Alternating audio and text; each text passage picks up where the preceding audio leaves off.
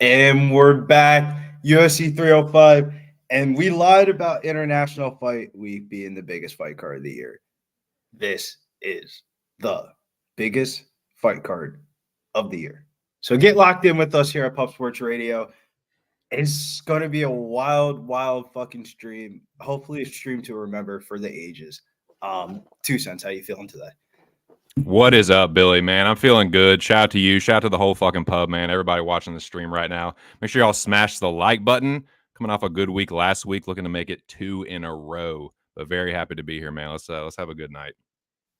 Yeah, man. Let's have a fucking good night, man. It's been a pretty decent week for me so far. I can't complain too much. Been a slow week for WNBA for me. But uncharacteristically slow week for me. But dive into the other sports as the stream goes on. I know there's a lot of college football stuff going. I mean, not college football, NFL football preseason games going on. But we're here for the UFC stream. I'm here for UFC 305 in the land down under in Perth, Australia. First fight of the night: Stewart Nickel versus Jesus Aguilar. I'll let you kick this one off, 2 cents, because I probably rant for a while for this one. Yeah, it's the curtain jerker. I want to shout out the chat real quick, though. Who got up in here, man? Truth Teller, Expressed, Swig, of course. What's up, boys? Banana Boat, Dirty Reg, what's up, man? I see y'all, man. Justice Pajari, what is going on, dude? Boston Nick, Nikki Elbows. Oh, yeah. Itch Wiz, man. Understand Boxing, just my 2 cents. That is the name that I have chosen to call myself on YouTube. Moneyline Mills, what up, dude? I see you. Parlay Genie, what up? Salute. The General, dude. Shout out Alex Ramirez, my dude. Aaron Gaza, what up, man? Good to see y'all, boys. Pit Auto Parts. Yeah, it's a party now, man. Buddy, Tom C, what up, boys? What is going on, man? 64 people in here. Smash the like button for sure. We're in Perth, boys. Western Australia. All right, well, I'll pop this one off because I actually do have a bet on this one. My card starts off tonight with Stewart Nickel to win and fight to start round 2 at -140. I thought it was very interesting that Stewart Nickel, out of all the fighters that were – what up, Nicky? What up, boys? That are on the card tonight. This is the only debutante on the card, and he's making his UFC debut, first fight of the night against Jesus Aguilar. Flew across the world for this fight. I guess he might have had a bad weight cut. Was the only fighter to miss weight of the whole entire card. When it comes to Stewart Nickel's game, really good wrestler. His nickname is called the Kakamora, which is translated into the murdering little pirate. I like him here in this spot. Jesus Aguilar has the shortest reach at the flyweight division. I don't think that's going to be good for the wrestling exchanges. Yeah, he has a lot of guillotines on his record. Guillotines means you're off the bottom. I think Stewart Nichols is going to be a tough test. Definitely not a runaway. I know a lot of the MMA bros are on Jesus Aguilar, but I like Stewart Nickel here to get this first fight of the night started here. It's -140 if you bet him and fight to start round 2. I like the overs if you don't want to pick a side. A lot to like here in this first fight of the night for me. What up, Nikki? What up, guys? What up, boys? Gosh. Chilling. I have no action on this first bet, but I have I believe in the contest I have decision by Stewart. Thank you for reminding me about the contest. I need to fucking put my picks in for the contest. God damn it. Sign up for the contest right now, boys, like my dumb ass is doing right now. Pubsportsradio.com. Super easy. Nikki, on a side note venture question, thoughts on the main event, Israel Adesanya, DDP? The last time these two boys looked off across each other, Izzy was calling them them. We're drunk as hell in the cage. Oh, the real African, the South African. The real African. You're not my brother. This buildup has been so fucking racist, dude. It's so horrible. I don't know why Izzy did that, but he was drunk though, man. Like a drinker knows a drinker. Like he was definitely a little bit buzzed, chilled in the stands. Like yeah, I just got back from the tattoo place and almost got it fully finished. Oh yeah, that's hard. Nice. Solo screen, dude. Solo screen. So the flowers on top. Yep. Skull. The skull looks like Dan Hooker's new tattoo. I just got back. Oh, you literally just got back today? Yeah. My girlfriend's mom got her butterfly on her back for a second tattoo. It's her birthday in 2 weeks. A little early birthday present. Yeah, it was fun. Hell yeah. Yeah, the first fight, though, man, I'm going to go with Nickel. I really wanted to bet Aguilar. I think he's super live, but I think he's going to have to hit that Gilly. If it goes to the cards, I know the dude's a debutante, but he is the Australian, so I got to go with the Aussie. I was not, like, overly impressed with the dude. I think Aguilar is going to be live. I just think it's going to be, like, a greasy split that goes to Nickel, but I got nothing here. It's a pass for me. But, yeah, give me Nickel for the contest. Ish Wiz says Billy looking fat. I'll take that as a fucking compliment, dude. I weigh 142 pounds. I'm definitely. If you ever see me in person, farthest thing. Yeah, Billy, you fucking lard ass, dude. Lose some weight. I'm happy though. That means it's looking like I'm throwing on some pounds and I'm getting bigger. So I'll take that as a compliment. Looking good, Bill. Yeah, but man, dude, this is a weird card for me, dude. I have like my action like starts off hot, then I got a lot of bets in the beginning, then it kind of chills out for a little bit, and then main card starts back up, chills out, and then the main event. So it's like a stop go. So hopefully we can try to fill in some gaps here on the live stream. I didn't take any like carnival degen bets on this fight. This was one of the prelims I gave out because the line opened up at minus 135 and it went up to as high as 250. And then you saw a little bit of buyback and it went down to like 210, 200. And then it went below 200 for like a second. And then the weigh-ins happened. And it's kind of just been stagnant since, sitting at minus 198 currently right now is Stuart Nickel. Looking at the betting percentages for this one, yeah, there's a lot of money on Nickel, but not as much money on Nickel as there is Kenan Song in the next fight. Stuart Nickel's getting 73% of the handle, 82% of the bets. Jesus Aguilar, 27% of the handle, 18% of the bets. But in comparison, in the next fight that we'll talk about, Kenan Song's getting 92% of the handle, 89% of the bets. The most bet on favorite out of the whole entire card is the next fight of the night. So we'll see. We'll see how the bookies start off tonight. All right. Looking at Who do you guys got? You guys got Izzy, now. by the way? What did you say? You guys got Izzy tonight? I bet Dricus. DDP. What up, Mickey? What up, show? I ended up going with Izzy in the long run. Yeah, my girlfriend in the contest. Man, fuck your couch. Yeah, she went Izzy. Fuck your couch, Billy. Who's got the handle here? Did you hear about the handle under Champ Boxing? I said the What at one time? Wasn't it was a lot, but like 73% of the handle, 82% of the bets. But in comparison, the next fight of the night, Kenan Song's the most bet on favorite of the card, 92% of the handle, 89% of the bet. So it's like, yeah, there's a lot of money, but that market's comparable to like a Carlos Prates. They have very comparable betting markets on tonight's card. And one dude's minus 350, and another one's like minus 198. So it's like, I mean, obviously there's situational scenarios. One dude's making his UFC debut. Another dude's just coming off one of the most iconic knockout cigarette moments in this year's history. Here we go. We're about to start round one to the curtain jerker, boys. Good luck to everybody in their action tonight. God bless. And shouts to my boy Dave Rogers hitting us with the retweet. Make sure you guys follow us over there on Twitter. And check out Dave. Dave's got some stuff cooking up in the background there. I like what they got going on. Oh, man. Aguilar's all over Nickel early, man. He's got the body lock. Looked like he punched his way into that fucking takedown attempt here. Such a weird camera angle. They're up against the fence. He's still got the body lock. Oh, he pulls Gilly. Must be behind. They're in a weird exchange here.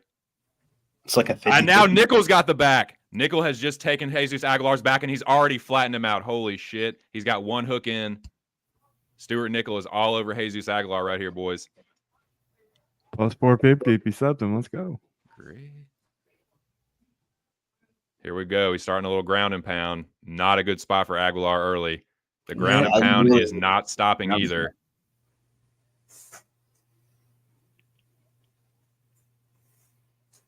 Here we go. I mean, nothing has changed here. Stuart Nickel is all over fucking Jesus Aguilar.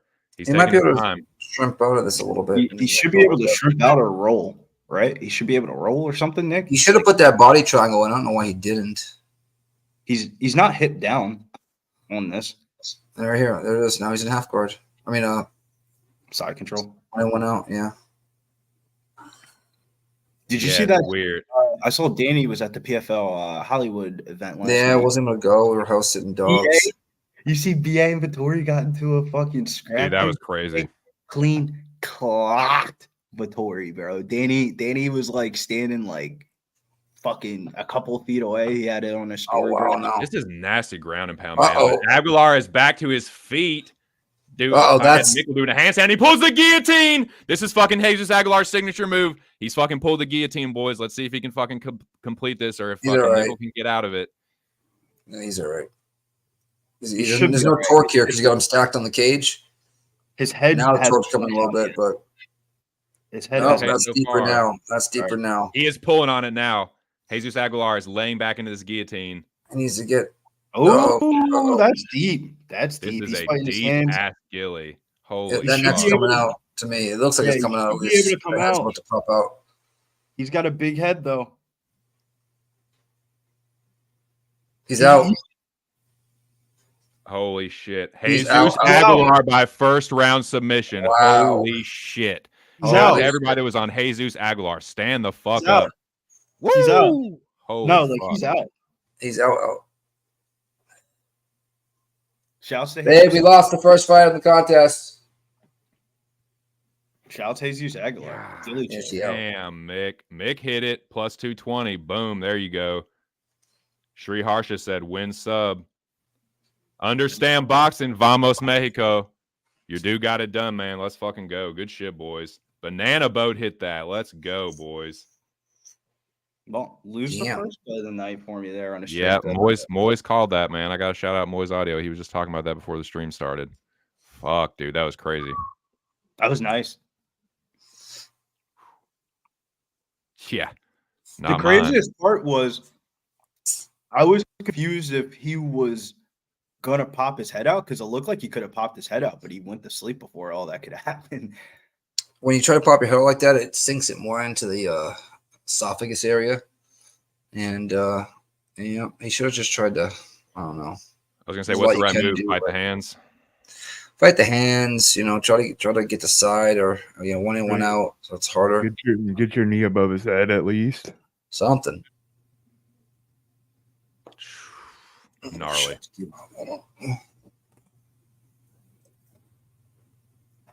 Little Stuart Nickel action, a little loser start off the night, but Well- why didn't you have any parlays?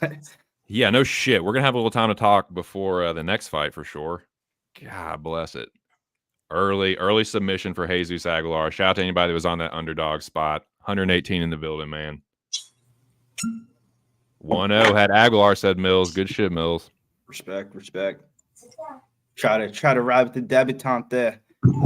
Got burnt. Yeah, Reg, I fucking dodged that bullet too. Fuck, dude.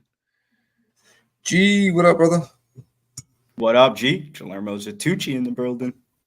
We got Dave in the building as well. What up, Parlays Zatucci? on the brain early. Says 30 reg. Glad I avoided that Paulo. Yeah, I'm glad I had that as a straight bet and not a parlay. Good shit, understand boxing. Shouts to Jesus Aguilar, man. Back-to-back times in the land, down to under. Gets back-to-back finishes. First What are you round guys taking the Rozenstruik and tie fight? I'm big on Rozenstruik. He's my leg of the parlay this week. I mean, I bet him as well. I bet the under 1.5. Did I bet the under? No, I bet the over 1.5 in that one. I'm sorry. Wait, let me just double check. Hold on. I kind of like the over. Fight to start round 2 is like even odds. I'm sorry. Yeah, over 1.5 plus 150. I have. And you know me. I don't bet overs. Yeah, I like fight to start round 2. I feel like Rozenstruik kind of like ties like a he goes in like zombie mode before he gets knocked out, and like Rozenstruik is like I don't know. We'll see how the night plays out, but weird fight placement. I don't hate anybody taking the dog shot on Tai there. Like I think he's fired up, man. Like he's gonna go for it early. Like it's at that number. I mean, I don't hate anybody throwing a dart on that, but yeah, I think because he's gonna be, I'm assuming he's gonna be like just charging forward. I think he's gonna walk into a counter strike, walk into an old Rozenstruik there. I don't know. What's the next fight? We're gonna have a little while to talk about it before it starts. Understand boxing asks why was Nick so confident? I bet women's overs and 150 pounds usually bet, especially with the new gloves. I think it's some of the matchups, to be honest with you. Some of the matchups have been a little bit more competitive or either like squash matches in one way or another. But let's get into this next one, I guess. Song Kanong versus Ricky Glenn. Beginning of the week, kind of thought I was going to get on the Ricky Glenn side. My mind was telling me no, and my body was telling me no. I didn't. It was more of a not an MMA tape cap. It was more of a market read. But to be honest with you, I think Song Kanong wins this fight. It just might not be by like devastating knockout fashion like everybody thinks. Like I think he could win this fight like 29, 28, 30, 27, and I wouldn't be too shocked if he just won a hard fought like a. Just because a decision doesn't mean it's always a bad performance. Like you can look good in the decision. I think Song Kanong wins this fight by decision, or yeah, that's what I'm gonna go with, man. In the contest by decision. I think I picked Song Kanong by knockout. I can't really remember. I know it's bad. I just did it, but I think Song Kanong by second round knockout. I think it's just kind of. I don't know. I really don't want anything to do with this fight. I think it's low level. It's greasy. It's weird. It's kind of fucking random that it's on this card to begin with. I guess Kanan Song being a Chinese fighter, and that's sort of kind of close regionally. I don't know. It's one of the most random fucking fights on the card, honestly. And I want nothing to do with it. Give me Kanan Song, but fuck, dude. Yeah, Song Kanong by knockout, but. I mean, Glenn looks pretty big at 170. I don't think either of them are high enough level for me to bet on, and I just think it's going to be greasy and close. I don't hate that decision, but I think he clips Glenn at some point. Took a Song parlay with the under 1.5 in the Walker and Tafa fight. Hell yeah! It's like plus 248, I think it is. If Glenn can't grapple Kanan Song, then he's dead. Simple. LOL. It's the problem with betting Kanan Song, it's not about betting Kanan Song. It's about like being crazy invested in it. Is like it's not always the fade of the opponent. Sometimes like you got to look into the dude that you're betting, and it's not like Song Kanong is like he's a gatekeeper, you know, like you get a Song Kanong fight when you got a little bit of momentum and hype in the UFC, and they want to see if you're actually just above the echelon or are you just a hype job. And like you've seen this before, like when Ian Gary fought Song Kanong, he gave that's like the fight that I feel like is the reason why he's minus 225, because everybody remembers him clean, almost knocking out Ian Gary, and Ian Gary that was like the fight that kind of I still think that's Ian Gary's toughest fight, bro. Smooth got knocked out.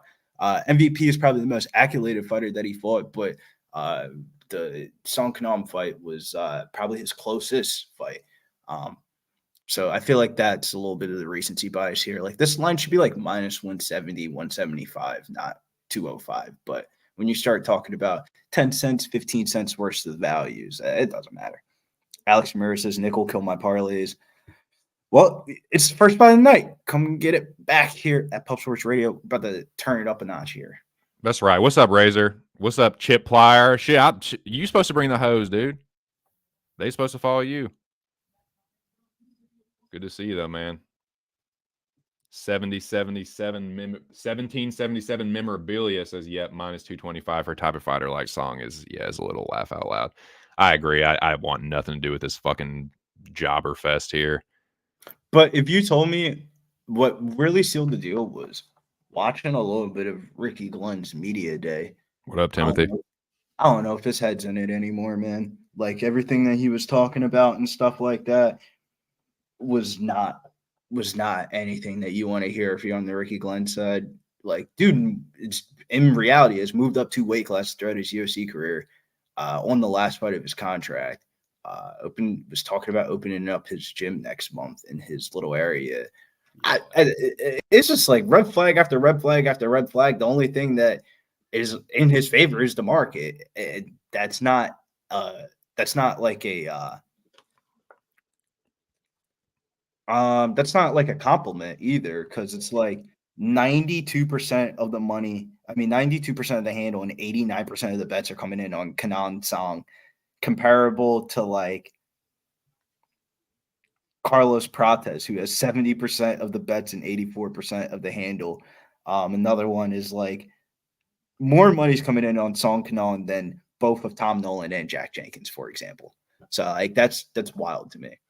But it's just a prohibited price tag, 205. Nobody really likes Ricky Glenn. You could probably put him up against anybody in this weight class, and he'll probably be an underdog. Yeah, dude, it just feels like a total like card slot filler. Like, okay, we need one more fight on this card kind of shit. Like, I don't know, man. Many Human says I wasn't Aguilar, didn't get the hype on white kids. That's why I don't listen to YouTube cappers. Never understand white boy logic. Not the MMA bros were on Aguilar, I feel like. Everyone I've talked to was on Aguilar. Besides me, I was like, I must be seeing this wrong. But I like the story. I got caught into the story. Thought they would have a story moment. But I'm just glad I didn't have him in a fucking parlay, dude. I was thinking about parlaying him. No shit. Definitely dodged a bullet there. I was going to put him in a parlay with Jack Jenkins. Say what? I said I was going to put him in a parlay with Jack Jenkins. I'm glad I stayed off. Drew Teller said he's on the Seahawks -0.5, 1.5 units. I've been liking betting preseason football. Preseason football has been fun. Swig says he's going to live bet Tom Nolan and Jack Jenkins as a parlay. Nice. I think Erceg subs him here. I like Tom Nolan and Jack Jenkins both by knockout in the parlay. I don't mind that. I think that's how I pick both of them to win. Because I played something similar to that on the PFL card yesterday. It was like the first fight of the night. The chick was like -40,000. I had her in the under 1.5 parlayed up with Muhammad Ali's grandson in the under 1.5, and it graded out to be +115. So thought it was some pretty good odds. A little bit of line movement coming in on Jack Jenkins' knockout prop. Once was at 220, has heavily declined to -185 now. Ricky Glenn taking the slow walk, drinking it in, boys, here in Perth, WA, Western Australia. Song Kenan and fucking Ricky Glenn. What's the action, boys? Give us a your lot of money's bet. Coming in on Herbert Burns. Jack Jenkins has went from -800 down to -620. Any movement on this fight? Yeah, Song Kenan went from -205 prior to that last fight to -230 after people saw Aguilar win. So a little bit of 25-cent line movement there. I love Song Kenan by points +375. Yeah, I like the decision prop, but I also it's a yin and a yang. I'm gonna pull a Big Show card for this one. I don't see the value for the decision prop at 375 if the dude's only -200 money line. You might as well just bet the money line because he can. With Ricky Glenn, he can. If you told me he knocked out Ricky Glenn, would anybody be shocked on panel or in the chat? No. like. So it's just like, why would you not just bet the money line on decision prop? I get it though. But Ricky Glenn did cut his mustache, so there's a difference. I mean, there. he's gonna look huge, bro. He probably didn't have to cut a lot. Dude, his coach just knocked his mouthpiece out, giving him a hug. Jesus Christ, is that a good or a bad omen? It definitely means something, though. I got a hot take, man. I think he might retire after this. Like this. He looks like Wonder Boy, doesn't he? Here, Kind of looks like a little bit of Wonder Boy. He does. Boy with the haircut. The walk to the cage though, and the aura, the vibes that I'm getting. As tall as Jim Carrey. It gives me Or Jim Carrey. Wow. Oh my God. Yeah. Like a skinny, sucked out Jim Carrey. Yeah. Yeah, Jim Carrey playing the warrior role in that MMA movie. Huh. Doesn't have There to needs to guys, be more MMA this- movies, bro. We need to get on the MMA. Yeah, That's but the the MMA movies are movies. kinda trash though, bro. Like, there's only like 2 good ones I can think The of. Warrior is the best MMA movie ever. It's great. What's the one with the dude? He was like a fighter on the regional scene or whatever. Oh man, I would. That's a conversation for another day. But Isn't Grillo his coach in that? Frank Grillo. Doesn't he play what's his fuck's coach in Warrior? Warrior. I think that's the one I'm thinking of. It's great. Isn't that the brothers that fight each other? Yes. Yes. That's a good one. Yeah. Really good. Love it. Guys, never get 1800. It's the worst tequila ever. We need like a bad one. We need one that has a complete bad story like the whole time. What was the Always Netflix loses. one? Like always like goes out bad. Like in every opportunity he gets fucked up. Like What was the Netflix series with Nick Jonas? He was That was good. That was really good. That was good too. Really fucking Wasn't good. a movie, And that but it was was, not no it was good. sunshines and rainbows. They were getting fucked up and beat up. There's one called like Fighting or something, some shit. Fuck, man. What was the Netflix one called with Nick Jonas?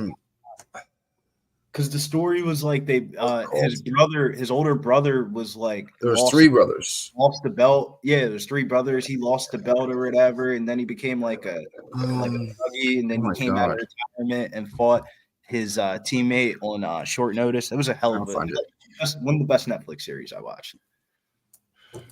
Does either guy fight land a takedown? I would say if there was wrestling, it would Kingdom. They need to have like a fucking real life Mortal Kombat movie, and it's just all MMA. You know, all MMA fighters from around the world meet up at some kind of kumite in the Apex or something. It's small little fucking inside the ring. Death though, and they fucking kill each other, dude. Fucking kumite, man. That blood sport shit was so wild. Glenn taking him down. Yeah, it's like if your best attribute is wrestling and you're going up 2 weight classes, damn man, that don't sound like the best. I mean, that just sounds like that's the way it should be, though. Like, especially when you're going by 10-pound weight classes. It's not like they're going middleweight to fucking light heavyweight, Yeah, but it's just a red flag, bro. You start your career off at 145 because you can make that weight when you're young, and then you can't be eating fucking kale till you're fucking 40. Like, that's not fun. Like Agar and Jose Aldo, who do the reverse, and they die to make the weight because they have a weight advantage over people. Like Glenn looked big, and that's why they get fucking 7,000 to show and 7,000 to win. They're not. Like that's that jabroni pay structure. Yeah, like Glenn looked big as a middleweight dude, but I just like Song is so much more used to the weight class. How is like Song being younger? That just seems weird. Like I don't know, man.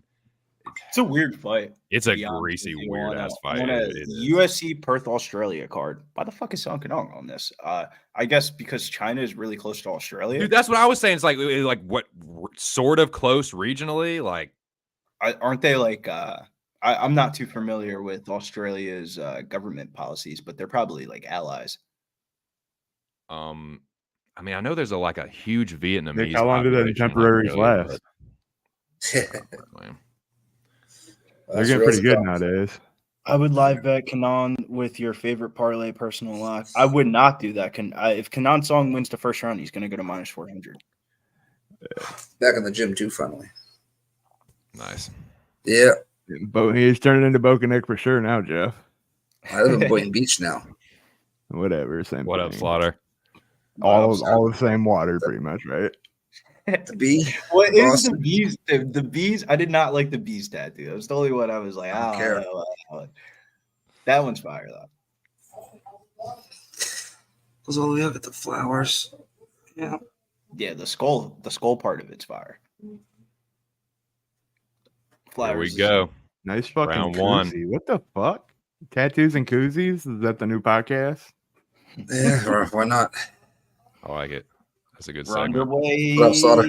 Second fight of the night. Whoa, Rick Glenn clips Sankanon and then kind of pushes him down. I'm gonna go 0-2 to start the night. Damn. Come on. God, Rick Glenn in Sankanon's guard immediately. And he Nice steps scissor. over into half guard. Nice Sankanon scissor. turns. Oh, he's back He up. keeps the whizzer and he's back up. Yep. Good He shit. might be going back down though. Oh no. Yep. Song might be able to. No. What is this Good. grappling? Good wizard there What to is get back this- up. What is this Ricky Glenn out here trying to do? What's grappling? Oh, dude? 50K Ricky Glenn? Oh my God. Okay, they're back to space out of that after that chaotic fucking random grappling exchange. That from was these the two strikers. He must have slipped, bro. That was Good the left by slowest Glenn. knockdown I've ever seen in my life. It's fucked up. You could throw a jab right down the middle and hit him in both eyes, dude. His eyes are so close together.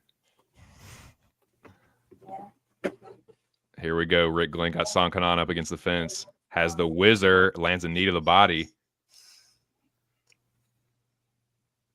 Looks to turn Rick Glenn. Does. And then Glenn reverses.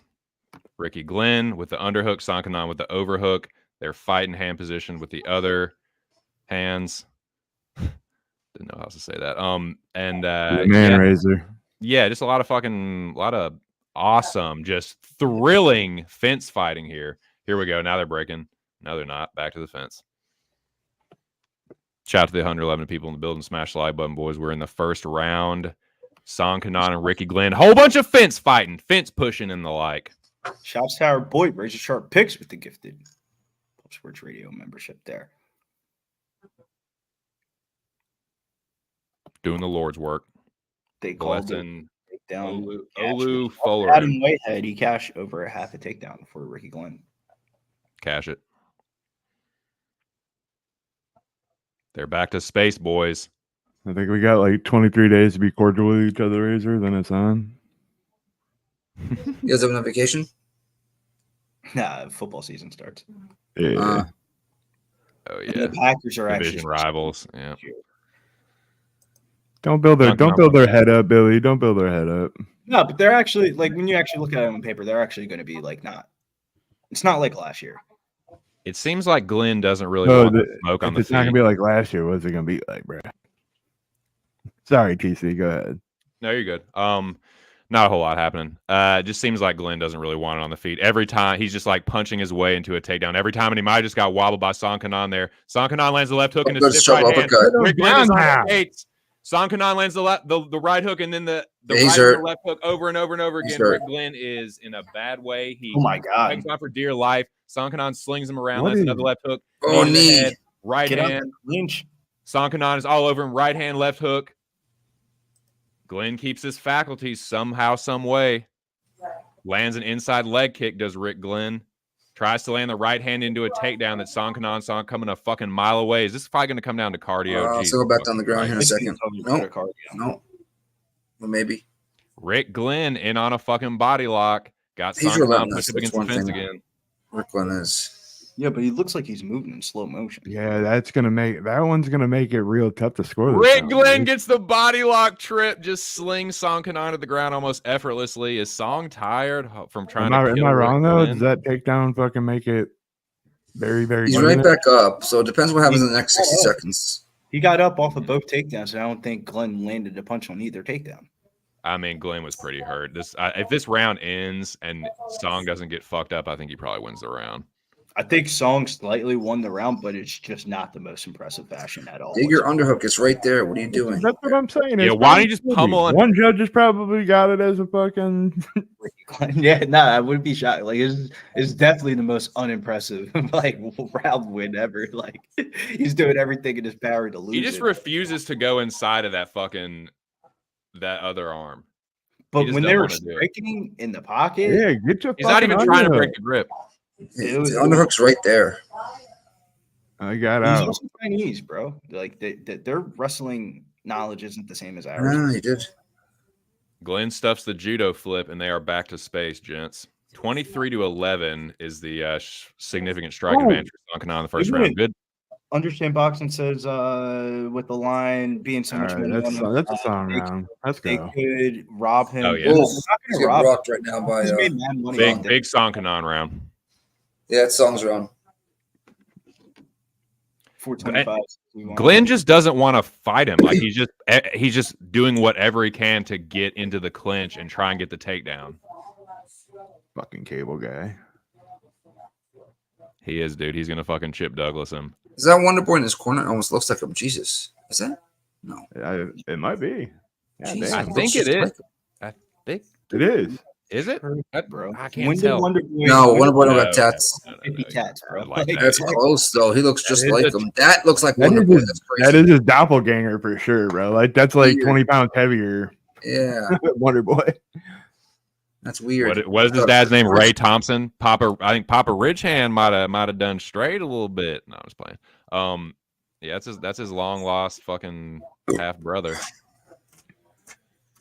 Crazy, man. But yeah, so, Ricky Glenn was getting his head knocked around like a fucking pinball at the end there. So yeah, I think that's a Song Kanon round. But Song did look a little tired from I mean, he tried to fucking kill him, so I can understand that. Rick Glenn's right eye is a little dinged up. Looking a little worse for wear. Here we go, second round. Now we're gonna see a nut kick.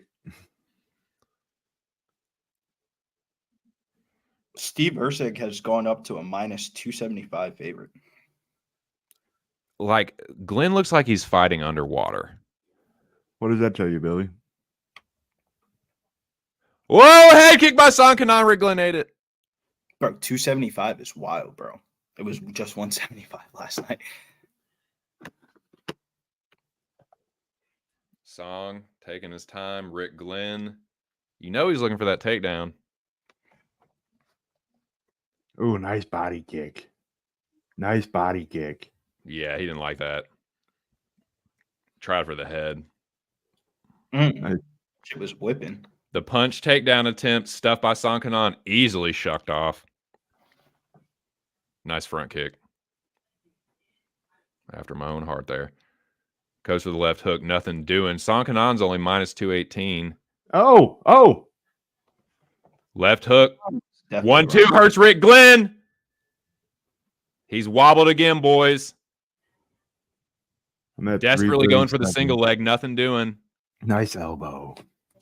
That elbow. He's hurt shooting him, bro. desperately right now. Desperately. My God, that elbow. That eye's fucking chopped up, dude. Oh, he's ducking now. Oh, he's ducking. He's out of here. Come on, Ricky. Yeah. You got cut on the left eye, right eye. There's Two no piece need to by be tough Song. here. Come on. Not facts, though, Big Show. Who are you trying to be a tough guy for, bro? Just call this shit a fucking. Say this Call shit. it a spade. Let's go into the next fight. Okay, go collect your fucking 20K, whatever. I got sung by decision in the contest. I want this decision. No, I but hate this you. is becoming sad to watch, bro. Yo, Nikki, my favorite Ricky Glenn moment was a couple years ago where we're on stream and Hard right hand by Song Kanon. Hard right hand, left hook. You're Rick gonna Glenn have to- kicks it off, but dude, he's about to get fucking whooped. You're gonna have to baptize him, dude, to get this guy out. He's gonna just keep him. We're the Stop. only ones on Chris It's something to both guys. Santos, and we took him at like plus 170 or something like that. And he goes out there against Ricky Glenn, flatlines him in the first round, and we're like, whoa. I think Slaughter tailed as well, dude. That shit was great, man. That shit was great. Ever since then, I thought Ricky Glenn. I made money at fading Rick Glenn and I lost money. Yeah, Oh, just God, that wait. hurt. Over He 1.5. took that big elbow. He's going to take the rest. So, and Song's starting to slow down a little bit. I mean, obviously, the fight's starting to get later in the rounds. So, Right, you can tell he's pacing himself a little bit. Like he Dude, doesn't look go too crazy. On the right hairline. Of Let's just do that body kick again. look at the. Oh my God, look at that hematoma. Holy Christ! Crazy. It looks Holy like It's coming out of shit. It's coming up out of his hairline, dude. Yeah, That's you got insane You looking, got a man. whole That's heap of bad. boba. That's from that You got fucking a- elbow, dude. You got a bubble tea on his goddamn forehead. Oh, big shots here by. Oh yeah, Song. big Oh, left boy. hook. Them fucking elbows, bro. He's got two brains tonight. One on the right side of his head and one inside of his head. You can't keep Oh getting. shit, Ricky Smoke the like head, that, Glenn. if he pop Another it, elbow. probably God fucking die. damn. If he Uppercut, gets out of left this round, I think we'll be okay. I'll be okay with the decision, but he's got to get If out he of this gets round. out this round, I think this goes to the scorecards. How do you mean- not punch him right in the fucking Dude. Second forehead. Second brain. Right? It's giving you a literal second target. He's Asian, bro. You can't see it, bro. We're just happy he didn't get knocked out. He keeps trying his takedown. Am I right, though? Are we lucky he didn't get knocked out? It looked like he got smooth clipped like 10 seconds into this fight. It was super weird. It was like the slowest punch ever. It was like Ricky Glenn literally punched it like this. Well, the problem if Song wasn't so tired, Glenn would be done.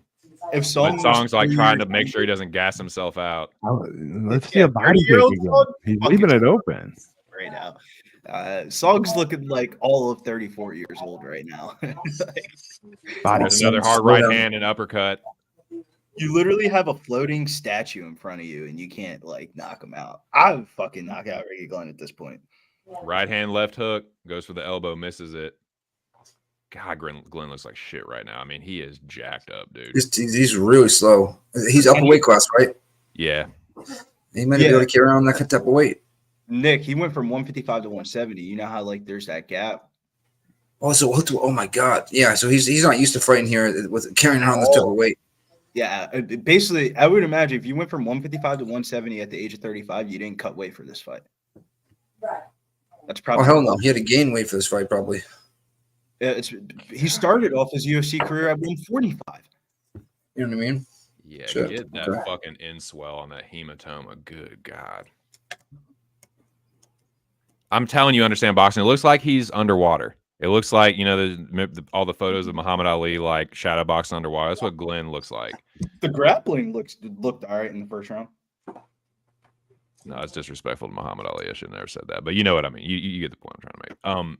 But yeah, man, this is 2-0 Song Kanan. I mean, I know they're not going to stop the fight, but like, he's going to need a knockout. He's gonna need a finish, man. Like, see the live lines down at the bottom, Nick. What was it, Mom? Uncle Glenn. Your boy Swig. 15,000. I'll bet the other side right now. What was it? What's 15,000? What? I bet the other side right now for $10. Right. That thing is gnarly looking, dude. Beyond gnarly. You see the grease on it? It looked even worse. I know, dude. It's like accentuating it. Like, fuck.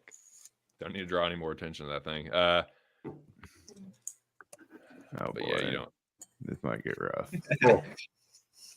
Here we go. Song Kanan on the attack again. Knee to the body and the left hook. Now he wizard. He's so tired he wizarded him. Right. Literally just like wizard throw. He's got the back. Oh, Song, I'll get up. No matter what. Yeah, sure. He should just get punched out right here. I don't know what we're doing. You're clearly beating him on the feet.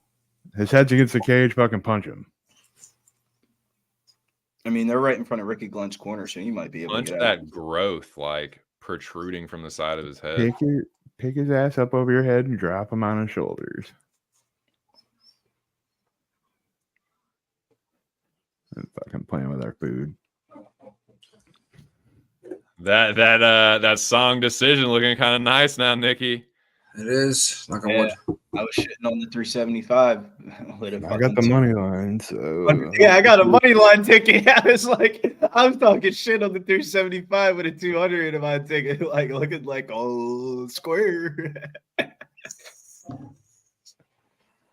Happy baby. I mean, you gotta read the room, right? I mean, fuck. I mean, this is the most bet on favorite of the whole entire card. And the last He's trying to take down a welterweight. Right? Isn't Song a 155 though as well? Song's not a welterweight, right? It's a welterweight belt. He's a 155, I thought. yeah, I think he's a welterweight. He's a 170. Is he? Yeah, that's why Ricky can't take him down. He's not used to taking down welterweights. Knee to the body and another elbow from Song, who's tired, but I mean, Glenn's tired too. He's fucked up. Oh, yeah, left hand from Ricky Glenn. Ooh, right hand from Song, uppercut, left hook. Another Ricky up. said no. He caught a kick. Caught the leg. Yeah, chip it now, buddy. You can just catch it. Oh, here's a double. No, he's not going to be able to get in enough here. No. He's just moving too slow. The Uh-oh. idea in There's the the neck. fighting He got underneath it for a second. Yep. Oh, he's out of it. Okay. Yeah, he definitely had to defend that. All right, halfway through the round. Nah, I understand boxing. It's gonna be 30-27. Yeah. One of those type of fights where the favorite looks in dominant fashion, but mad Stiff people jab. out props on some dumb shit. Yeah, Glenn's face is all fucking painted up. Glenn still. Oh, he got shuttered. Yeah. there. Oh, that right hurt him. That right hurt him. Oh, right hand from Song Kanan rocks again, and he's in on his 47th takedown attempt. Song Kanan in on another fucking power gilly. No, thank you. Knee to the body, Song Kanan. Ooh, he slipped that fucking jab right through. Glenn's just not trying to get finished now at this point. Yeah. So I mean, so is Song. And I respect that. For his gases, Ricky Glenn is. Song's trying not to gas. Rick Glenn's trying not to die. Yeah, Song is just as gas, but Ricky Glenn's like if you kicked him in the leg hard enough right now, he wouldn't get up. Yeah, Song's been when you have to defend that many takedowns. Oh my god, he's a whole different head on his right side of his dome piece right now. Lord, I think Song Kanong's just getting old, bro. Like 30-year-old Song Kanong, Ricky Glenn probably by the second round. 34-year-old Song Kanong probably just wins a unit here. Good combo. All right, minute and change. At some point, you're like, what else can I do? I'm tired. I don't have anything left to fucking. Yeah, you can see Song like, fuck, I'm tired, but if you're thinking, hang on if and you're I'll in win. Song's head, though, 2 cents. It's zapping your energy watching him take shit. Yeah, you're like, dude, if this fight's he hit it with a fucking a whole ass shin, didn't do nothing. God all right, Ricky Glenn here. Just don't get hurt. He's trying to get fight of the night, bro. Nah, Ricky Glenn's trying to get another contract. He's trying to get 50K before though. Ricky Glenn is. This is not fight of the night at all. So nut kick. What happened here? On his glove. By 8:00 p.m., we're gonna forget this fight even happened. I'm sure we will, but it's still gonna get some honorable mention. It's not a good fight at all. I'm just saying, a guy's got a hematoma the size of a fucking swimmer pool. Yeah, I would say it's performance of the night for He got a whole ass baked potato on his forehead. Because the dude that got his ass beat hasn't quit, it doesn't mean it's that impressive of him. It's not fight of the night. That's not fight of the night at all. What now? What are we? What's sort of a little eye poke? Eye poke. A little eye pokey. And beat him on his Okay. down. He's like, that's what you get for all them Chinese jokes. Yeah, is Rick Glenn going to be a man of? I don't think he's going to take the easy way out here. I think he's got it. I would hope not. Rick Glenn's a real one. He's a tough dude. He'll fucking. I really hope not. I'd be really irritated. I'll be very disappointed if he fucking takes the easy. I don't think he's going to though. He isn't. I think he's just saying just waiting. Gino says a great win for Ricky Glenn. What an amazing clip. Dude, like. Well, be no contest, right? No, it's so late in the fight, it would go to the judges' scorecards. All right, good.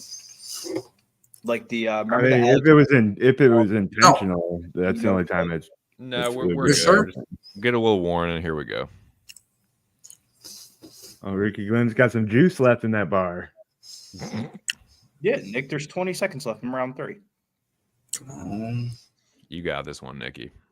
This one's over. Song Kanan decision, bro. That shit though, dude. Cash it. Let's go. I needed to get the night started there. Got a little bit of a speed bump. All right. There you go. All right, I think I got one over through the window. Let's go. Now we got one through the window. A Decision. little bit of a sigh of relief. I know, Reg.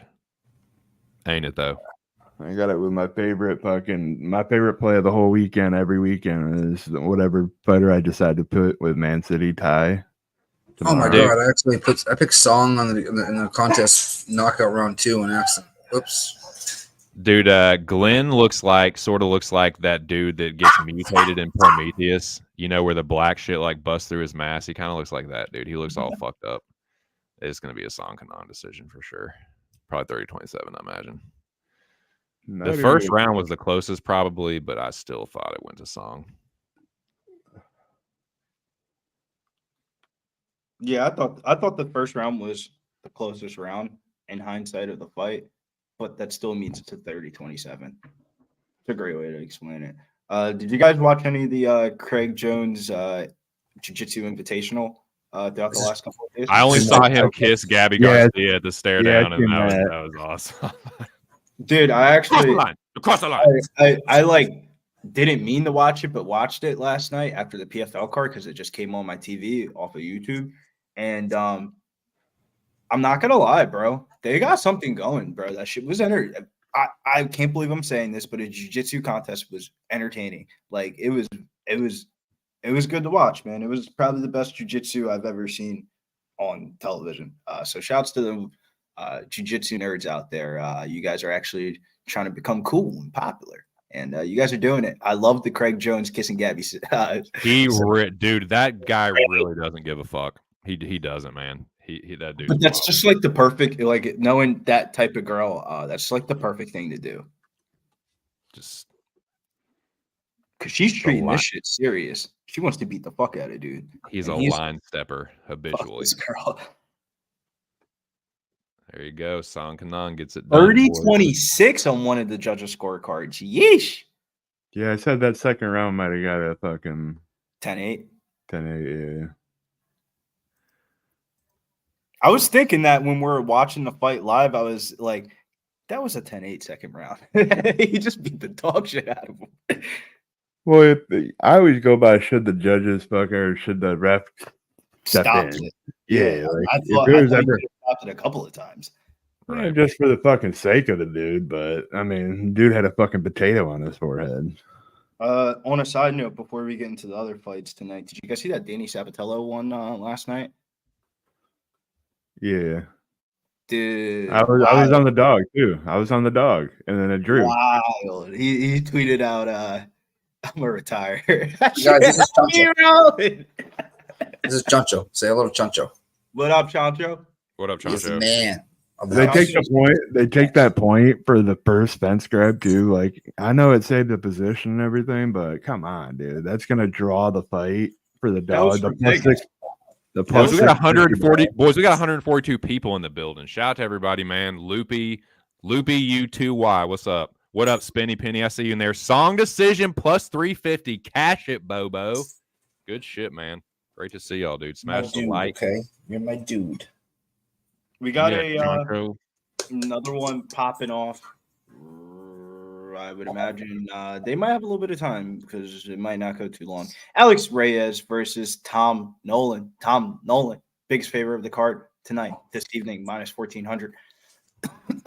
And like, it's one of those price tag prohibitive fights where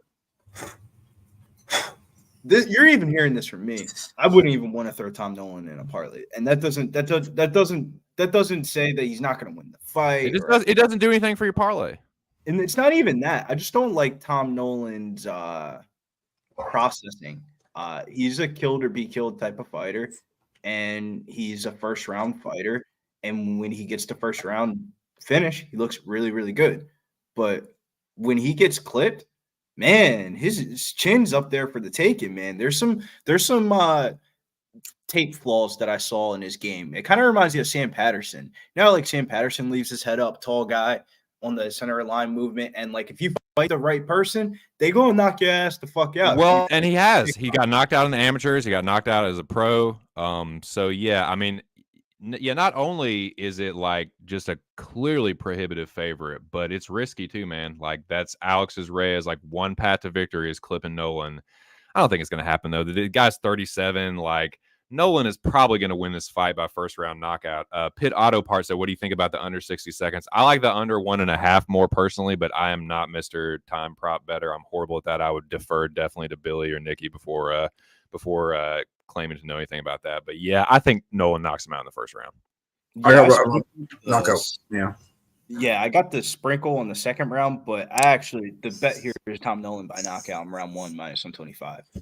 It's shitty fucking odds, but if you want to bet the fight, that's how you bet the fight. I mean, when's the last time you seen somebody with a minus 400 knockout prop? And I wanted to play the sub, and I don't even think it's live.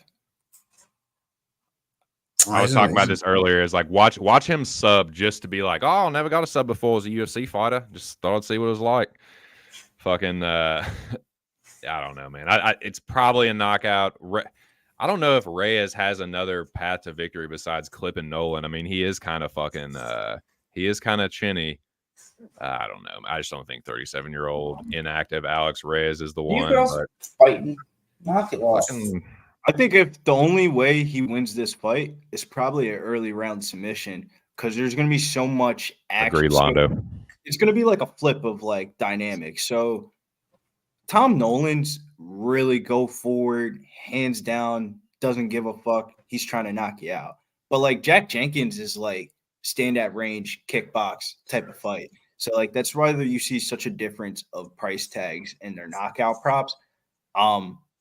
And I think the Tom Nolan's defense, like that's the way he fights, and that's the reason why we all feel like he's price tag prohibited. Because when you have such a big favorite like that, you want to know it's damn near a lock. Like, you know what I'm saying? Like, and Tom Nolan's giving you some moments where he can't even follow the fucking script because he can't take a punch sometimes. So it's like, man, I don't know sometimes. But hopefully he does this thing here. I did a Tom Nolan by knockout -125. With a sprinkle on the knockout round 2 +410. And then I also played Tom Nolan by knockout and Jack Jenkins by knockout or decision at -166. A little bit juicy, but I mean, fuck, dude. I just got around one knockout in the contest for well, you know who. You know who. My girl likes Adesanya tonight. She's an Izzy backer. She's an Izzy backer. You know, it's one thing we don't agree about. She's an Izzy backer. But she might be right though. I think Adesanya's probably gonna win. She might be. Pick him. I think it's a pick 'em, man. I think whoever shows up more dialed in, more focused, and just has honestly whoever lands the more accurate punches. I think it's going to come down to like who really is more accurate. I think it's going to come down to Israel Adesanya's takedown defense. Early on in his career, his takedown defense was like really, really good. So his numbers have been like historically like fluffed when you look at the UFC stats. But when you actually watch the film of it in his last like 4 fights, it is not the best. Like Jan Blachowicz was taking him down. Like he's been taken down a good number of times. Like his takedown defense isn't as good as it once used to be. But DDP's not a pure wrestler. He's a striker at heart too. So it's like, I'm not so. If I was Adesanya, I'd be worried like an Adesanya backer. Not so much like getting taken down and like submitted, but maybe getting like clubbed and subbed. Because like no, but I'm saying getting taken down and DDP just starts punching him out. Well, yeah, definitely. And like I don't know, man. It's you look at Adesanya. A lot of the times when he fights a big like powerful dude, he fights him a little tentatively. Like he did that with Cannonier. He did that with Yoel Romero. Like. He did it with Strickland. Like, Strickland's not a big bruiser dude, but he's a dude that pressures a lot. And Dricus, he's gonna fucking put that pressure on. I don't know. I think there's definitely cases you can make for both of them. Like Adesanya is the more technical striker for sure. Probably faster. Like he's got a hell of a lot more kickboxing experience. But I don't know. I bet Dricus because I think it is a pick 'em, and you're giving me the champion as an underdog. Younger dude, hits a little bit harder, better grappler. I mean, Dricus has shown me that he does have dog in him. Like he will fucking. He's definitely got dog in him. He will push through being tired. He will push through getting fucked up. So I think it's like it should be a fucking pick 'em. And if you're giving me one dude at like slight dog odds, I just took it. So yeah, I bet Dricus +110. But yeah, Adesanya can knock him out, man. Dricus has been wobbled, dude. He was getting fucked up by Trevin Giles. He was getting fucked up, dude. He was having trouble with Maluka. This is the way that he fights. So, I feel like Americans, when they fight. watch the South African fighting style of DDP, they're not used to seeing how South Africans are adopting MMA because Cameron Simon fights the same exact way as DDP. And like a lot of his optics don't look good, but that doesn't mean he's like when you see him like breathing heavy and everyone be like, oh yeah, he looks like he's getting tired. And then he just starts shooting for takedowns. It's like, he's not tired, dude. That's just the way his optics look. Like he has funky optics and a funky style. South African MMA is definitely not on the rise, but interesting to watch. Yeah. We got a South African from the Ultimate Fighter on next week's card. Damn, my girls beat me right now in the contest, as usual. But my bad. What were you gonna say, TC? Well, I was gonna say that. Well, you understand boxing, like, yeah, but like that didn't work against Strickland. It doesn't work against if Dricus is biting on the feints. Yeah, it's gonna be a long night for him. But I mean, it seems like in most Dricus fights, at some point he just bites down the mouthpiece and charges forward, and he does like he has a fucking uncanny knack at like finding the fucking kill shot and like finding the shots that hurt you. And like Adesanya has not been wearing the damage as well recently. And like I said, when he fights these fucking like big, powerful dudes, he fights them kind of scary sometimes. So like, I don't know, man. I think it's going to be a decision. Honestly, I think that's what I think. No. I said Dricus by sub, Dricus by club and sub. But I could see a decision. I could see a close Dricus decision. And we were talking about this on the podcast, man. Like, and Big Show pointed this out. He's like, Dricus I think he can win all three ways. I don't know. Like, win all three ways, but also Adesanya can win by knockout or decision too, though. Where I walked back my DDP love was, I don't think he's gonna wrestle that much, bro. Like, I really don't think. Oh shit! I'm being real with you, bro. I really don't think you dropped off for a second. As you think, I think generally as the public, and that's what made me walk away from it. Because if this is a pure striking fight at distance, bro, that shit should be minus 200. But like, it's an MMA fight, and MMA fights are different, and like, there's all three aspects of like fighting and stuff like that. So that's what makes the line a pick 'em. But when Adesanya, I don't know, man. He took off some takedowns, and they start doing this at distance in the 4th, 5th round in championship rounds. I would have had my Adesanya. I mean, Adesanya is going to chew him up if they just stand there at range. But like I said, like the way Dricus fights, like at some point he's going to be like, nah, I don't think so. And like Adesanya doesn't always. He didn't deal with Jan Blachowicz very well. He didn't deal with Yoel Romero very well. He didn't deal with. I mean, he won those fights, but like, what's the difference between Dricus and those dudes? He ain't fucking ancient, man. They're not fucking. He's not my age.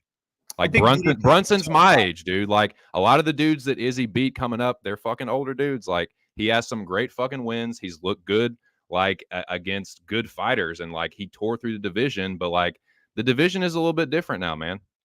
I don't know. That's just where I'm at. I think it's Dricus. I think it's Dricus' time, man. He's the younger dude, hits harder.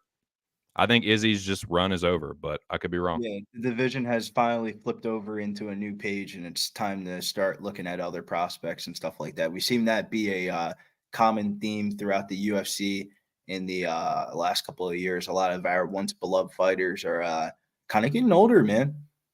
Izzy's 36, dude. This is not 2018 where he's like, late 20s, early 30s. No one really knows about him except from kickboxing. Dricus gonna whoop that ass tonight. There's a lot of tape on Adesanya now, and he just doesn't look like the same fucking dude, and his record is kind of showing it. Sorry.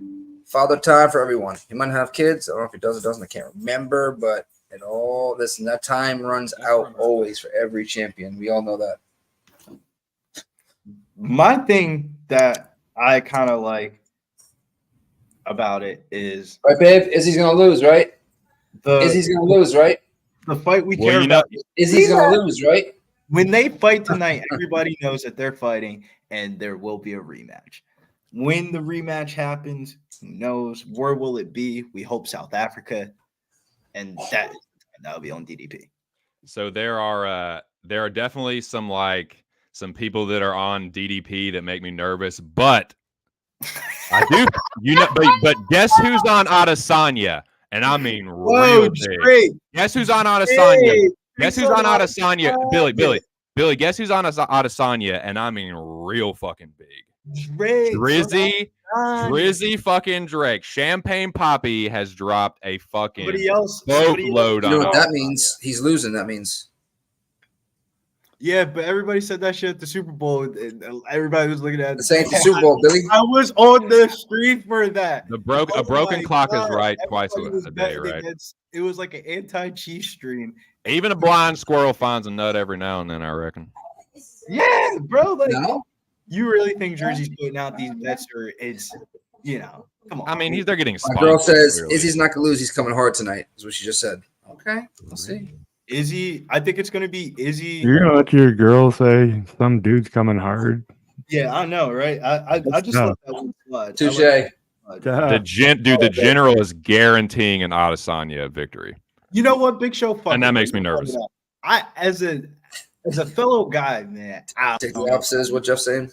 I would not be Yeah. cool with my Oh, chick yeah. saying, and especially being a black dude. Like, Dricus. He's on that Dricus. would rub me the wrong way, Nick. Yeah, he has like fucking 5 units on Dricus. 5 units on Fuck Dricus. me in the fucking spot. I mean, Damn it, boys. It's the biggest fight of the summer. Everyone's going to be on different sides. It's a hell of a fight. But I think, is he still right side, bro? I really do. I really, really do, bro. And I hate to say it, bro, because I love DDP. He's one of my favorite fighters. I never bet against him, even in the Robert Whittaker joint. Fuck you, Billy. Well, Shouts to my boy Tom Nolan coming out of Brisbane, here we go. Thank you. Australia, representing for the Brisbane Nation out there. Let's go get this first round knockout here. If you guys haven't got it in already, we're backing my fellow Brisbane Australian here, Tom Nolan. I thought I was really high on him when he first got signed to the UFC, and then he lost that first fight. I had to chill out, bro. I had him. Got Anthony Pincero saying Tom Nolan getting smoked. Great. Well, you'll definitely get your flowers if fucking Alex Reyes wins. I haven't heard a single solitary soul on Alex Reyes this week. Yeah, I hear everybody on Herbert Burns than Alex Reyes, like in comparison. Yo, Herbert's got one good round in him. It's all jiu-jitsu. And after that, he's but round 1 submissions 25-1. I mean, like, fuck, dude. That's the only way. I don't mind that bet at all. Yeah, like that's wild, bro. 25-1 Reyes with the body kicks, Nolan pressuring. Why does he have a random ankle tape on his left leg? Maybe dinged his ankle, rolled his ankle a little bit in training camp. There's no way to know. Yeah, like the two ankle tapes for fashion. One is it might be fucked up in the stance that he's in too, like that leg being dropped back. So Nolan looking for the kicks and the same the kick and then the punch on the same side right after it. So he'll like throw the fucking right kick, land the right hand. Throw the left kick, land the left hand. Understand Boxing says Tom Nolan sucks, but the one thing that makes Tom Nolan an interesting prospect is his metrics. Double takedown by Alex Reyes, very easily taken down, and he's on Tom Nolan's back. Tom Nolan looking to get back to his feet, but Alex Reyes is looking to Kimura. He's jumped on his back. He's got one hook in. Oh my God. Tom Nolan back on solid ground after it looked like he grabbed the fence a couple times. Tom Nolan backers are sweat. Money line bettors, I should say. Money line. He's gonna break the grip right here, guaranteed. Knockout prop bettors are sweating. No, he's grabbing the fence big. No, he's grabbed the fence like 3 or 4 times. Big time, but he's the hometown guy, so we're gonna act like everybody's looking at the ref's just now moving over to that side. He's got to stay heavy. He's got to stay heavy. All right, he's turned into him at least. He's framing off now. Alex Reyes definitely wants to get him back down, I'm sure. Good short elbow there by Nolan. All right. Yeah, bro. This is really drag back down. Alex Reyes on Tom Nolan's back. He's got one hook in. Lands ground and pound to the back of the head. Clearly, that one's a little less illegal. Those two illegal shots there. Tom Nolan slides off. So he slits out the back door, boys, and they're back to the feet. And Alex Reyes just got stumbled there. I don't know what it was from. Yeah. Here we go. Front kick by Tom Nolan. Oh, I got to chew it on. I did. Left hook, right hand. Miss. Tom Nolan double overhooks. Alex Reyes double underhooks. Looking for the body lock again. Looking to drag Tom Nolan to the floor. Nolan ain't having it. Frames off, pummels under, digs in, turns into Alex Reyes. That's fine. Knee to the body. Elbow from Tom Nolan, answered by Alex Reyes, and a 2-piece from Tom Nolan after that. Tom Nolan all over him. Jump in, knee to the body. Right hook from Tom Nolan. All over Alex Reyes. That was a hard left hand. Alex Reyes looking for the takedown. Nothing doing. Elbow from Tom Nolan off the break. Now it's getting fucking tasty, boys. Okay. It looks like Reyes is starting to slow down a little bit. Yeah, he doesn't like any of this, man. He's just backing up the entire time. Nolan all over him. He's looking to counter, but it's like it's just like I don't know. But you can see his mouthpiece moving up and down, like he's trying to move it out a certain way. Right, he's sucking wind. Yeah, I see what you're saying. Yep, he's like, yeah, like he's like moving it. It looks like a football player, like when they're trying to. Tom Nolan's got a really good fucking Garrett. He's got a really good front kick. Oh, Tom Nolan got cracked by that one. Tom Nolan got wobbled by Alex Reyes. Can't wait to wear this shirt. Okay. He's backed up now. Answers with a front kick. Ooh, scary moments for Tom Nolan backers. And this is every time he fights. This is exactly why I do. Oh, that's hard. It's way. crazy. Because I felt like the line should have been Billy, putting Nolan by KO in that one parlay is the scariest thing I've ever fucking done. I'm never gonna do it again. I'm never. I don't know. I might blacklist this dude even after a win, just because it's too scary to back him. Like with a step up in competition, he's gonna get starched eventually. But he's winning this fight so far. Aside from one scary moment, he's pretty much been in control. They're giving them the right level fights. It's just the price tags are wild. Agreed. They're kind of insane price. I mean, hopefully they adjust. I mean, he's getting wobbled by everybody, dude. Yeah, facts. And Alex Reyes catches the kick. He catches the support leg and an illegal knee, a clearly illegal knee. Blatantly illegal. Great. Round 1 backers are in shambles. -125. Tom Nolan does not hit. But we do have the sprinkle in the back pocket. +410. Why And the am I KO not parlay. surprised? We got the KO parlay and the sprinkle of round 2. Nice fucking up kick. Yeah. Both knees clearly on the ground and step in knee. Like Piotr Jan style. Somebody, Anderson Basha says, what y'all thinking? Nolan's winning, laughing my ass off. He's winning. It's just by That was an illegal knee. You guys see that? What the shit? That might stop the fight. Illegal knee type shit. Understand boxing. He had Reyes hurt like a couple times in that round. Like Reyes has been backing up the whole time. He had literally like big favorite, 2 seconds of a moment. The one was like -1500. Yeah. He lost the first round. No, he did not. No, I he didn't. I think he did. Just because he was -1400, you guys think he lost round 1? But if this was He did not lose that first round. How did he not? I mean, How did he not? Big show. You don't think he lost the first round? he hurt Alex Reyes himself, and Reyes was backing up the whole fucking time. Look at the live odds. -810 now. Vegas thinks that. No, Vegas is just like, we got you, bitches. I mean, I think he's gonna win the fight, but he lost the first round for sure. Wait, let me look. Chat, what do you guys think there? Because now you guys got me thinking. No one lost round 1. I thought they both hurt each other, and then Nolan was pressuring the whole fucking time, pretty much. Like the only time he backed up in that round is when Reyes clipped him. But that was the only thing Reyes did. He didn't go for any he didn't go for any submission attempts, and then he like fell off the back, and then he didn't do anything with the other takedown. Vegas, I mean, the Vegas swing on the odds alone says that he won it. -620 down. Book it. Wait, we just got some news, man. Book it with Trent. Everybody in the chat thinks that. See, told you. For the UFC tonight, he says, I know nothing about him or this fight, but I know Vegas ain't paying out Izzy money line. 10-unit whale mega max bet for Trent. Ready? EP. Trent bet Nolan? Is that what he said? No, DDP. Oh, DDP. God. Minute and a half, right? Jesus Christ. All the mush, every bush in the world, bro. Nolan lands a spinning elbow, but then he gets pushed against the fence by Alex Reyes here. Framing off now. No licks. Ooh, good knee there from Tom Nolan.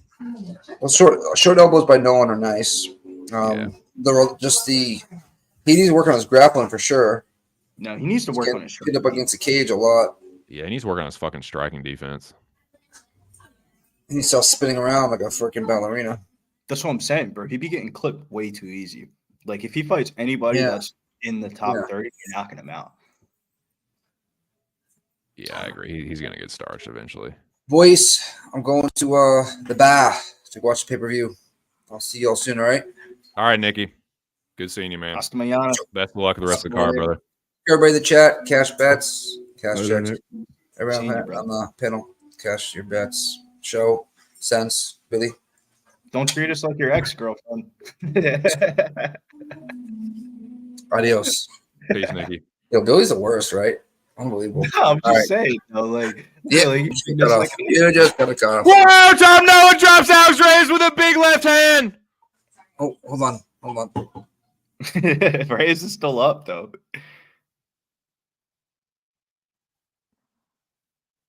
Yeah, Alex Reyes not looking good. Oh, Tom Nolan tries to land the step in knee. Elbow from Tom Nolan. Inside leg kicks from Alex Reyes.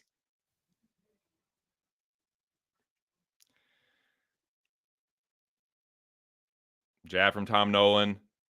Oh, two-piece from Nolan. Stuns Alex Reyes, and he gets stunned again with an elbow.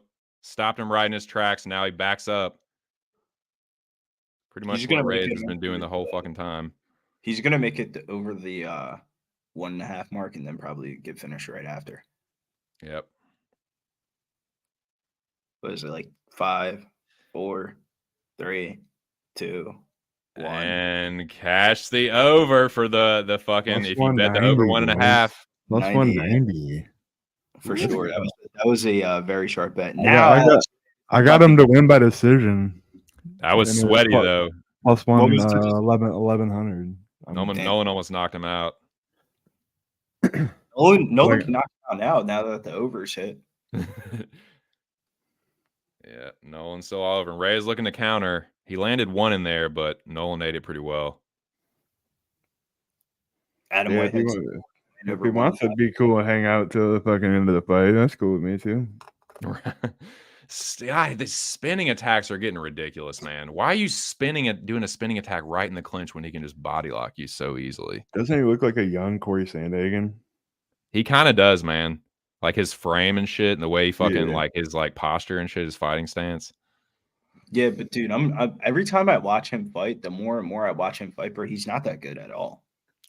He's overhyped for sure. He's not no Jack Jenkins, that's for sure. He ain't no Jack Jenkins. And Jenkins, he actually does the right thing. He turns in and frames off there. Not no fucking champion world beater. Like he's a good fighter from Australia. Nice short elbows from Nolan, and again on the break, starting to shuck off Alex Reyes, who's starting to look tired. That's a good attack, man. That fucking spinning back kick. Oh, head kick from Tom Nolan, partially blocked, but it definitely partially landed. Yeah, Reyes bleeding now. Looks like from the nose. Can't really tell. Nolan looking for the step in knee there. Nothing doing. Good body kick from Alex Reyes.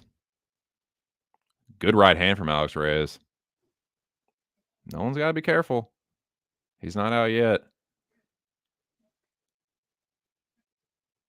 God, how many fucking spinning attacks has he thrown, you think, Billy?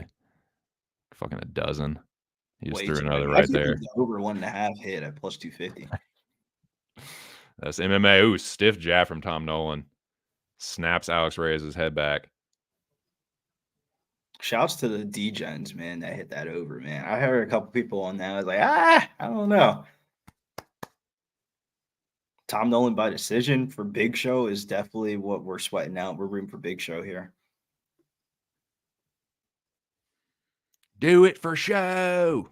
Shouts to Melsick Bags Orion in this UFC commercial. What? That's crazy. Melsick is in one? Yeah, that commercial they just showed. I'm looking at a damn Liberty Mutual commercial. Nah, they just showed a Toyota commercial. UFC. I'm looking at fucking Limu, Emu, and Doug. I don't see no damn Melsick. That's bullshit. I should be able to see that too. God damn it, I want to see that now. But third round, does he get him out of there? Or does the show cash the big one? Back up to 2,100. Great. What up, Oli? Said, dude, just tasted the bottom of Nolan's. That's why Chip Piler said, Billy, didn't you have second round KO? Yeah, that's why I said I'm rooting for Big Show. I lost both knockout round props. Nothing crazy, though. It was just something to get us through the next fight. But I do have the KO parlay, too. The Nolan knockout with Jenkins knockout or decision. I should have switched it. Had Nolan knockout or decision and Jenkins by knockout. Here we go. Third round. They dap up, and here we go. Good body kick from Nolan. Right off the rip, and a front kick. Nolan does have good kicks. He's landed quite a few of them, too. Roundhouses and front kicks. Excuse me. Ooh, good check right hook from Nolan. And a good elbow. These like anti-grappling elbows from Nolan are pretty nice too. Like offensively, he's he's nice, but yeah, he's gonna get it eventually soon. Excuse me. Alex Reyes tries a body kick, nothing doing. They trade leg kicks. One's an oblique kick. Outside low kick for Tom Nolan. Blocked high kick from Alex Reyes. Nolan blocks the jab and tries to land the hook, but doesn't land.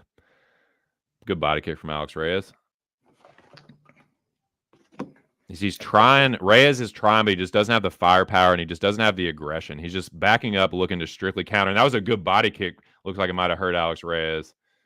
Couldn't really tell. You can't tell one backup from another eventually. Like, you can't tell if he's backing up just because that's what he's been doing the whole fucking time or he's hurt or what. Like, the dude is like, he'll literally press forward with like 2 strikes and then just back up again. So, that was so weird, dude. Like, the way he was backing up, it was like, I don't know. it's like, are you hurt or are you just doing the same shit you've been doing the whole fucking fight? It's weird. All right, so there you go. Head kick blocked.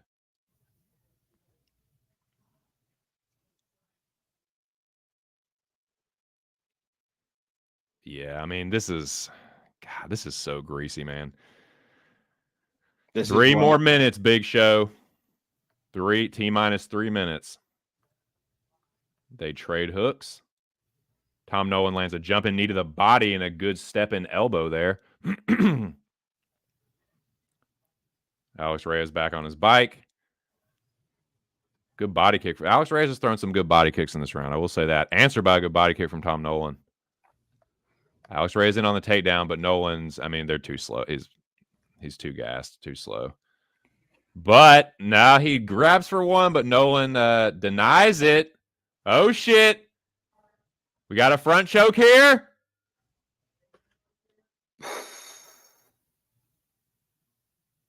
Is it in? I can't tell if it's locked in or not.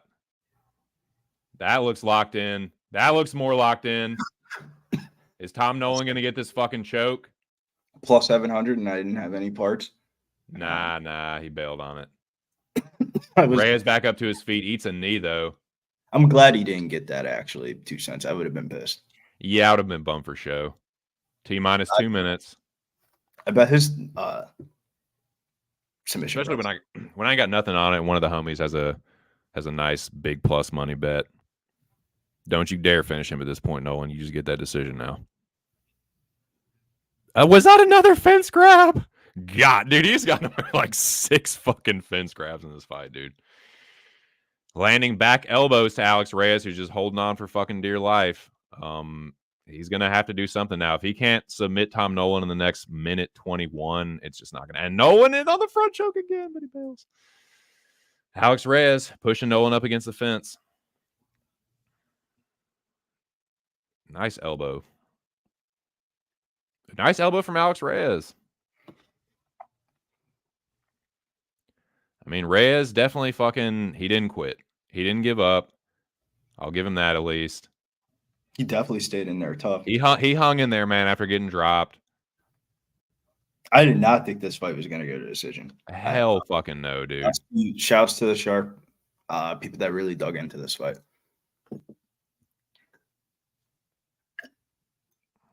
I thought that I took a couple square bets, thought that was going to hit, but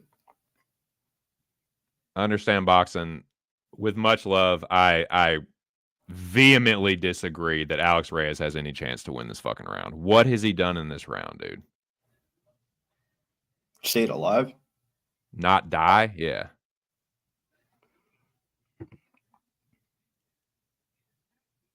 Bro, this might be the Like, have you just not been seeing that all the elbows and shit that no one's been landing on this motherfucker? Like, he's been like, Jesus Christ. Yeah, that's clearly a Tom Nolan fight.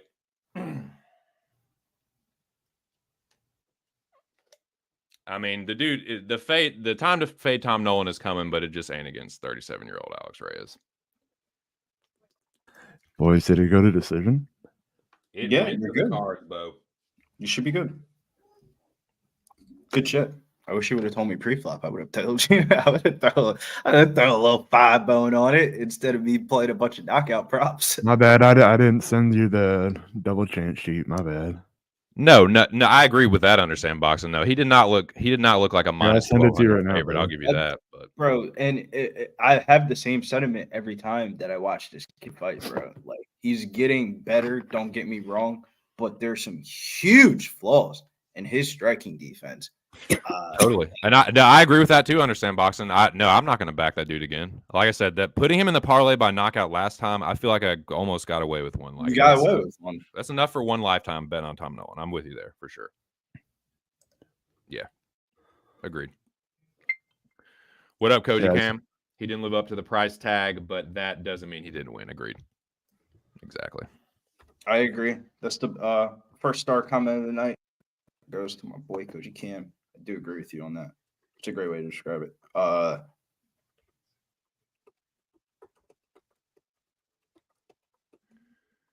Yep. To be honest with you, though, if you're the UFC, you're thinking in your head, fuck, bro, who else do we give him? You can't get a knockout with Alex Reyes. Yeah, if he gets a step up against like a dude that's like a more dangerous striker and it's big plus money, probably take a poke at it. I'll give Alex Reyes credit, though. It got me a little bit nervous for this next one because it was one of those instances where you see a fighter that's been on a bad little streak or something like that, and they just want to have respect for themselves and make sure that they know in their head that they can fight for 15 minutes.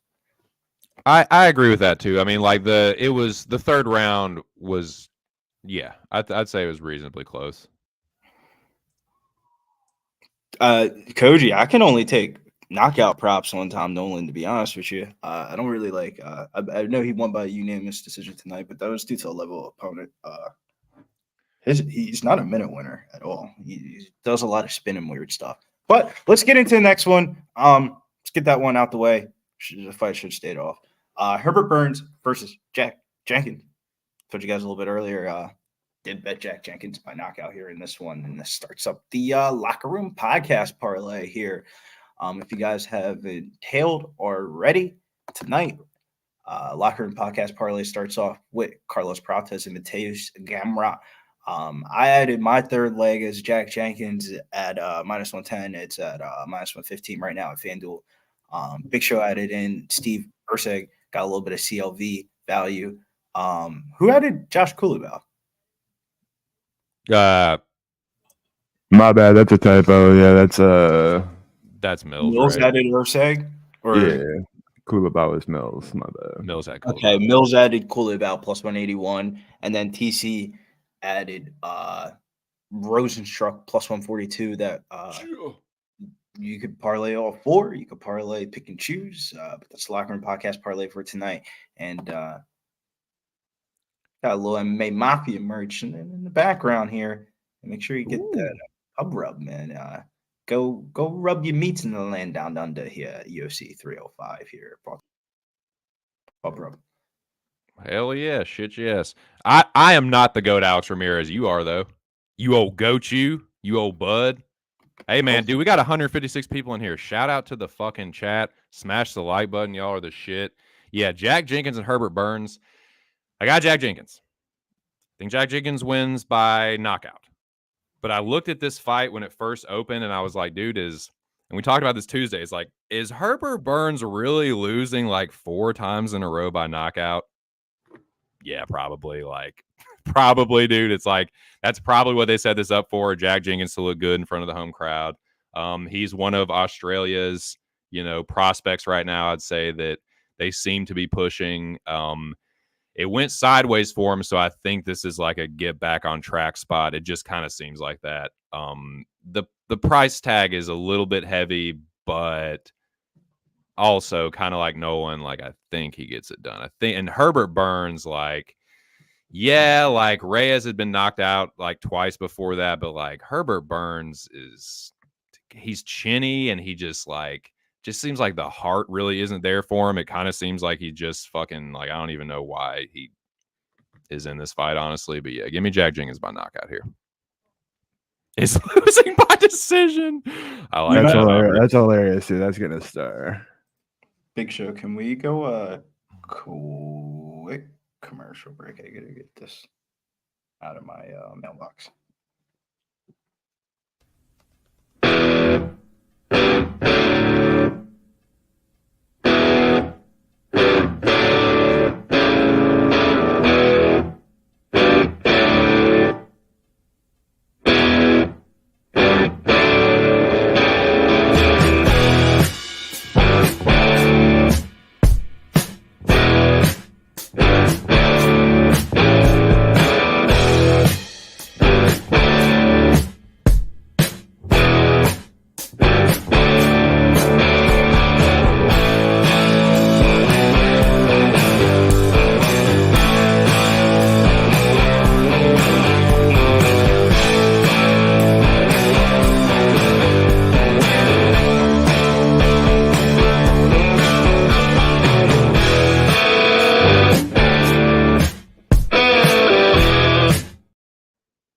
We are back and we are live, boys. Shout out to the 145 people kicking it in the fucking building. We are just coming off the Tom Nolan decision. We're about to see Jack Jenkins and Herbert Boynes. So yeah, like I said, I was saying before the break, I think it's a Jack Jenkins spot. But let us know who y'all got in the chat, boys. What is the action? What's y'all's best bet? Is it time props? Is it Jack Jenkins knockout props? Does Herbert Burns have any chance of pulling a fucking horseshoe out of his ass and subbing Jack Jenkins perhaps? I think that's maybe his only fucking path. I don't think he's knocking Jenkins out outside of like maybe a flying knee. So that's even like crazier, I guess. But yeah, I think Herbert Burns probably the better sub grappler. But I just, like I said, I don't like the chin. I don't like the heart. And I think it's kind of a setup spot for Jenkins. But let me know what y'all think. The only thing that has me a little bit concerned, TC, is being a Jack Jenkins fan. He's not the like go forward and just knock you out type of guy. He's a guy throws a couple leg kicks, finds his range, starts warming up, starts landing. I feel like if he gets a first round knockout, it's probably because he landed a lot of leg kicks. Like it would come at like the end of the first round. Like I just don't think he's just gonna like flat. What do you think about the spread at all on this one, Billy? Yeah, I think Jack Jenkins wins by knockout. It's just it's very hard to identify what round. What do I think is the most likely round? Round 2. I haven't seen a fucking round 2 knockout prop at 275 ever. Like ever. I think it's a pretty good spot for Jack Jenkins. Just the knockout prop is going down in odds. The odds are minus 185 for him to win by knockout, just straight up. Gerardo says he likes Jenkins round 2 KO. Let's fucking go. What up, Gerardo? Any love for Herbert Burns submission round 1? It just came down a lot. It was 25-1, now 18-1. A lot of market movement on that. His round 1 or 2 submission prop is 11-1 odds. Yeah, let me just take a little break. I'm just gonna sit this one out. I mean, after hitting the decision prop like that, I would too. Yep. A little cleaning up there on that Nolan decision. That was a great hit, dude. Yeah, basically we won me a free bet. That's the best, dude. Yeah, sometimes you just got to get creative if you don't want to, you just got to get creative sometimes. Think about the whole board. If you took a screenshot Friday night of the whole entire board, and then on Sunday morning you woke up and you just highlighted the shit that cashed, it's fucking crazy how many bets really do cash on a board, and we just narrow it down so much. Right. When I did the whole double chance thing, that shit stuck out to me, dude. It's like minus 500 this, 1,300 this. Like, why would crazy, bro? I went on a little streak at the end of last month where I was just hitting double chance after double chance after double chance. It was when you first started sending that shit in the group chat. It was ironic because I was betting a lot of double chances at that time.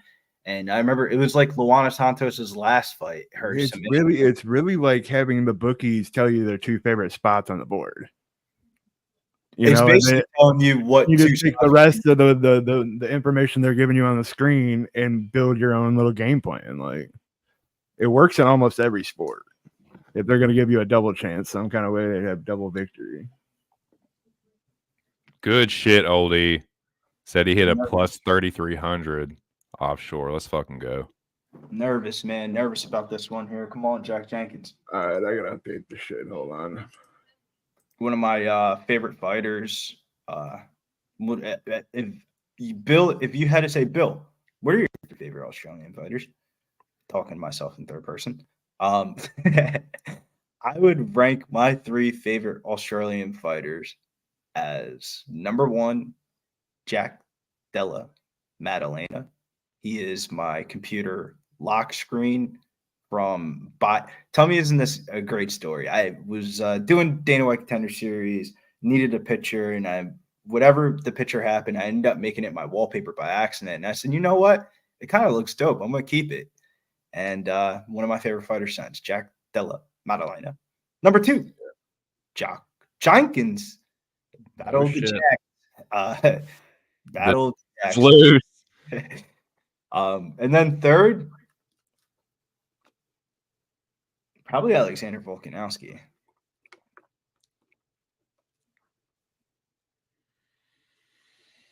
Yeah. Let's see. If I think about it. Yeah, I'd probably have Della first too. Right now, yeah, he's the Australian fighter I fuck with the most. I got a lot of respect for Volk. I just don't like him because I'm a huge Holloway fan. That's why I put him at 3. It's like, if you start saying Volkanovski or Kai Fritz, I'll probably say Volkanovski. I'm not a big Kai. Well, he's one of the greatest featherweights of all time, but I hate him. So, like when Kai did this at the weigh-ins yesterday to Steve Erceg, I was like, yeah, that's the exact reason why I don't fucking like it. Like, who the fuck goes like that to their mouth and sticks their tongue out and starts screaming? Like, bro, that's all Diddy all the way. I was so confused, bro. It's probably some type of Australian ritual, and I'm just ignorant. the Kai Car front shit. Yeah, that's the Haka shit. That's it's like a Maori like war dance. I think he's like part Maori or he might be all Maori. I'm not sure, but yeah, it's like a it's like their like war chant. That's what I was told. Something about the culture, but yeah, that's what somebody else is saying in the chat. The Haka, yeah. It's a moral victory if Herbert makes it to the second round, says Arbery Travis. I think it's I think it's the hard part is this. When you are the best knockouts or the knockouts that we remember the most or the knockouts that are the best of all time and stuff are ones that weren't supposed to happen or ironically happen or randomly happen. Right. When you try to plan a knockout, it doesn't always come into like it doesn't always go as it was supposed to go as planned. A knockout's it's not like a submission. A submission is an easier thing. Like if you're a submission artist, you're going to be a good submission artist for your whole entire life. Like knockouts, like, maybe this dude's feeling real juiced up off the adrenaline and he's just taking a bunch of fucking shots and he's not going out. The usually, yeah, with me, when I usually look for this because I personally, just in general, I've gotten away from betting props. If a dude that I think is going to win by knockout is plus money, and I just feel like it's kind of already baked into the line, that's usually what I look at. But like, usually when it's a dude that I think is going to win by knockout, it's a dude that's proven it to me, like over and over and over. And a lot of times it's like a heavyweight, or it's a dude where it's like, no, this dude is fucking lethal. He's a sniper, and he's just going to dot this motherfucker. So like, that's kind of what I'm like. Opponent thing. Like it's usually like you see like an opponent, like for example, like we were just talking about Alex Reyes or something like that. Like he's been knocked out back-to-back first times. The General Republic would think he would get knocked out a third time in round 1. Right. Like it's more of like but that's what I've been kind of trying to tap into is kind of how you're explaining about like the actual person itself. Having a couple of proven like moments, or they like Lewis. Like when Lewis is an underdog against a dude that's not elite, I'm like, dude, he's gonna fucking starch this guy. So like that's kind of the spots that I look for. Even I said it wrong on last week's podcast. I said Sergey by knockout. I meant to say by just finish. It's how me like that was one where I was like, damn man, if he wins this fight, he probably wins this fight by finish. I don't see him winning a decision. So I've been kind of trying to tap into a little bit of both sides and angles. But here we go. We almost got this fight going off. Herbert Burns, brother. Oh, Gilbert Burns. Herbert Burns is an interesting case because what he is skilled at is at a world-class level. But everything else is still like everything else is just not. He's like, yeah, the jiu-jitsu is crazy, but like the fighting, it's like he has that flying knee knockout over Landwehr, which is still just fucking insane to me. But like, yeah, outside of that, I just don't think he's like an incredibly good fighter. But the crazy part is Gilbert Burns and him have the same exact style, but Gilbert Burns has a good chin, good cardio, and he can wrestle. And that's the biggest thing. If a jiu-jitsu person learns how to wrestle, then I love betting on him. But if you're just doing jiu-jitsu and you can't wrestle and like, right, the Mackenzie Dern game plan is very hard to implement every time of like striking, using big bombs to get. Oh, here we go. We're off though. Sorry not to cut you off, Billy, but they're already getting after it. Go. But Herbert Burns landed a right hand and lands a jab. He landed a body kick earlier too, so he's trying in the first round. He lands a body kick, left hook from Jenkins. Stiff jab from Gilbert Burns. Stiff jab from Jack Jenkins. Went for the double jab, 1-2. Herbert Burns goes for the same thing and a left hand behind it that partially landed. Stiff jab from Jack Jenkins. Answer by Herbert Burns. They dancing on that monster cam, boys. Shout out to everybody watching. Smash the like button. Jack Jenkins going to work with the hands. Working behind the jab. Millie Mills, welcome to the party. How you doing? How you living? How you What doing? up, Mills? Hey, yo, what's really good, man? UFC 305. You already know how we doing it. Everybody make sure you hit that like and subscribe because we've been doing this since 2001-9. Nice little leg kick there by Herbert Burns. Mm-hmm. Good jab from Herbert Burns. Oh, nice shot. Jenkins goes low, high, and lands on the third. Lands the jab. They trade hooks and look like it. Herbert Burns stumbled a little bit, but he regains his faculties. He didn't like that, though. No, he didn't. Jack Jenkins looking for that counter left hook. Excuse me. Burns looks for the left hook. I like how Jenkins is working off the jab, man. Everything works off the fucking jab, boys. That's what my boxing coach told me anyways. You took the words right out of my mouth. I like the way he's throwing the combinations. Yep. He's going jab, left hook. Double jab, right hand. And he'll start to put more of those power punches behind it, I'm sure, as the fight goes on. Doing a little bit of hand fighting. Herbert Burns up against the cage, or backing up to the cage, rather. Jenkins keeping good pressure. Yeah, he likes that jab, left hook. Right there. Right there? Right here. Jenkins switching stances, lands the left hook again. Herbert Burns up against the fence, looking to counter. Oh. Jack Jenkins. Oh, good left hook to the body from Jack Jenkins. Herbert Burns did not like that. Woo-hoo-hoo-hoo-hoo! Yeah, Jenkins is stringing these combos together, man. Burns is not liking this. He didn't like that left hook either. Just another day in the office. I'm surprised I haven't seen really any leg kicks, though. I thought there we go. The minute I Big say leg that. kick there. The minute I say that. Herbert Burns Jenkins landing the left hooks to the body. The body combos is nice, man. Let's Burns back up to the feet. He got up slow, dude. Jenkins is going to knock He's this dude already out. It was that one leg kick. I'm not lying. That one leg kick he's already feeling, folks. He's not liking his body work either, dude. Nice knee from Burns. Did connect. And I will say, Burns looks like he's in the best shape of his life. Looks ripped up, slimmed up, everything. So these boxing combos from Jenkins are nasty. He keeps hurting Herbert Burns. Nice leg kick. I'll give Herbert Burns credit for being in here still, bro. Jack has zipped him with some shots. Man, he's chewing him up, man. These combos to the body is Herbert Burns. Oh, takedown from Herbert Burns. He gets an easy single leg. Like, he just pushed him over pretty much, man. This is not good for Jack Jenkins. He's got short time to work in this round. Herbert Burns got a minute left to do something in this round. He's definitely down in this round. He got visibly hurt yellow multiple one? times from Jack Jenkins, so he's gonna have to do something quick, boys. Yeah, Yeah. Jack was getting The tired. yellow Hitting. one's winning? Yellow pants. Yellow pants. Okay. My son said the yellow pants is winning. He's looking good right now. Softening up Jack Jenkins. Looking to clear that leg. Landing these short little hammer fists. 100. I wonder what it ends like at the end of this round, seeing that takedown was that easy. I think even though Jack Jenkins won the round, I think that money's gonna come down. Nah, he got tired from he threw so many strikes, he started getting tired, and as soon as he shot the takedown, like I think he recovered from being on bottom. It's not like he had Like he caught a breather. Like Burns hadn't done a ton from on top. Yeah, like he caught a quick breather. I am concerned a little bit, Mills, that how easy the takedown came. Right. But I also think that he was getting tired a little bit because he thought he had him on the ropes a couple of times.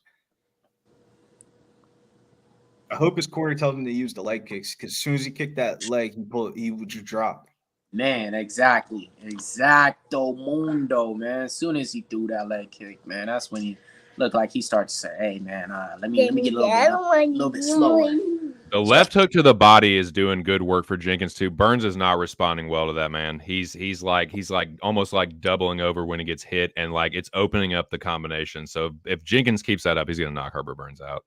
Whoa, bro, you sound good. What is that? Wait. What is that big blue thing? I thought that was a DILDO, but it ain't, man. We got a new mic up on this motherfucker. Shout out. Hey, hopefully Billy Brizza take notes. It only took you 1 week. Let's see how long it take this motherfucker to come along. It's the computer, Mills. It's not. Well, the funny thing is that I've had this mic the whole time, but I just haven't been talking into it enough. Like I've been too far away from it, so yeah, I got this shit right, man. I talked a big show. Oh, you always had it, just not like in the video. I had it. I just wasn't fucking using it properly, and I didn't have it like directly in front of me. So got it. Yeah, see those type of mics, you got it literally. It only works if you speak right and direct. There's certain ones like that. Yeah.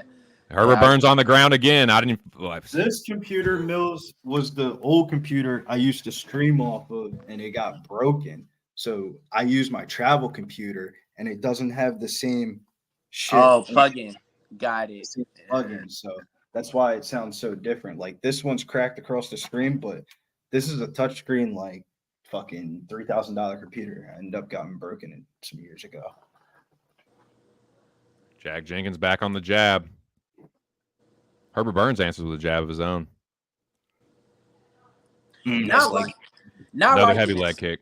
Well, it really don't matter that I'm not liking this because I already lost it. So I'm pretty sure once I check that parlay, I had the under in that Tom Nolan fight, and I'm pretty sure I had to go with like this motherfucker in the Rozenstruik shit. So another takedown from Herbert Burns there. Just way too easy, man. He's not even defending him. He's literally just like playing guard. He's just like pulling guard. And now let's see the urgency, because to be honest, when he got taken down, that 30 seconds in the end of the first round, no urgency to get up. Now you got 3 minutes and 40 seconds to go, and you're in the center of the cage in Perth, fucking Australia, in the money with a good sub grappler. Herbert Burns is on top. Yeah, good sub grappler on top of you, dude. Bro, I'm being honest right now. If Jack Jenkins gets sub, unfollow list automatically. Yeah, all that black automatically, like automatically. Oh, leg pull here. And that is a fucking, that is going to be his fatal flaw. That is going to get him finished. Oh, wow. Wait. Yeah, no. Up, bro. Exactly, Billy. Tell him. Let him up, bro. He'll still sub your ass. Yeah, exactly. He'll fucking throw up a triangle and get you like that, man. Bro, he looks like who's that? That ref should tell him to get up, but they're waiting for the over 1.5 to hit. Mark Goddard says, back, stand up. Here they go. Back to their feet. Yeah, double jab, overhand right. No. He's definitely not exposed. We've been know that he doesn't have good takedowns. He's not getting beat. He's not getting beat up. The problem is like Herbert Burns, it now has pulled guard even more than him. Sits back. Now he has a body lock from bottom on Jack Jenkins, which is basically just going to keep him in place, and Jenkins can do whatever the fuck he wants. Shout out to Swig, man. You cashed that shit? Damn, over 1.5, minus 125. There you go, Swig. I was on that other side, man. So at least somebody got it right. That a shot, Swig. Got the knockout profit. I'm sweating. How's the contest looking? Who's in? I should be doing decent, man. Where am I at? I ain't even on there. Fuck. Jenkins not doing a whole lot from top, honestly. Yeah, but from a money line perspective, at least he's not losing the fucking fight. Yeah. Let him back up. There's no point in standing over him. Yeah, exactly. Mark Goddard is letting homie stay on the ground for too long, bro. Mark Goddard. It's you contest. Listen, up or down. Here we go. Jack Jenkins putting Yeah, the pressure. Ooh, everybody- another fucking double hook, and he's down. And he slows back up. Why, Jack? What are you doing, Jack? Bad Dude, fight. Dude, the left hook to the body, right hook. Man, he is really He's putting the dumb, combos bro. together nice. I don't get why Jack is even playing on top. Like, bro, let him stand up and try to strike you for 2 minutes. He's gonna quit. Look at him, bro. Look at him right now. Hand behind his head, chilling. Like Mark Goddard, and bro. when Goddard lets him back up, he is gonna get up the slowest that you've ever seen in your life. He's gonna Can take you all the please time let in the him, world. bro? to get back to his I don't feet. even want to watch this shit right now, bro. This shit's starting to piss me off because he's not. All even right, here we fighting. go. Getting back to it. I told you he's gonna take all the time he wants. Here we go. Jack Jenkins. Leg kick, He's Jack not even Jenkins. fighting. Another leg kick, and Herbert Burns is down again. Jack He's not Jenkins even lets him back to his feet, boys. I did call the leg kick KO on the Locker Room podcast on Tuesdays that drop every 11 p.m. Eastern time. Bro, this is so corny to watch. This is starting to look like a Ryan Hall fight where he's just He's like not falling to the ground every time he gets hit. This is ridiculous. Stiff not jab from fighting. Jack Jenkins. He actually blocks a leg kick this time. Yeah, he actually checked the leg kick. Counter jab from Jack Jenkins. He takes another leg kick. Oh, another leg kick, and he's on wobbly legs. Come on. Hey, this would hit my nailed it section. Let's go. If I could get that'd be dope. Let's go. And we go into the third round here, bro. He's not He's fighting. literally bro. rolling around on the ground. He's not Hey, even- we're gonna get it. We're gonna get the fucking leg kick KO prediction. I could feel Bro, it, man. he's not fighting though, bro. It's still frustrating. It's not going to take too many more times getting dropped before Goddard says, all right, that's But it. the hard part is he's not fighting. So it's like Jack Jenkins is trying to fight and he's just like going down. My boy Joey tapping in for the sports book with the cowboy hat coming off the fresh CFFC event. Him and Danny both on the regional scene. We everywhere, you never there.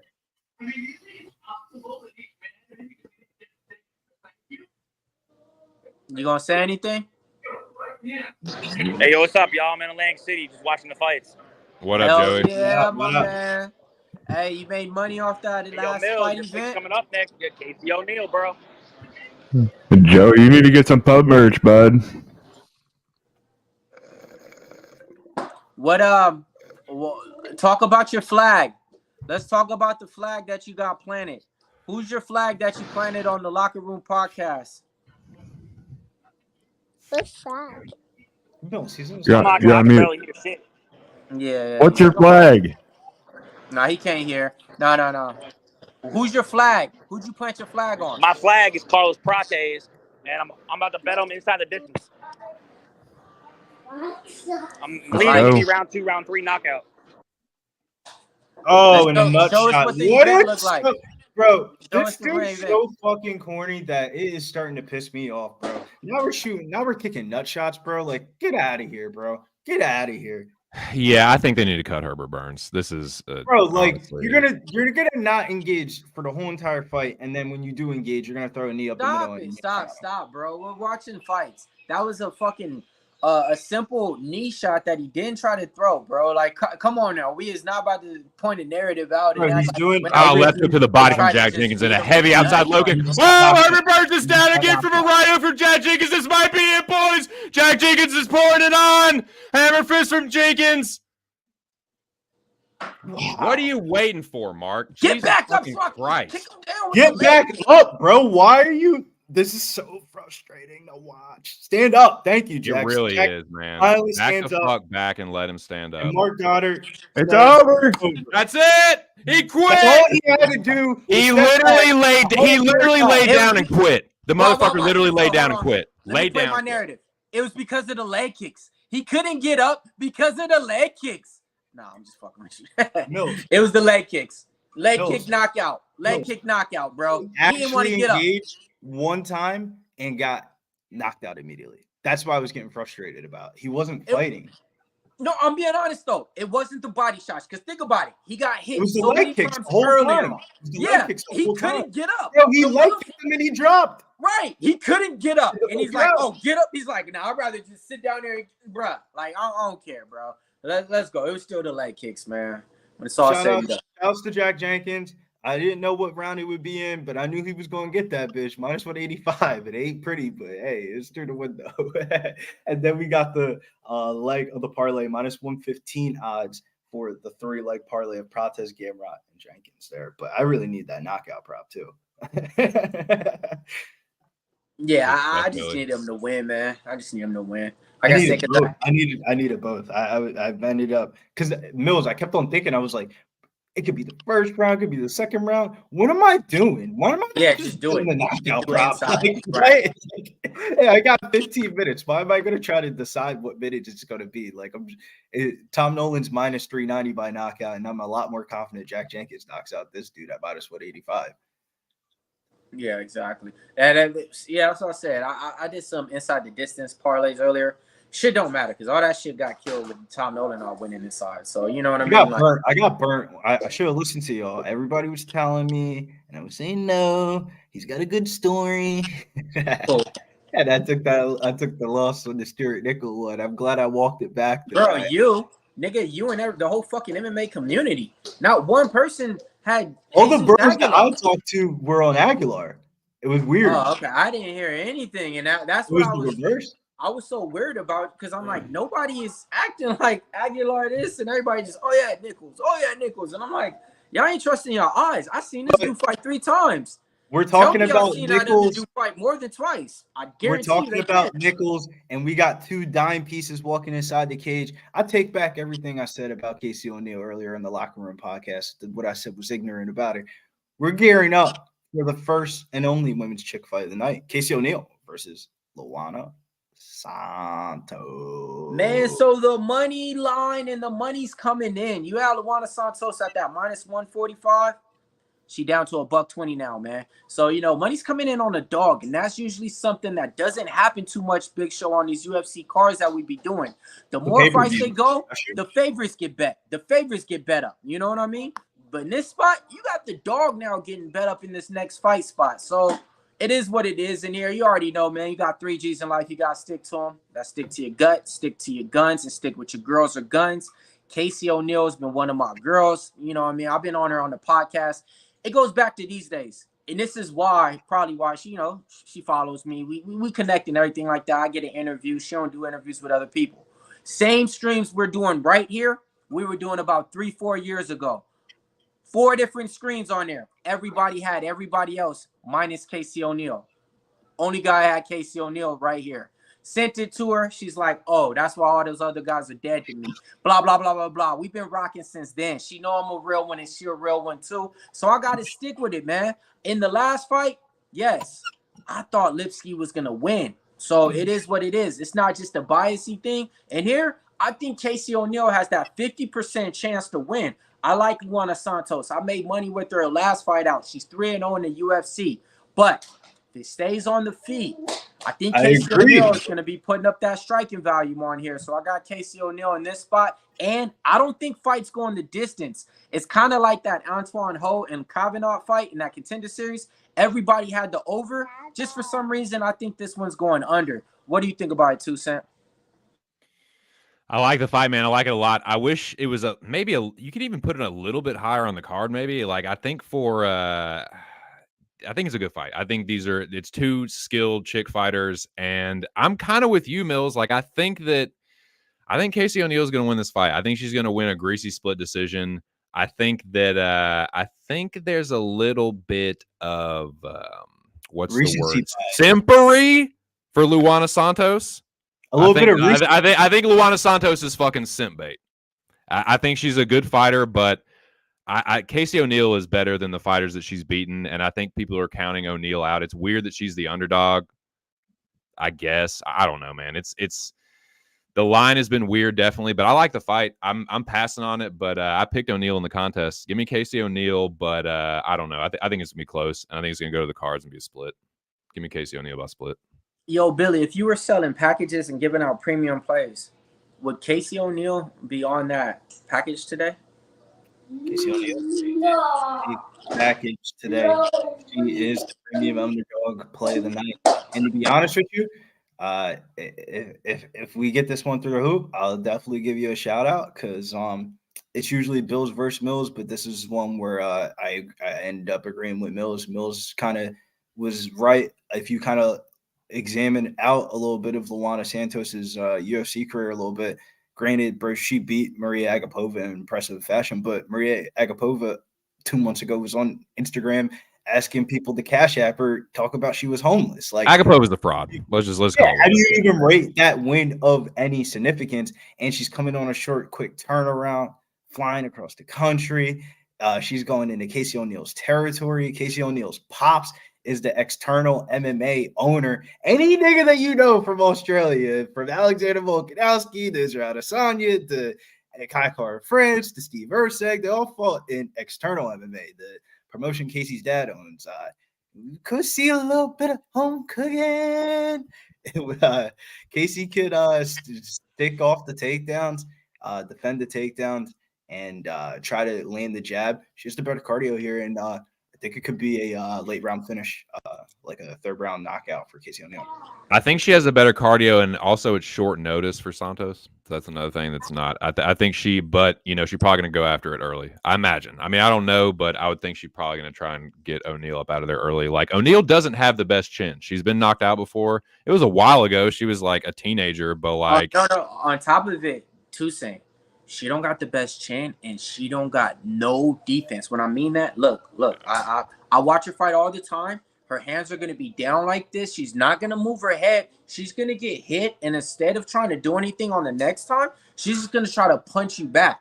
So it's never okay, I got hit. Let me partially get hit, block it this way. Let me parry the punch. Let me step back with my distance. None. That face is going to be here like this. The hands are going to be here like this, and it's going to be kind of one of those things like that.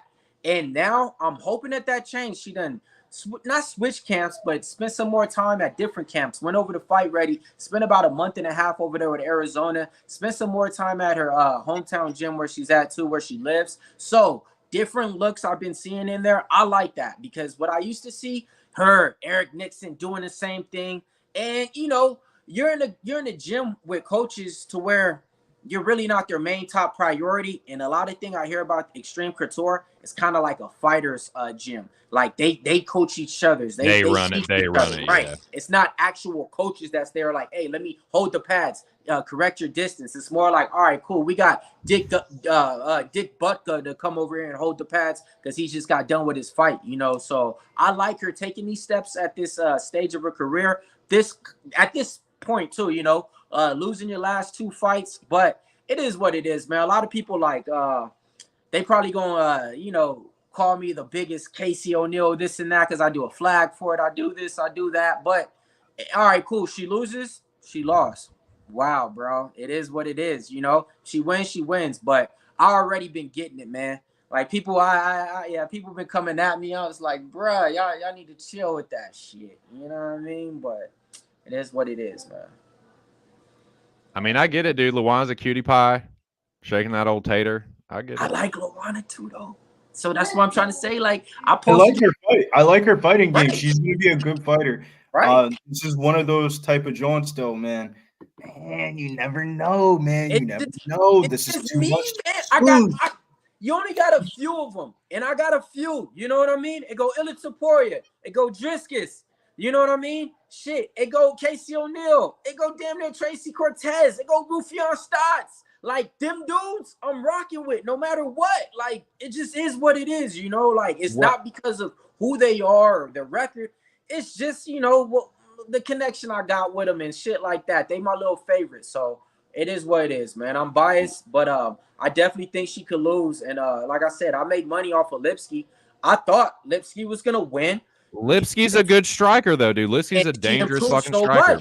She improved so much. That Jennifer Maia fight was just a bad, horrible one. Like that one, I just be like, That was a all right, bad matchup for her. That was a bad that's you. matchup. Like, you know what I mean? I ain't saying And that. Jennifer That's- Maez, title Nah, chat. that was a bad matchup, and she was on the Arrow Hawani shit. She was talking about she was going to win. She was going to beat this And bitch's then ass. check this out. Like Mills, what you were saying about how Casey O'Neill like kind of takes one to give one. She doesn't have good striking defense, but fucking Luana Santos ain't got good striking defense either. She was kind of getting hit by Juliana Miller. So like if they're just trading, like Casey O'Neill's not the worst striker in the world. She just has shit defense. So like, yeah, I think all that kind of bodes well for the dog. And I really don't like the short notice for Santos. And yeah, like it was kind of, it's weird because Casey O'Neill was kind of like the ones that dudes were simping for and kind of overhyping, and now it seems like they're doing it a little bit with Santos. So like that's right. I'm And that's passing. the I'm gonna thing. pick O'Neill, but just Everybody was simping on her, right? And I wasn't never really on her looks like that. I'll be honest with you, man. I'm Tracy Cortez, Valerie Lorena. Those my number twos. You know what I mean? Y'all know the little locker room wifeys. This is nothing like that. This is just more. She got that switch, nigga. She listen to Tupac. Like she be on some shit. That's what I'm saying. Like, bro, like she be on some. You know what I mean? But yeah, though, man. So everybody's kind of throwing it out the window, like, oh, Casey O'Neill was never good. She was never this. She was never that. And it's like, bruh, you lose 2 fights, right? And the whole story changes. But that's life. And we didn't seen that. They did the same thing to my nigga Kamaru Usman. Lost against Rocky Edwards once, lost against him twice, and then it's just like, Usman's washed up. He's no good. Blah, blah, blah, blah. Then he lost to Kazmat. Blah, blah, blah. No good. Man, I still think Usman can make a title run. What y'all think? I mean, I'm not gonna, dude. You're talking to a certified Kamaru Usman stan boy. Like, in my heart, deep in my heart, I want that to be true. I want Usman to get that belt back? Like, but I think that, yeah, I don't think he can be completely written off either. I'll say that. Nah, bro. I'm gonna be real with you, Mills. I like Kamaru Usman. He grew on me throughout the years. His knees are shot, though. I was hearing stories about how the one camp he had against Leon, he couldn't do any training, and he could only do swimming pool shit for like a month. It's been like that for years. That's what I'm saying. He's walking down the stairs backwards and shit. Like, bro, there's MMA is evolving where kids and stuff. Dude. Like that are picking It's bad, MMA. man. Usman was my dude. People hated Usman, and I loved it, man. During his run, dude, during his championship run, I loved that shit. I don't know. I hope so. I hope he can recapture gold. That would warm my heart. I think he's gonna win good, fun fights. He's gonna start taking the fun fights. He was really competitive with Chimaev. I don't give a fuck what anybody says. Like he could have won that fight if he didn't get smoked in round 1. Yeah. So yeah, I don't know. I don't think he's completely done either. I hope he can get back to the title. 10 says 2 cents. You're not telling the Zhong Li laughing emoji? I don't. I know what the Zhong Li part is, but I don't know what it was this week. I don't know if you want to address it, but we move on. Spike Bet says taking the over 2.5. When do I? What? I always tell the Zhong Li. That's why I read it off. It says Dustin 2 cents. You're not telling the Zhong Li. So yeah, I tell the Zhong Li. So I think Santos is in the Zhong Li. So technically, I have that on her. But no, the pick is Casey O'Neill. It's pretty common. You just tell the Zhong Li regardless of what you feel about the fighters. Exactly. I always tail that bet just because it's like it's always like high odds and it hits at a pretty decent clip. So that's just kind of like a bet it in for like I don't even have to think twice about it. But yeah. So yeah, I have that slight play on Santos, but the pick is Casey O'Neill. So yeah. Where are we at though? Are you looking at commercials still, Billy? Yeah, I'm looking at some Discover commercial or Allegra on my TV and Discover on my phone. I guess I'm on 2 different streams. One stream on my phone is okay. They're back here. Tail of the tape is what I'm looking at. Yeah, slight reach advance for Casey O'Neill. It's 2 inches. I probably won't make a ton of difference. Nothing. But who's going to get the takedowns is really the question, and who can defend the takedowns? Because I don't think Casey O'Neill's going to try to do a lot of the shit that like she's trying to evolve her game, and this isn't the type of girl you really want to be going on the ground with. I know, Reg, dude, it's brutal. All this time, All this Dude, and game do you think about for the fucking fans? It's like it's 8:40 or it's like 10, almost 11 o'clock in the morning there. They've been up for fucking hours. Here we go. Nervous, man. It's a big one, man. Seems to have the community divided. Casey O'Neill and Luana Santos. Pretty damn good chick fight for the only one. I mean, dude, neither one of these chicks are even 27 years old. So this is a couple prospects right here, man. Prospect battle. Both of them look stone cold, dead serious. I just did Casey O'Neill inside the distance plus 370. They not laughing. They not smiling. This is gonna be a good one, man. Is that tracked or untracked? Oh, that was my favorite line. That was my favorite line. I guess that means it's tracked because I put it out to the world, right? Big Show is. I guess. Big Show is. Right. I used to like hate that. that Show. shit. We haven't heard that. In a I know. I'd be like, okay. I'd be like, if that what makes you feel better at the end of the night, my nigga, okay. Hey, let's fucking go, man. It's Casey O'Neill time, King time, man. It's been a long time since she's been in Australia, Perth. I want to see her put on this volume out here early. Nice little leg kick right there. Let's go. Get it started. Jab to the body, overhand right. Nice for little Casey 1-2. Already, I like it. The striking, nice little close grip. When I see Luana Santos, she looking like the boxing range ain't gonna be there. Oh, nice, powerful leg kick from Casey right there. Switch stance from Luana Santos. We getting it going early, man. Both these girls got their hair up. Both these girls looking good. But when it comes on the striking, man, I'm loving what I'm seeing on Casey O'Neill right now. And I'm not lying. Luana Santos is looking like a fish out of water. Just based on what I'm seeing in the first 45 seconds so far on striking. Leg kicks. I would say Santos is trying to move forward to find her range here, but I don't know if she's getting the reads correct, though, on Casey O'Neill. Casey O'Neill already establishing the jab and getting the timing on the cow. We got our first takedown attempt. Casey O'Neill gets back to the feet here. Luana Santos in on a guillotine attempt. Let's see if she'll pull it here, boys. Is she going to pull Gilly here? Tense moments here for Casey O'Neill backers. Luana Santos looking to wrap up a fucking submission here early. This is a fucking... Now Casey O'Neill out of it. Nothing doing there. Luana Santos got her pushed up against the fence. Is she going to drop down for the double leg? We'll see. They're in a 50-50 right now. Casey O'Neill looks to get off the fence. Luana Santos says, I don't fucking think so. Bitch, you going right back up against the fence. She's up there. Hey, Jeff, that's okay, man. Hey, they supposed to get bigger, okay? She's updating those shots every 6 months like they do. Casey O'Neill. Oh, Luana Santos in with a body lock. Yeah, I was gonna say Santos dropped down on this fucking takedown, dude. She is selling for This is Santos's game, though, and this is where she's good at, and this is where I expect her to kind of go all out for her. And we'll see. But yeah, nice hands on the wrist there from Casey O'Neill. Nice hands on the wrist there for Casey O'Neill. Circle. Answered by Luana Santos. Circle and get out now. Great hands on the wrist for Casey O'Neill. Oh man, hey, cameraman, give us some good views today, man. Come on, man. Santos is back in. She gets. You're gonna get the cameraman on the chalkboard, Mills. Billy, what time are you at right now? 2:43. Okay, I'm a little ahead. I'm a little ahead of y'all. Both broke apart. Both girls in the middle of the cage. Nice little 1-2 from Casey O'Neill on top. 2 minutes and 32 seconds to go. Lower leg kick from Casey O'Neill to the lead leg. All right, boys, I got the lead ahead of you. I got this one. My bad. 2 cents. I was high watching. Yeah, Casey O'Neill jab to the body, overhand left. Casey O'Neill pressing forward. Luana Santos is looking a little bit behind. Like Casey O'Neill is leading the dance and she's landing the better counter strikes. Misses the fucking right hand as Luana Santos lands a body kick though. That was one of her better strikes so far. So that was nice. Santos ain't able to close the distance. She don't know the rhythm, range, or anything like that when it comes to the striking. We'll see. Inside low kick for Casey O'Neill. Oh, she did land a good counter hit there as Casey O'Neill jumped in the pocket there. So Casey O'Neill got her pushing her back up against the fence though. Looks to land the left hook. Luana Santos just kind of looking wide-eyed, getting pieced by Casey O'Neill a little bit, boys. Looking like she don't know what to do on the feet. You know what I mean? O'Neill, I like that jab to the body and right hand to the face that Casey keeps throwing. A jab to the body she did not like, 2 cents. Let me see. She's not liking that, man. It's doing good work for her. Casey looking nice with the boxing, dude.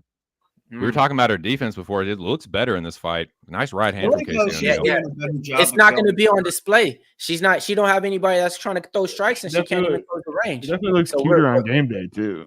We're gonna Oh be yeah, good man. on She all dolled up. I like that fucking crazy ass high bun or whatever the fuck she got. man. That Lands a shit crazy. fucking That's right how hand the left gym hook. goes in She's the fucking. extendo. Oh, don't. She's tuning Luana Santos up, man. As she should. She needs to go to the body. You go to the body. She's taking this fight on short notice. Good right hand. Good right hand from Luana Santos. I mean, she's gonna have to do something, man, to get back in this round. The Casey O'Neill is up in this round. I mean, it is what it is, bro. Like I said, from the early on, I could see the difference on the striking. And I was like, oh, okay, if it's going to be like this, and if Luana Santos ain't going to try to close and clinch, I love these spots right here, man. I like the step back right hand from That's Casey. Casey O'Neill. Santos is backing up a little bit against the cage. Good jab from Casey. Casey O'Neill minus 345 on the live. Good step in knee. Couldn't tell if that landed or not, but she looked for it. Yeah. I like it because you throw that, that's going to put that in your brain every single time you go for a takedown. Nice little Karate Kid kick from Luana Santos to hit nothing. I like the intercepting right hand from Casey. I like her combos. She's looking good in this fight, man. Ooh, she just completely avoids the spinning back fist. She was all over that. Nice left hook to the body and upstairs. Oh. Casey stringing these combos together and all over Santos at the end of the round. Woo. Bro, all right, I see improvements, man. I see improvements. I don't see the same Casey O'Neill standing out there like Left this, going hook to back the and body. forth. Man, bro. I'm liking this, man. Like I said, a lot of people was talking shit about her changing camps. I was thinking that this shit was gonna give her a whole different look and different insights, you know. But it is what it is. It's early on. It's early on, folks. Anything can happen. Shout out to Adam Whitehead, Alex Ramirez, Al Cervix, Swig Beats. Who else we got in there? Hey, Billy, who's the dono leader for the night, man? Who's running the dono board for us? Who's the number one dono tonight? We got Bob Harvard in there. We got Lucy in there. Ask me about fucking donos, bro. I gotta take it off, bro. Yeah, that means it gives you something to do, motherfucker. We got Dirty Rag up in there. We got Dust 10. Who else we got? We got Bacon up in there. We got Jeff up in there. I see you. Hey, Slaughter, who you got? We got YP MMA up in the chat. We got Bob Harvard in the chat. Let's go, man. Cheers, boys. They need to update these, man. I can't be that low in the fucking contest, though, bro. I won every fucking fight. Like, how am I not on the board? I got some money. I ain't no like I don't get it. Like, I ain't lose not one fucking fight yet. You know, I might lose some bets or like some money, but like I ain't lose no fight picks. Fuck. Fucking Zabis is in striking range again. Here we go. Luana Santos gets the trip takedown, dude. Luana Santos gets the takedown. She caught that leg kick. Casey O'Neill threw a leg kick. Yep, looking for the body, looking to collect the far side wrist, looking for that old Dagestani handcuff, as they say. She does not get it. Casey O'Neill back to the feet. Santos still has the body lock. Still has Casey O'Neill in a somewhat precarious position on the feet. Casey O'Neill looking to break the grip. Fighting the hands, turning into. We got him in the chat. He said shot time. So yeah, my cup's about to be low. I'm about to go pour up, but in a minute though. Cheers, boys. Luana Santos got Casey O'Neill pushed up against the fence. O'Neill looks to turn into her though. Keeps her feet. Good balance there by Casey O'Neill. Looked like Santos is going to get that takedown for a minute. Right. Casey O'Neill doing the right things, breaks the grip, turns into Luana Santos, keeps her feet, gets the body lock herself. Santos counters, looks to fucking judo flipper. Casey O'Neill said, "I don't fucking think so, you Brazilian ass bitch. Let's fucking go." All right, now they're back to the center of the octagon. Nice knee to the body from Luana Santos. Here we go. Couple young chickie D's. Nice right hand from Luana Santos, countered over the left hook of Casey O'Neill. Luana Santos, even with a nice blitz answered by Casey O'Neill, 3-4 piece of her own. Nice low kick checked by Luana Santos. Nice jab from Casey O'Neill, man.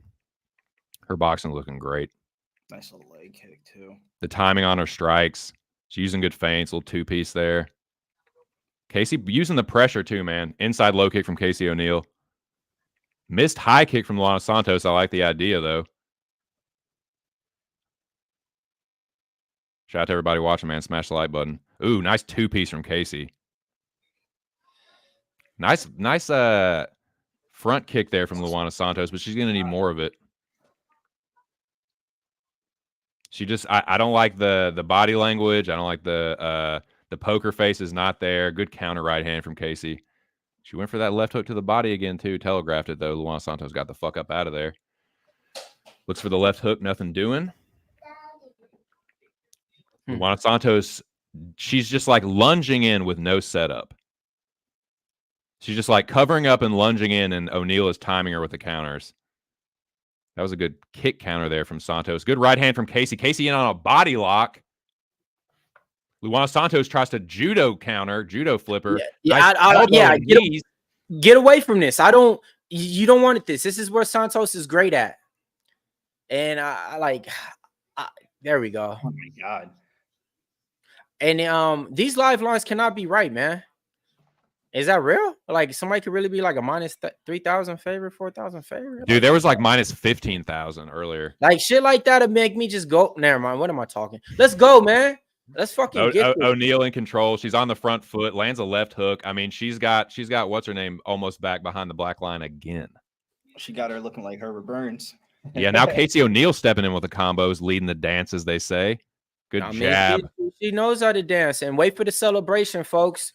Inside note, just wait for that. We've been talking. Let's go. Casey pumps the jab. Santos now taking the center of the octagon. Says, I'm going to get my work off, and then she backs up. Never mind. Casey looking I'm going to be honest with you guys a little bit. I thought Santos had a little bit more, like, dog in her, just a little bit more like Mackenzie Dernish, C-. Like, okay, I'm going to just come forward and try to Mills. You know what it is, bro? She got some two money piece. off that win last month. And this is a very no, it ain't that. No, it's just no. That's a little comfortable, bro. You start winning a little bit. This is not Stephanie Egger. This is not Maria Agapova. Like Casey O'Neal, you know, she's a legit top 15 fighter. I mean, when we had that section, the price is right. I didn't get to speak on it, but that's why I wanted to double back to it because I thought the price was wrong. You know what I mean? I was actually going to say something about that where we need to conglomerate on. I'll say this. I was a lot warmer on Luana Santos earlier in the week. And I actually I eventually changed my pick to Casey O'Neal on Thursday or something. I decided. I actually had to run the tape. I actually had to run the tape for it, and I was like, I'll be honest, Billy. I'm so surprised you did that because, now that I think about it, for this nigga to have a premium play on her, and you literally went so hard on a podcast. Mills, you have no idea. Huh? You have no idea.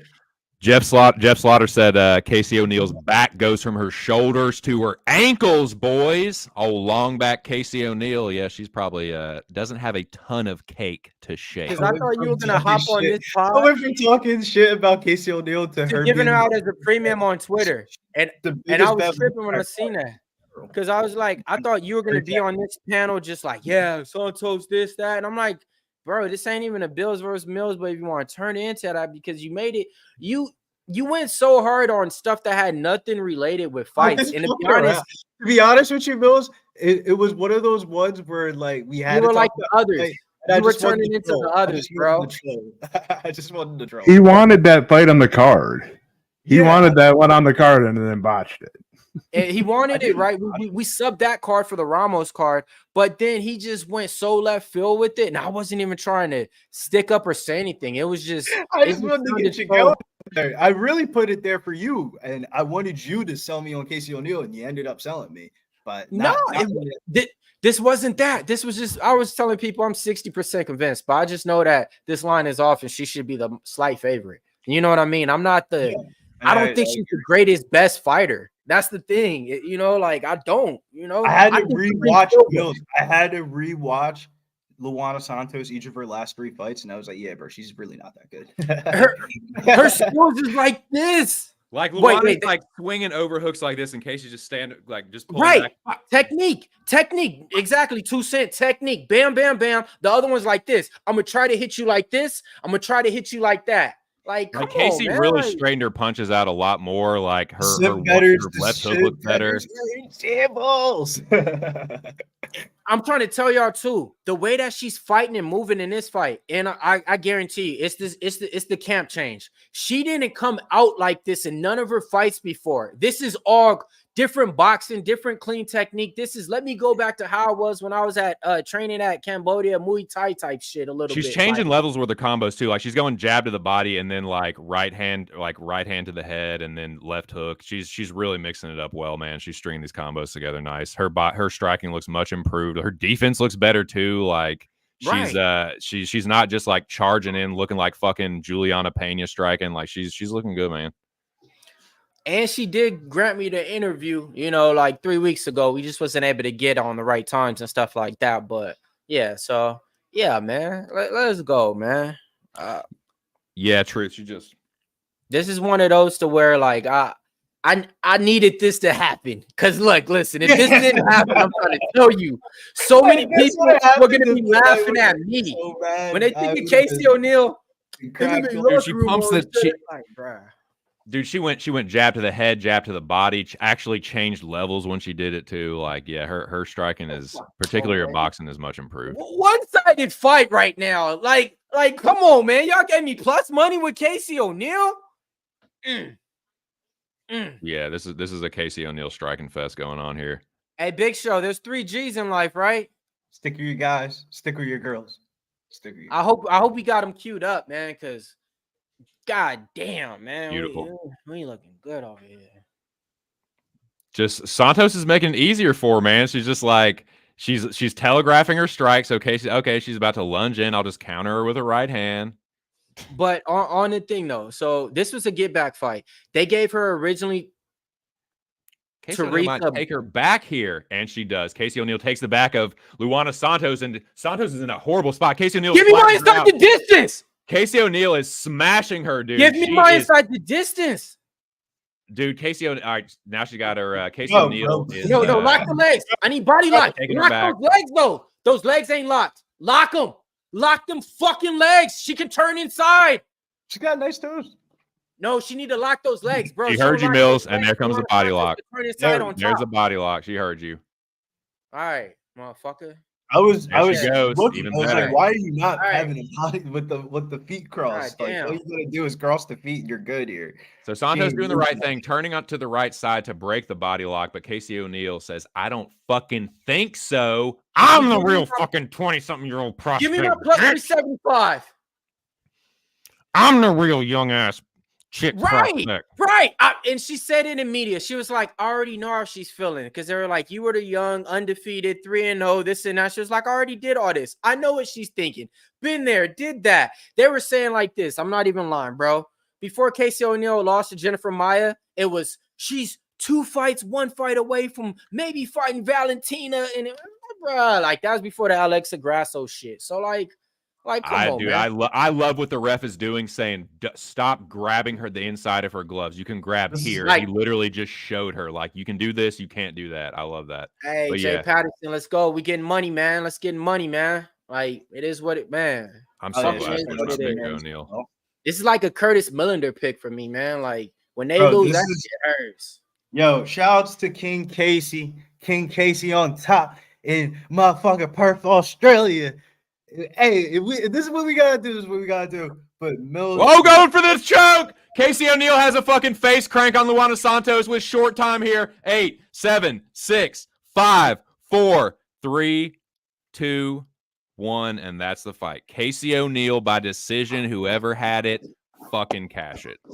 Hey, no, whoever had, hey, hell yeah, cash that shit too. But whoever had Casey O'Neill, cash that motherfucker straight money, man. Hold your hands up, man. She been waiting to fight in her hometown. They've been trying to get her booked. Last opponent she had, they got hurt. She got hurt, couldn't fight in Australia.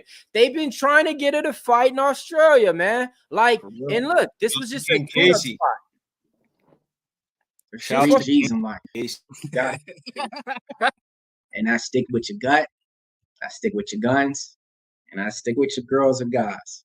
And this is one of my girls, man. Casey O'Neill. It's 2024. Let's go ahead and bring it home. Not my girl in that way, but my girl in the cage, man. This girl's been doing her thing, 9-2, right? You know, multiple wins, you know, some inside the distance, more by decision. But look, listen, and hear me out. She's been doing what she needed to, man. Switching up her training regimens, spending time at Fight Ready, spending time at different camps out there where she's at right now, just not putting it all in at Extreme Couture. I think the price is wrong on here. She's getting disrespected as the odds makers, as an underdog. I think she has multiple paths to win in here, fighting in front of the hometown crowd, man. Like, you guys don't get it, man. Some of you guys counterfight her out because of the move, because of a loss. That's not me. I'm sticking with my 3Gs and I'm planting my flag with Casey O'Neill. I think she's going to be able to get this win. And once she does, right, you're going to have a lot of these people in the community saying, knew I shoulda, woulda. You didn't. She got that switch. She is it. And she's going to bring that victory back, man. So let's go ahead and get it, man. That's my 3Gs because I'm sticking to it and I'm planting my flag with it if I need to. Have it all.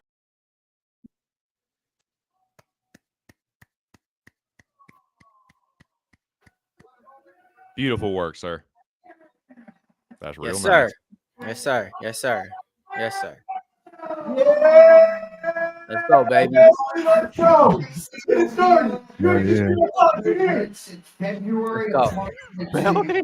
Hey, it feels good, man. Character. It feels good.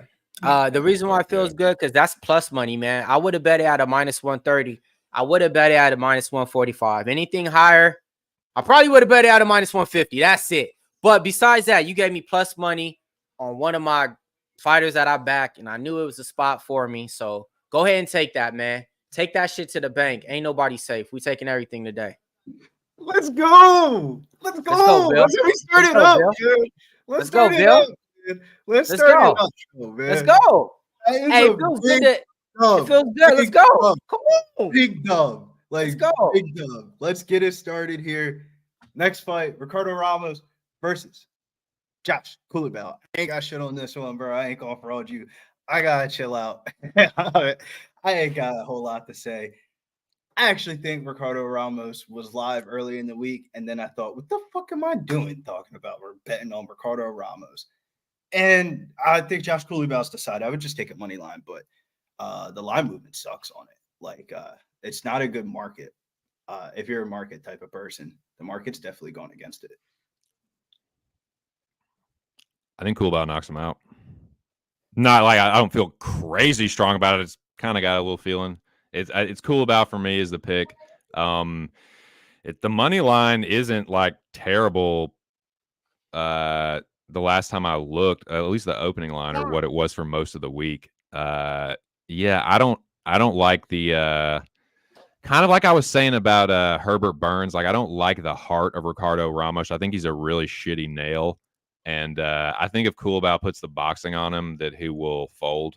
But it's not something I feel incredibly strongly about. So the pick for me is Kulabov by knockout, but it's just kind of a little feeling and not something that I bet. All right, so let's get you guys some new updated line movement. Kulabov opened up a minus 150s all the way down to a minus 115. I hopped in on Kulabov when he opened up at that minus 150 spot. He came down at that minus 130, and I played it again. Man, if I just would have waited to motherfucking day to make that shit. Well, this is the thing, man. Kulabov, he's going to have the hometown behind him, you know. I think if he goes to the body early on, you know, he can maybe finish him, you know, in the first round. Past the second round, he's going to have the cardio advantage. Ramos, spinning back fist, jumping knees, take it back, winning first round. That's the keys to victory for him usually. His last fight out, he quit so fast and tapped.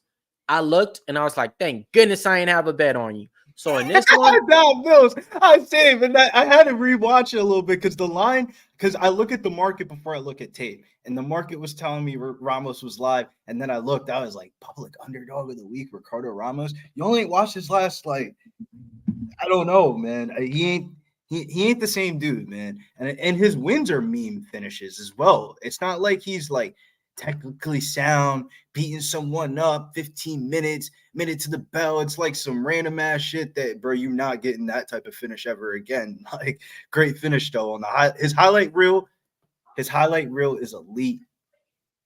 But if you ever bet on him, he's one of those people. If you watch, it's like Johnny Walker. You watch his highlight reel, you're like, yo, this dude's lit. And then you bet on him, you're like, whoa. Yeah, no, exactly, man. I just couldn't get to the window with it. And when all the odds was given out for the card, I was like, all right, man. But I will say this: the path to victory, Kulabov gives his back up a lot, and all it takes is Ramos one time to get him down, and Kulabov probably won't be able to get up. So I get it. Ramos could win by sub, but I don't see Ramos KOing him in this one, man. So I like Joshua Kulabov in this spot. And I wouldn't be surprised if he gets the finish in like a late round 2 or late round 3 in this spot. And so this is gonna play out. I think Josh Kulabov should get a knockout, but I don't feel like I need to be convicted to bet him. It's like the bookies are telling you everything that you want to hear. If you're on the Josh Kulabov side, they're like, we'll give you a minus 120. Well, not Mills. It's like this. We'll give you minus 160. We'll give you minus 150. We'll give you minus 140. We'll give you minus 136. Shit. If you really fuck with them, we'll give you minus 120 right now. It's 110 right now. You want them? Like, what are they telling me that I don't know? Because I watched Ricardo Ramos fight the last 2 years. He ain't got it no more, man. Like, well, I'm not gonna say that. I'm not gonna say he ain't got no more. And then I'll be honest too, like certain fights, man, like one person can just have that different advantage that they just give them the win. And that might be in this one to where they just might know, like, man, Ramos is just gonna go sell out for the takedowns. If they know something that we don't know, man, think about it. This motherfucker went from minus 150 to minus 110. Like, and it's on a dog. It's not the favorite getting bet up. So, usually what we do on the podcast where the line movement goes, usually it's an 82% chance of that fighter winning.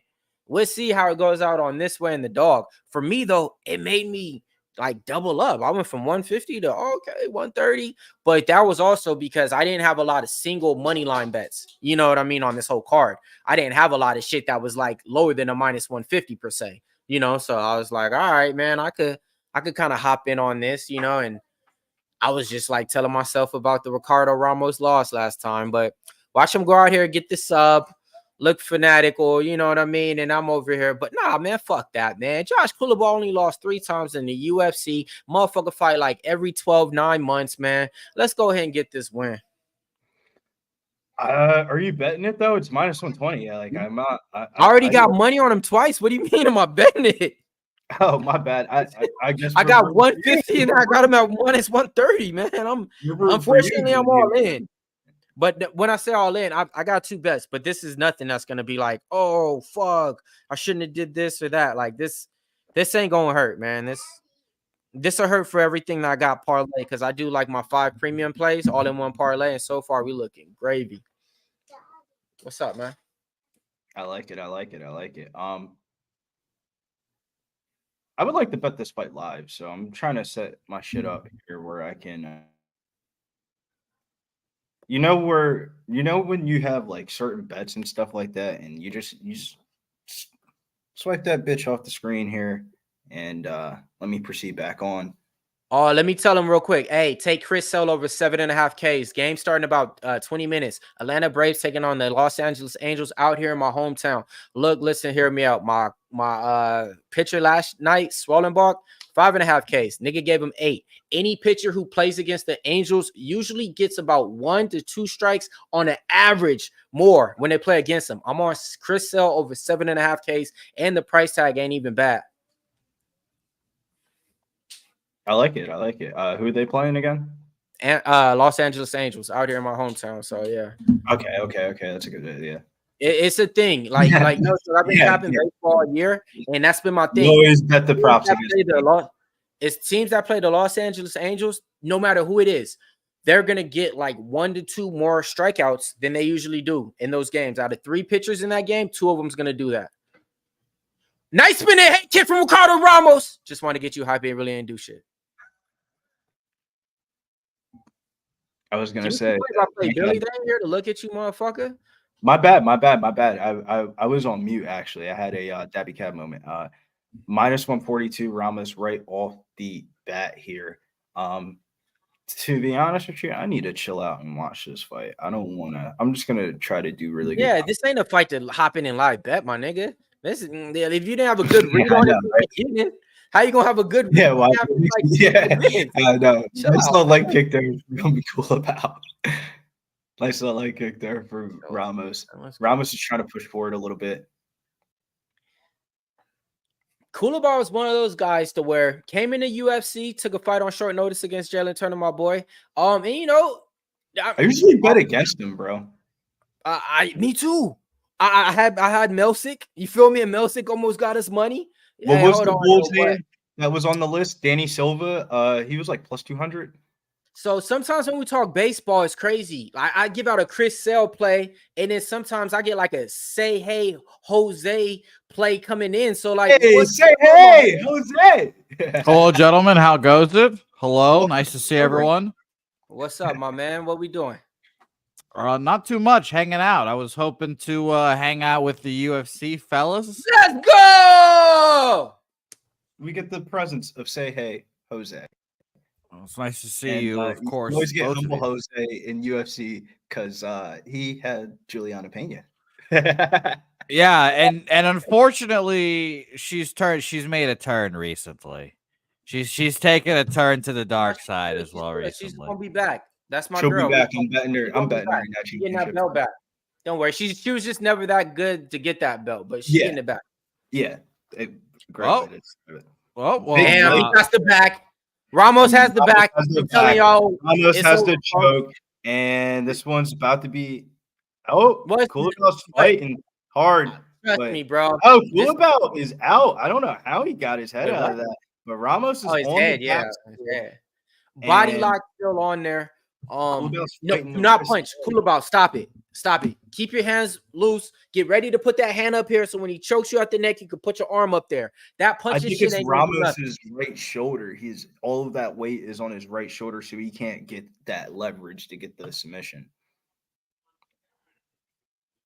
That's what All it right, looks Jose, like. Chris Sale over 7.5. Bet it, don't regret it.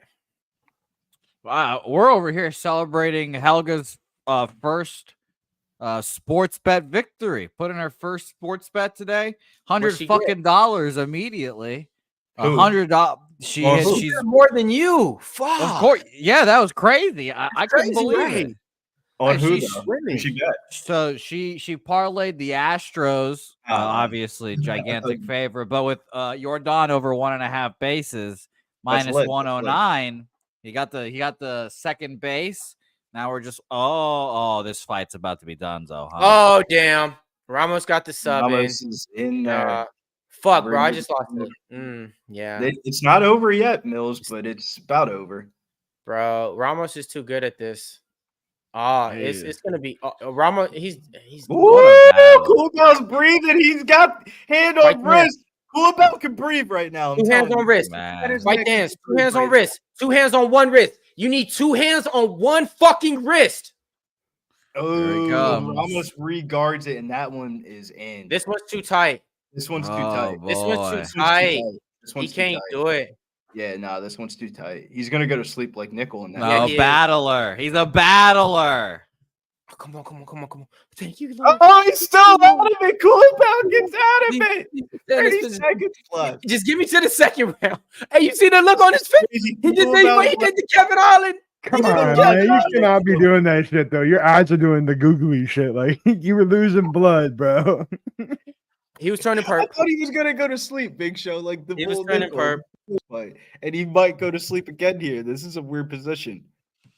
There's no doubt in my mind UFC is the toughest sport to bet when you're betting overs like this. When I bet overs like this, I feel like I'm just getting fucking constricted like the dude is. I feel like I can't breathe the entire round, and it's horrible. But shout out to you guys for getting out of that round. Kulabov is thank minus 370 out of the first round. Completely lost the first round, and he's minus 370.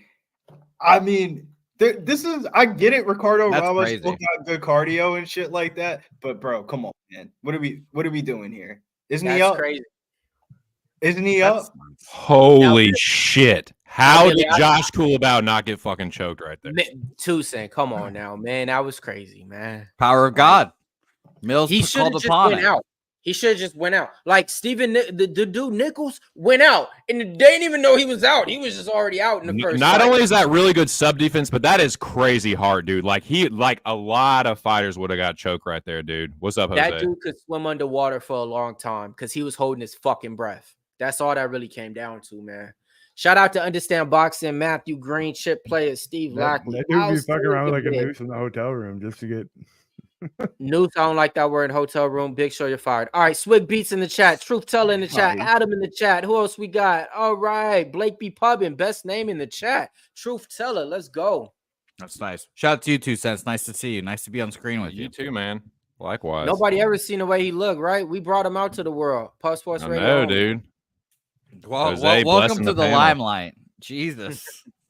Yeah, well, this is it is crazy though. I thought if you would have told me that Ramos was minus 350 to win the fight, I would have believed you. I am taking Ramos plus 300 live. I don't give a fuck. He is up around it. It's plus 300. How bad is the cardio really? He can be a bit of a front runner, but that's a tasty little number. I got bro, you plus just gotta 105, win the bro. next 2 rounds and not get finished. You got what? I got plus 105. So if you got 300, take it. You got plus plus 105? Bro, he won the first round clearly. Damn near. I mean, if he wins this round, he's in the first round and he's plus 300. It's wild. He's like getting jabbed outside up low now. kick from Josh Kulabov. Lands a Josh jab to the Kulabov's bot. The jab to the body has made its presence felt early and often in this fucking card, boys. Oh, yeah, you're I right. like that technique. Jack Jenkins was doing it. Let me Casey see. O'Neill was doing Casey it. O'Neill. Right. That won her the fight, really. I think that turned her whole momentum in. I think it was just, yeah. She was prepared. She apart. looked great, bro. She looked great. Jenkins The like fight camp was real.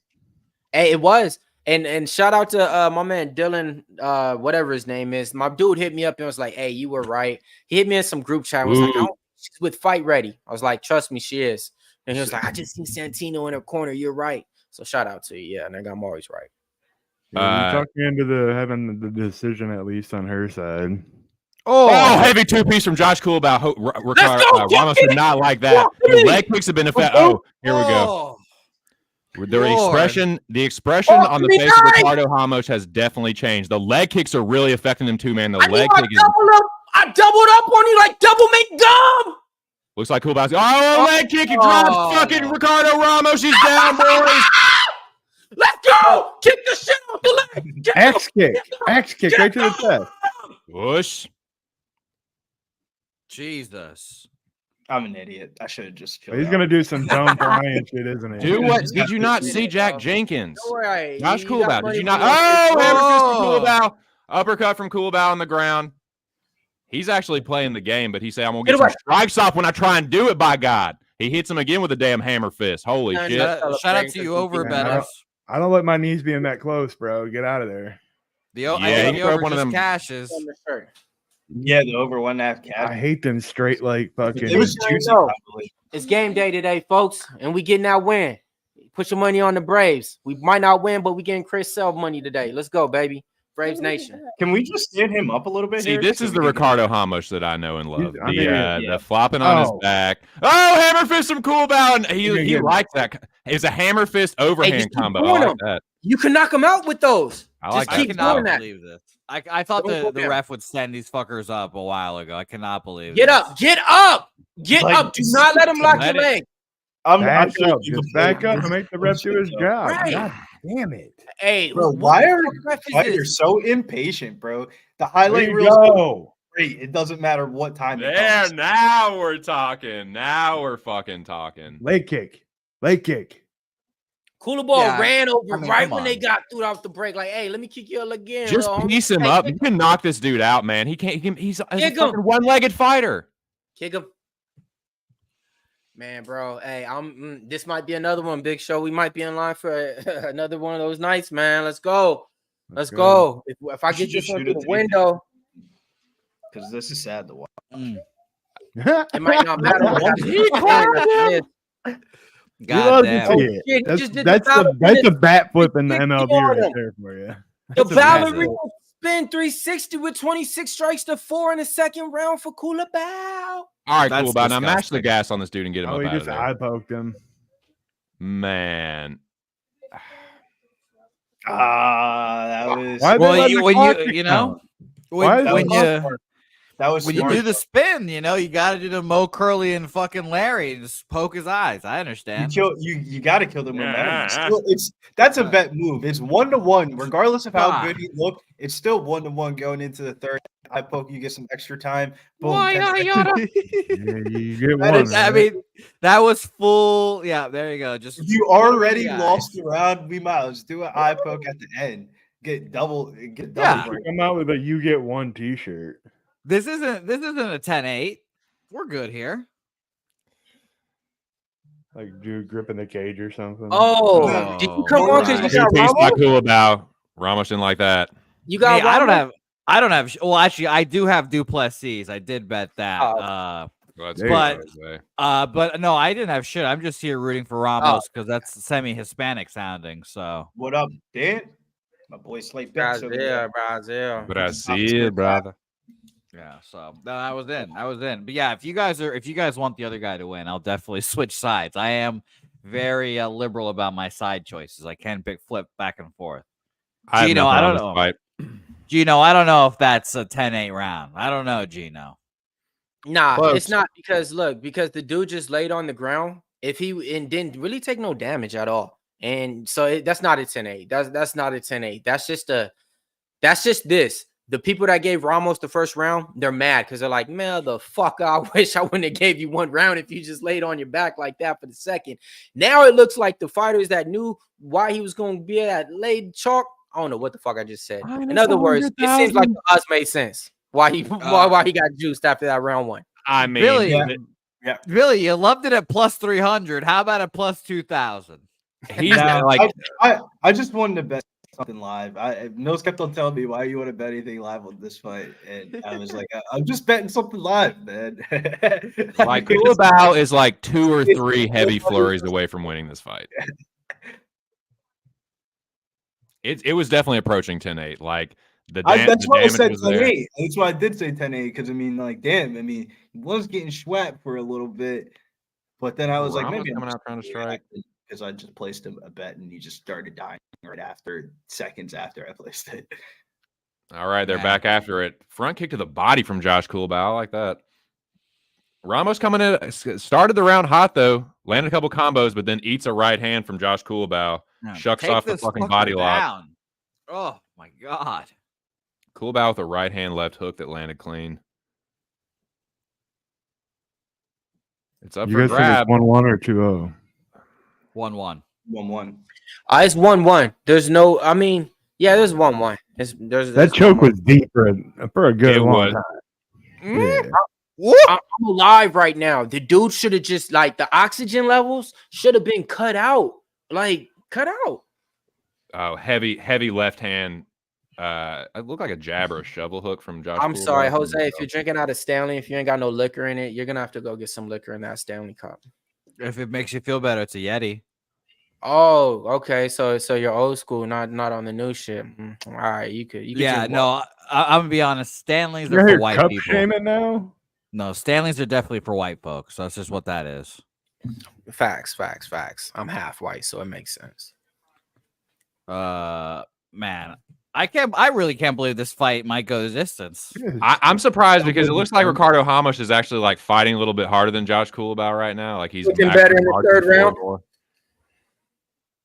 Ricardo Ramos lands a jab. Ricardo Ramos with a left hand. Swig saying to the distance is -5. -500 is a little excessive. They trade left hooks. Knee to the body from Ramos and a knee to the head. Ramos is looking better in this round, but he eats a stiff jab from Josh Kulabov. That's what I wanted to do. That's what I should have did the first time. That's dumb shit. I was looking. Good jab right hook from Kulabov and an overhand left. And I ended up placing a bet instead. You were itching, Billy. I got here and I just I gave you was the itch. so itching. It's like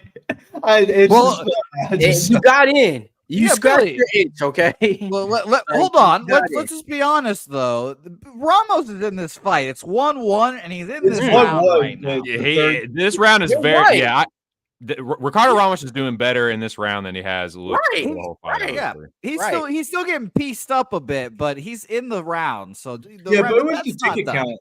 The ticket count kind of didn't make sense. Like Kulabov 63% of the handle, 73% of the bets, and the line just kept on going down. I don't understand why Kulabov is not just fucking swarming this motherfucker. I mean, I don't get it, man. Tired. He's tired. I can understand. He Look just at him. stumbled on that. He's a I mean, he didn't have use of his fucking airways for a minute. It's Let me tell you, I'm feeling some ref chicanery in this, and this is going to be go to distance, and Ramos is going to decision victory. It's going to infuriate everyone. Jose, I don't like the stuff that you're saying on this podcast right now. The mute button and the excuse button, it is right there at any time. Oh. Just remember that. Oh, Ramos takes it back. Here we Here we go. Billy, I think you loved it at 300. Are you telling me cut we're open not too, dead man? yet? Because I started making the tweet and stopped watching the fight on my phone, so I'm so far behind. I told you, Holy Billy, you loved it shit. at 300. What about 2,000? Lord have mercy. Oh my God. And then I'm gonna just be honest with you guys. He won round 3. So we went into round 3 being 1-1. Ricardo Ramos has the body lock here. It's in the middle though. It's not off to. I can't believe what I'm like. Oh That's my why God. I was confused, bro. Like, how do you win round 1? And we're just saying he's plus 300. I mean, I thought it was. I guess in hindsight, I'm the dumbass, but I should have bet it double down. But I Well, mean, look at Al Cervix, though. Al Cervix just grabbed a little plus 2,000 in there. God, Come on. Just right now? Holy Oh, shit. hell no. It ain't. It's probably been close. It's Ricardo 30. Ramos looks to step over into mount, but Kulabov does manage to get one butterfly hook in, so it is half guard. Let's just end the round on top, Ramos. Let's Bro, end the I'm round so- on top with a victory here. Whoa. You bet on this? No, I'm rooting for Billy's bet now, honestly. Yeah. What are you celebrating? Ricardo Ramos looks like Ricardo Ramos about to win this fight. That's crazy, man. After almost getting finished in round 2. Now, someone said in the chat, Lose round 2. understand boxing. Understand boxing said that. Give me a draw. Yeah, that's what I'm saying. One, was that a draw, like you said? 2, are they just going to straight up rob Ricardo Ramos? Well, I just said some ref chicanery here, so who knows? This is So they're be gonna very rob interesting. Ricardo Ramos. What's the live line in that for that robbery? I want to know. I just asked the question. I think I'm he won. I posting it thought out there. Ricardo Ramos won. I know. I'm just a robbery for somebody that closed at Wow. what he closed at? Closed at 2,800. That's crazy. It'd be kind of hard to say it was a robbery for something like that. Man, significant strike 68 for fucking Kulabov, 28 for Ramos. Now, I will say this. That's a giant difference. I didn't Yeah. see the beginning of. I didn't see most of the first round. I just saw the end of it where he almost had that choke. What did the Round rest by of that round, round you guys are probably right, but I mean, if you're going on stats, the one takedown's not enough to make up that. But it's a But, I mean, close fight. This Man, definitely shout feels out to like Big a Show for finally having a voice and opinion on this motherfucker, man. There we go, man. Damn. It's nice. I mean, honestly, this felt like a classic striker versus wrestler kind of fight where the striker is going to have a shitload of strikes and maybe a lot more significant strikes, but then the wrestler just holds them down. Kulabov talking to DC. Come on, man. I thought Kulabov looked bad in the third round. This should be very interesting. He clearly But- lost the first and the third. It's just was round 2 at 10-8. Kulabov's talking to DC and the commentators.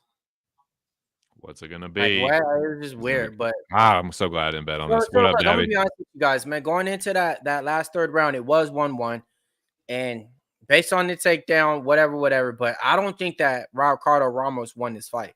And that's not because I have money on Kulabov. I just don't think Split screen that. looks like we're about to get. Let's see. Look at the judges' scorecards for a decision. But It's a split.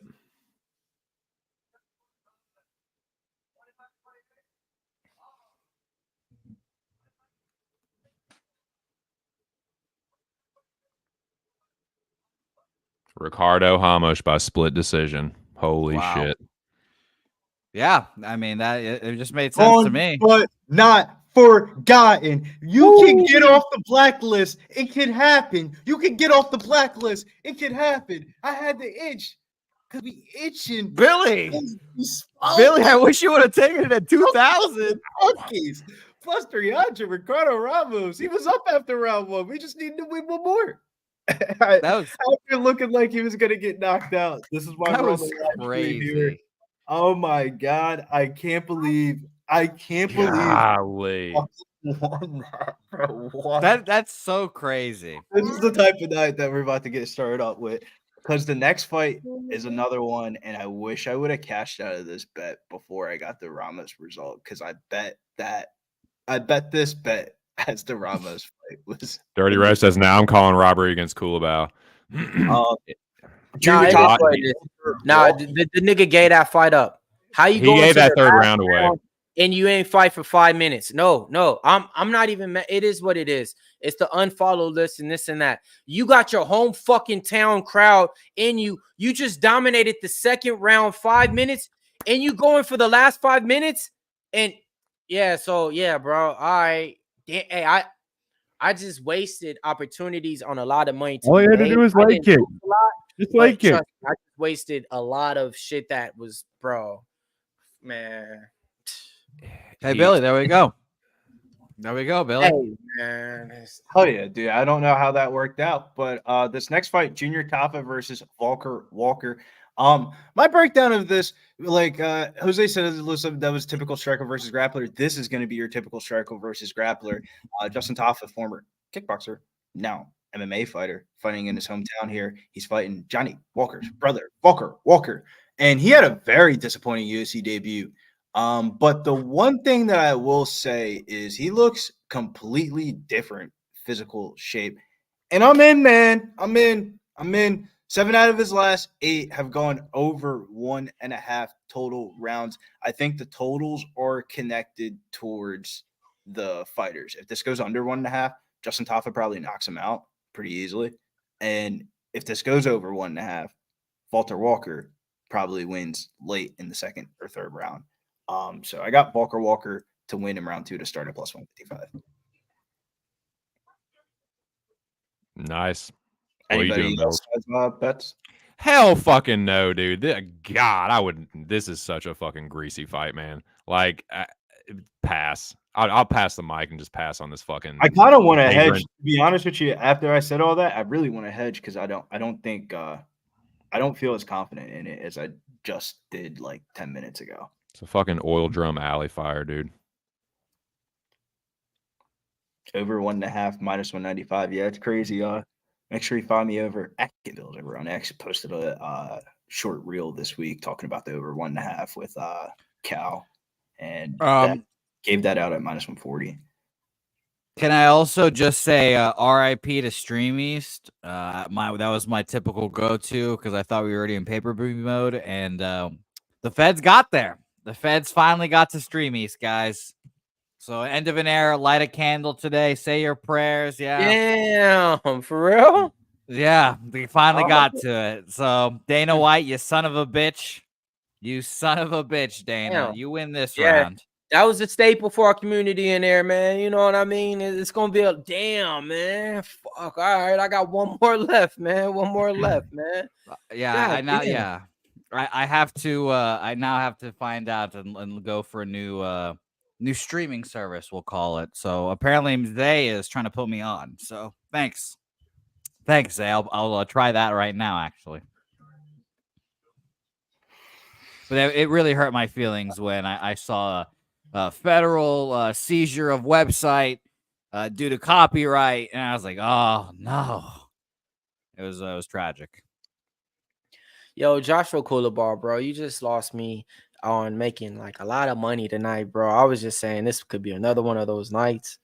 This ain't gonna be none of those nights, man. Like, you took a lot of money off of my table because you didn't want to go out there and fight for the last 5 minutes. Guess what? Motherfucker, you signed up to fight for 15 minutes. Not 10, not 12, 15. And you didn't do that. So guess what? You didn't do your job, bro. Like, you went out there and lost because you didn't do your job. Like, oh, man. Took money and food off your family's table, Mills. No. He took sneakers off of my closet. I'll be honest with you. My gambling money, I don't take none of that shit, bro. I bought all type of expensive shit that I like, man. So, yes, man. He took out all my splurging. And God damn it, that's a pair of chunky dunks right there, you son of a bitch. All right, man. In this one, Cool let's get it, about. man. I like Valter Walker in here. I got him at plus money in this spot, man.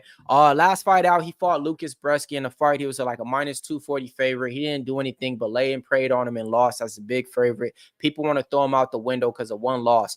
Bigger little brother of Johnny Walker. I know that don't make sense, but this don't either. So is Junior Tafa. He's the little brother of fucking Justin Tafa. Both these guys are two little brothers fighting each other, and nobody else mentioned that all throughout this podcast or all week. What are y'all doing? What are we paying attention to? In this one, I gotta go with Vance Walker, man. Valter Walker, man. I'm taking him in this spot, man. I think he's gonna get the takedowns in there. Junior Tafa, he struggled with leg kicks out against De Lima. Let's go ahead and give me some back money, man.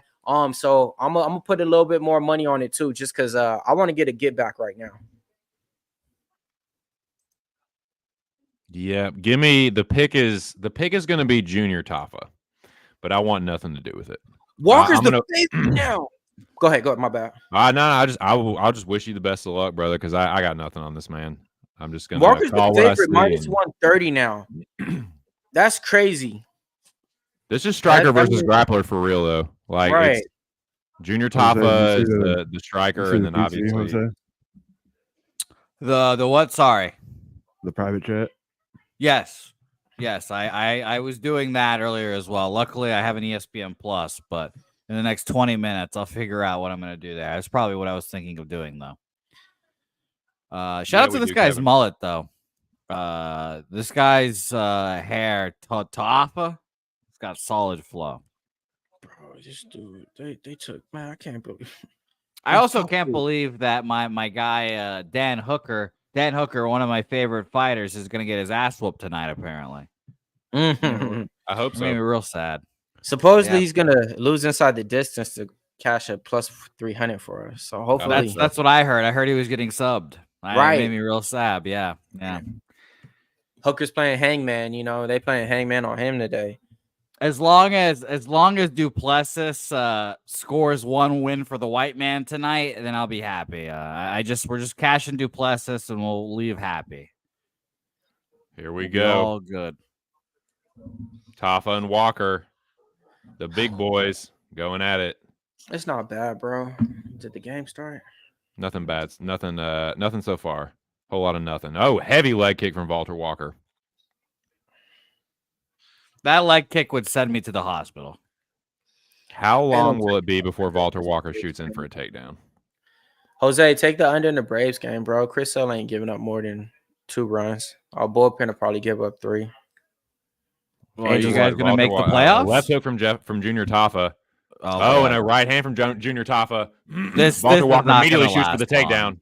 Oh, boy. Come on, Walter. Right hand from Junior Tafa. Valter Walker shoots in for a takedown. Does not get it so far. He is going on the single leg, though. Come on. That wasn't even. He's really going for the single leg, and now he gets the takedown. That was. He needed that. If Walker didn't get this takedown, his ass was getting knocked out quickly. Valter Walker takes the back, puts a hook in. This is not good for Junior Tafa. He needs to get back to the feet. Valter Walker's still on the body lock. He does get back to his feet. Junior Tafa back on his feet, looking to break the grip. Nothing doing so far. Valter Walker looking to drag him back down. And does so eventually. Another takedown by Valter Walker. Junior Tafa up against the fence, though. That's good for him, looking to free one of those legs. I mean, that is a big fucking dude to have on top of you. I was about to say, just got ran right into the fucking fence. That would have sucked. Looking to collect the legs of Junior Tafa as well. It's going to prevent him from getting back to his feet, obviously. Tafa doesn't look like he's getting too discouraged, but he's definitely not happy about this. Valter Walker with wrist control on the far side. Looking to prevent Junior Tafa from posting and getting back up to his feet. Junior Tafa now gives a concerned look over to his corner like, this fucking sucks. So now Valter Walker still with the hand on the wrist, looking to step over, actually collects the fucking leg of Junior Tafa on one side. So now he definitely ain't getting up. So yeah, I this like is kind of this. a Now this is where you use all your weight, lay on him, okay? Just lay on him, put your whole body weight on him right here, get him tired, or so by the time that he goes down to that corner in that second round, that 30 seconds, that minute that he gets, he's just trying to get his breath. And you go out there and you take him down for the second round and you get the win. I mean, Junior Tafa is on his back still. Valter Walker, it doesn't look like he's getting up for the rest of the round. I'll be honest with you. I don't Valter know. Walker Yeah, I now- was about to say. I don't know who won this round. But no. This is the thing. The reason why is because the round ain't over. You still got 1 minute and 40 seconds to go. But Walker got takedowns in his last fight. He needs to do ground and pound. He didn't do none. So if he's just doing this, yeah, we ain't gonna know who the fuck's winning this round. He's not striking for nothing. He's getting out strike from a bottom. The dude's out striking him from a bottom. Like, this shit don't make no sense. So yeah, Valter Walker's still on top here, looking to land the elbow. There's a little bit of ground and pound, not much Man, he though. ain't landing shit. He ain't even throwing, man. There's a That's short elbow. There's another one. And I'm saying this because this is how he lost last time against Bresky. Same shit. Takedowns, no ground and pound. So Seen this he's starting to a little bit more. Tafa regards. Walker continuing to lay a little bit of ground and pound. Nothing crazy, but, doing enough. Keep Tafa on the ground. Keep the ref from standing him up. And I'd say he's winning this round. If it ends with Valter on top, whatever, I think he wins. Valter, Gunther, whatever the fuck. Shout out to Gunther. Yeah. Old ring general or whatever. Yeah, so Valter Walker still on top. Looks to step over. That was and he drops down for a fucking leg lock. He drops down for a fucking heel hook. Whoa, with that, it's over. It is over. Valter Walker by submission. Let's go! Cash it! Wow. Hey, That's it. cash it, baby. Valter Walker, money line. Had him at plus 115. Doubled up at that minus 130 because I needed to get back because I ain't like the way that Kulabov hit my bank account. Let's go, baby. Cash that shit. Cash that shit, man. Let's fucking go, bro. You bet on you bet on the grapplers, man. This dude Justin Tafa ain't it. Like, the fuck y'all thought, man? Oh man, get out of here. It's a post fight slap as well. Oh, nice. Yeah. They want to Junior fight Tafa still. super salty. Look, Walker was still turned up, right? Celebrating. Tafa just tried to say, "Hey, good job," and Walter was like, "Blah blah blah," and it's like, bro, you should have just chilled, and then he got slapped up. So yeah, it is a hush falls over the crowd. You can hear a fucking mouse pissing on cotton in there, boys. It is very quiet in that arena. And then some little post fight dust up, little pimp slap there from Junior Tafa after getting fucking submitted. A little corny, but I mean, I guess they're still. Well, he just got up. fucking gator rolled right there. Jesus. Yeah. Wait, they're saying that he did not tap. I didn't see anything. I just saw him call. I saw them do the roll, and then it was just ref waited off. I didn't actually. Oh, but they're saying he verbally screamed. Okay, so that's what it is. He didn't tap, but he verbally screamed. So dude, if you yell out, the ref can stop it. Right. So. Oh, hello, Spinning. That's hilarious to see Spinning. Oh man, we're in Australia too. Let's go. Shout out to Perth. Oh, now they're saying to sort this out. There went my cash it ticket. Never mind, bro. Fuck. God. There we go, bro. Oh man, don't do Mills like it. That's crazy, bro. I mean, I'm don't pretty do it sure like it. There's no way this is not going to be just a classic sub. So yeah, I'm pretty sure. I heard him scream too. So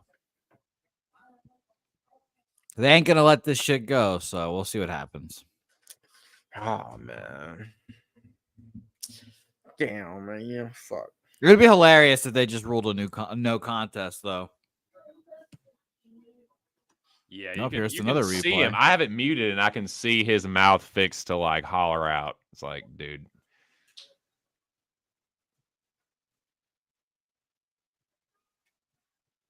Oh, nah, he screamed out like God, He- ya la la la la Allah, and all. Like, come on, man. He hollered out. Like, come on. Like, yeah, you don't got the right words. Hey, I quit, I tap, I give up. Like, what the fuck? Come on. Man, y'all better give me my fucking win. That nigga quit shorter than the man. Fuck y'all thought, man. Give me my fucking win. Junior nigga fucking Tafa is quit about like to a get quitter, fucking bro. fined. No, not quit, but he tapped, bro. Like that scream was a scream. That wasn't I didn't know what the fuck was going on. If Junior Tafa doesn't watch his fucking step, he's gonna get fucking fined. It'd be a shame if that happened. Oh, and There we there's go. the fingers. We getting it. There it is. Let's go. Cash that shit. Hey, they flipping them off. He flipping them off. Let's go, man. Cash that shit. Yeah, the dude fucking screamed for fucking Jesus. He screamed for Allah. He screamed for Mary and Joseph. He screamed for Jah. This dude screamed for everybody. He damn near screamed for DC.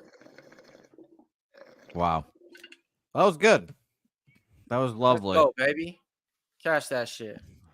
All right, lads, I have to depart. The Red Sox are in the midst of a no-hitter that I'm going to watch very closely here. Got the out. Okay, great.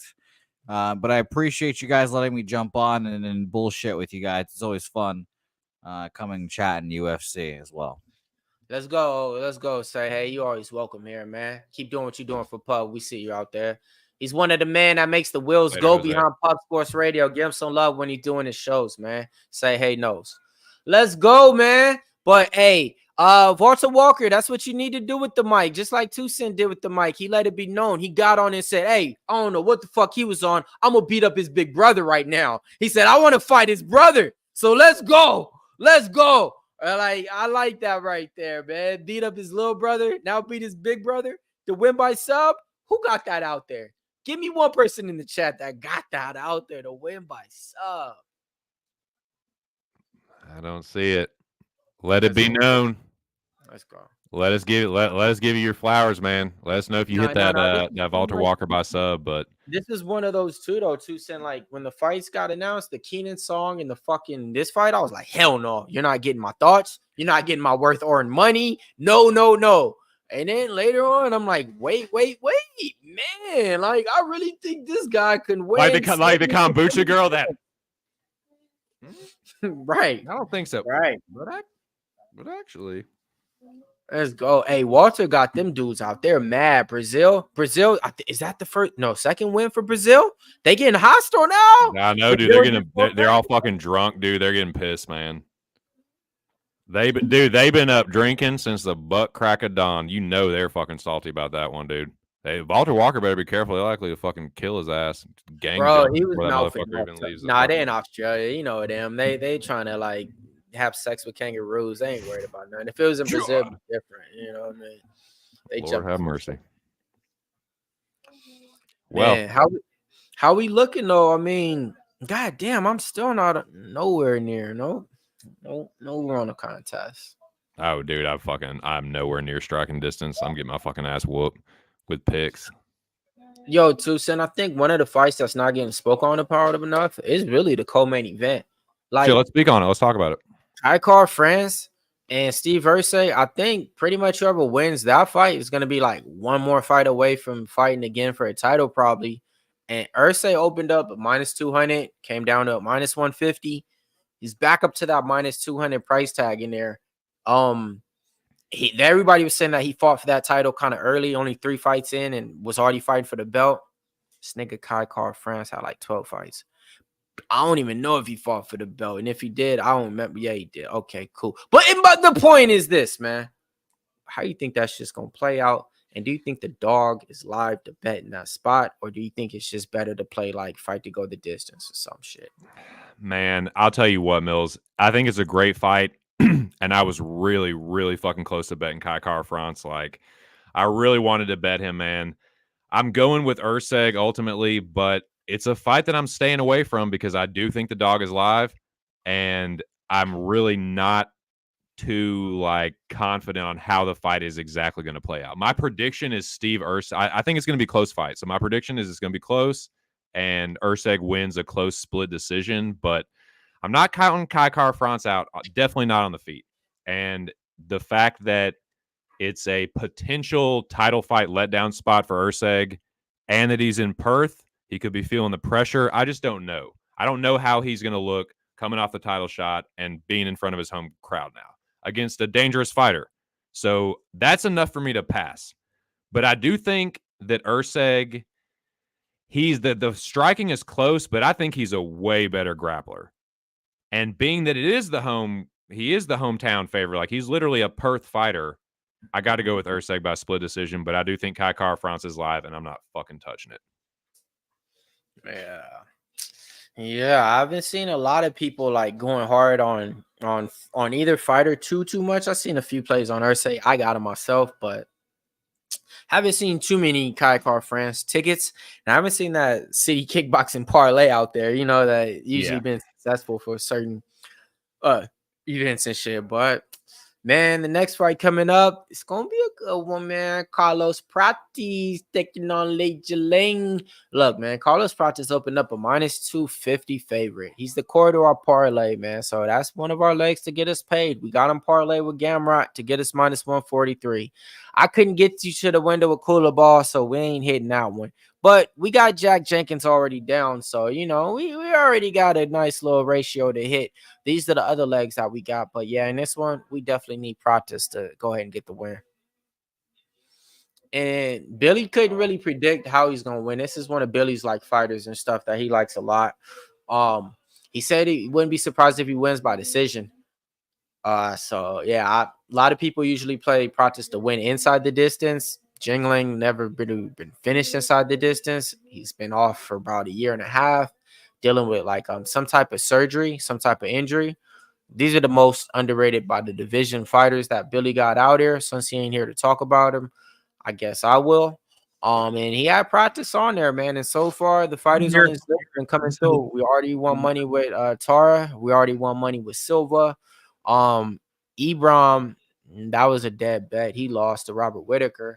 You know, and the list goes on. Mick Parkin got the win too.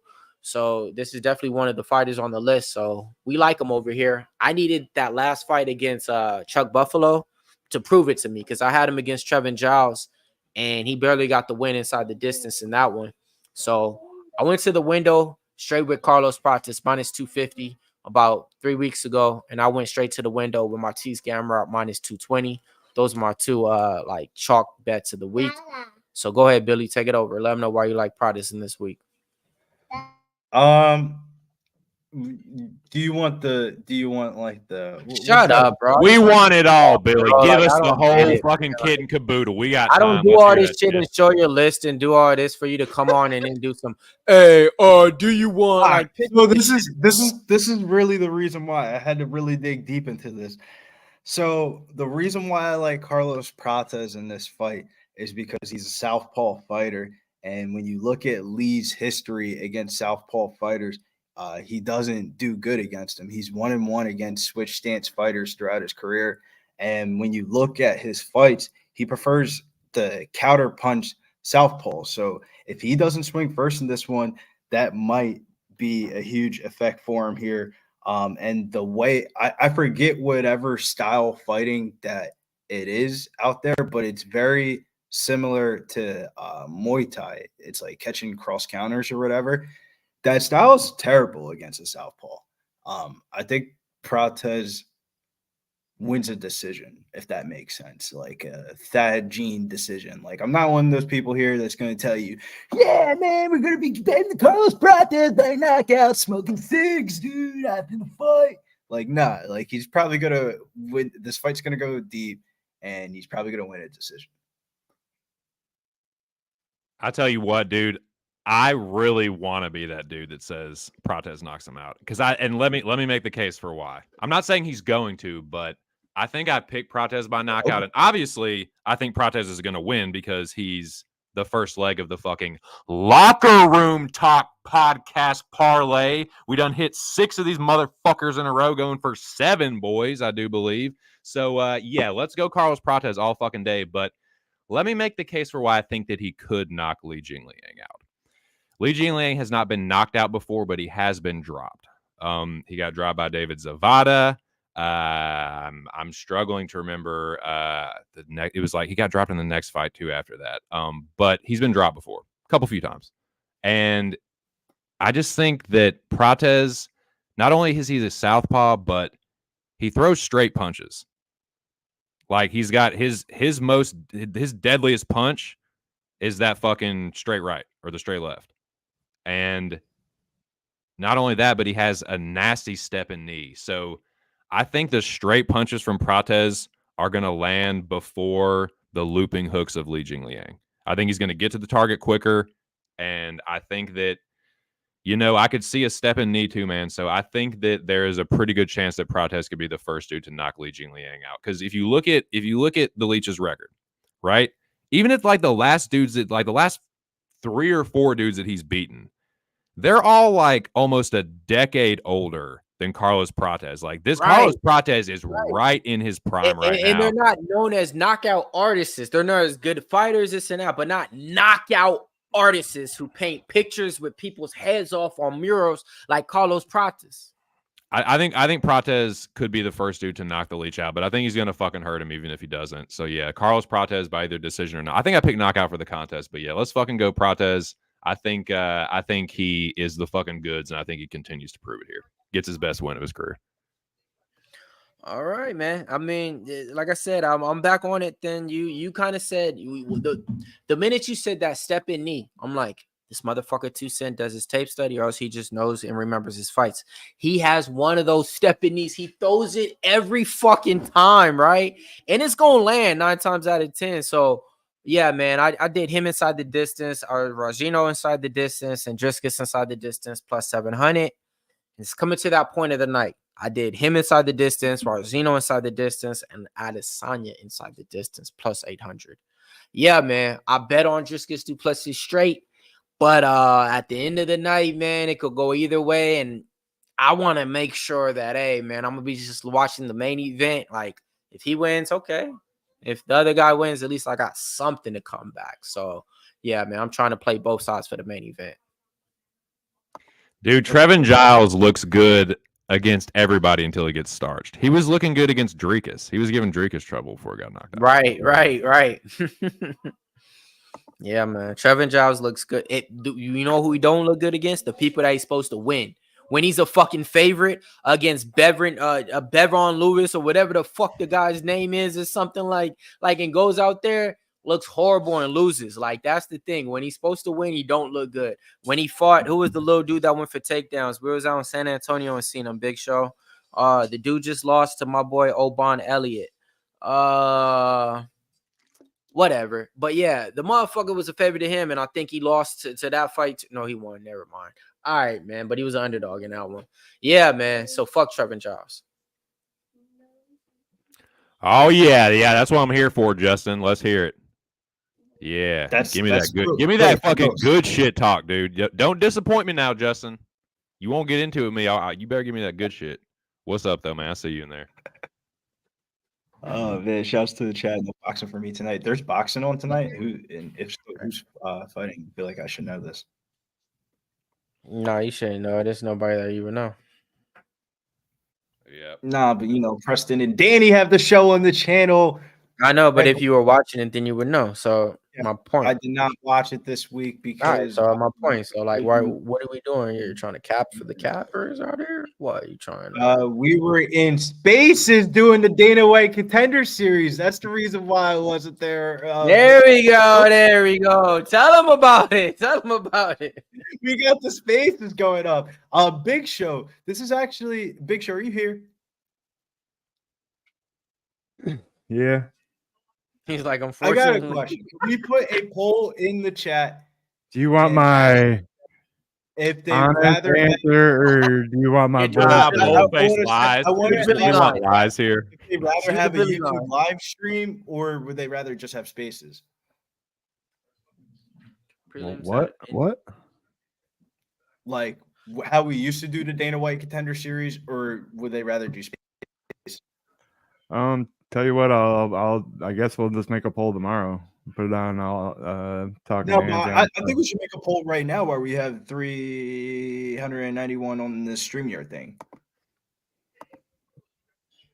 Just go ahead and ask them, Billy. Just one's in the chat. If you'd rather see it on YouTube or. But they have the actual poll thing. Then making a little neat. Maybe I got like, you. Yeah, I mean, it's not something that we have to answer. Like, that's just something that we have on the back burner of because I personally like spaces, but I also think we could probably get 10 times more views on YouTube than we probably would on spaces.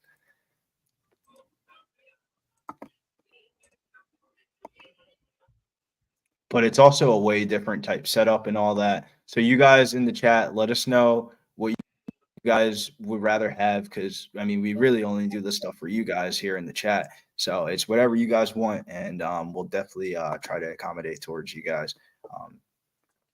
Why not just do both? Because it's a lot of fucking work. No, I was playing. I don't know. To be honest with you, it doesn't really make a difference to me. I mean, spaces is. I'd rather just do it both than try to pick one.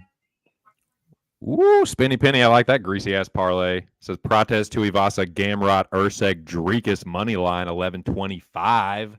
Good luck, brother. I like that. Greasy. And Billy really took me off my fucking fight props. Threw you off your game, huh? I tried to flip a little last second. A lot of line movement coming in on Carlos Prates at -405 right now. Yeah, Spinny Penny doesn't give a fuck, dude. He just drops bombs, dude. Just bombs away. He be hitting some of them shits too, though, man. Damn, I could have waited on that too.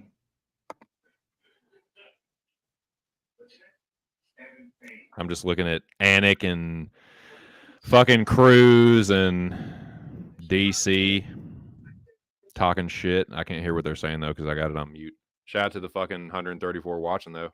Been a good chat tonight, man. Been a solid chat and a solid fight card tonight. This is arguably on the cuffs of one of the better cards this summer, to be honest with you. I usually kind of compare the cards of recent to the pay-per-views if it was better than the International Fight Weekend. And this card's better than the International Fight Weekend, in my opinion. Londo says Walker inside the distance, Erceg sub two-legger. Hell yeah. I'm a dickhead. I bet the fucking Walker to win and fight to start round 2 at +155. That's why I said I didn't.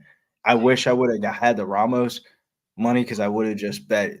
The money line out, because I wanted to get everything out of the account after the Casey O'Neill fight. I just didn't want to move it. We're starting back where we wanted.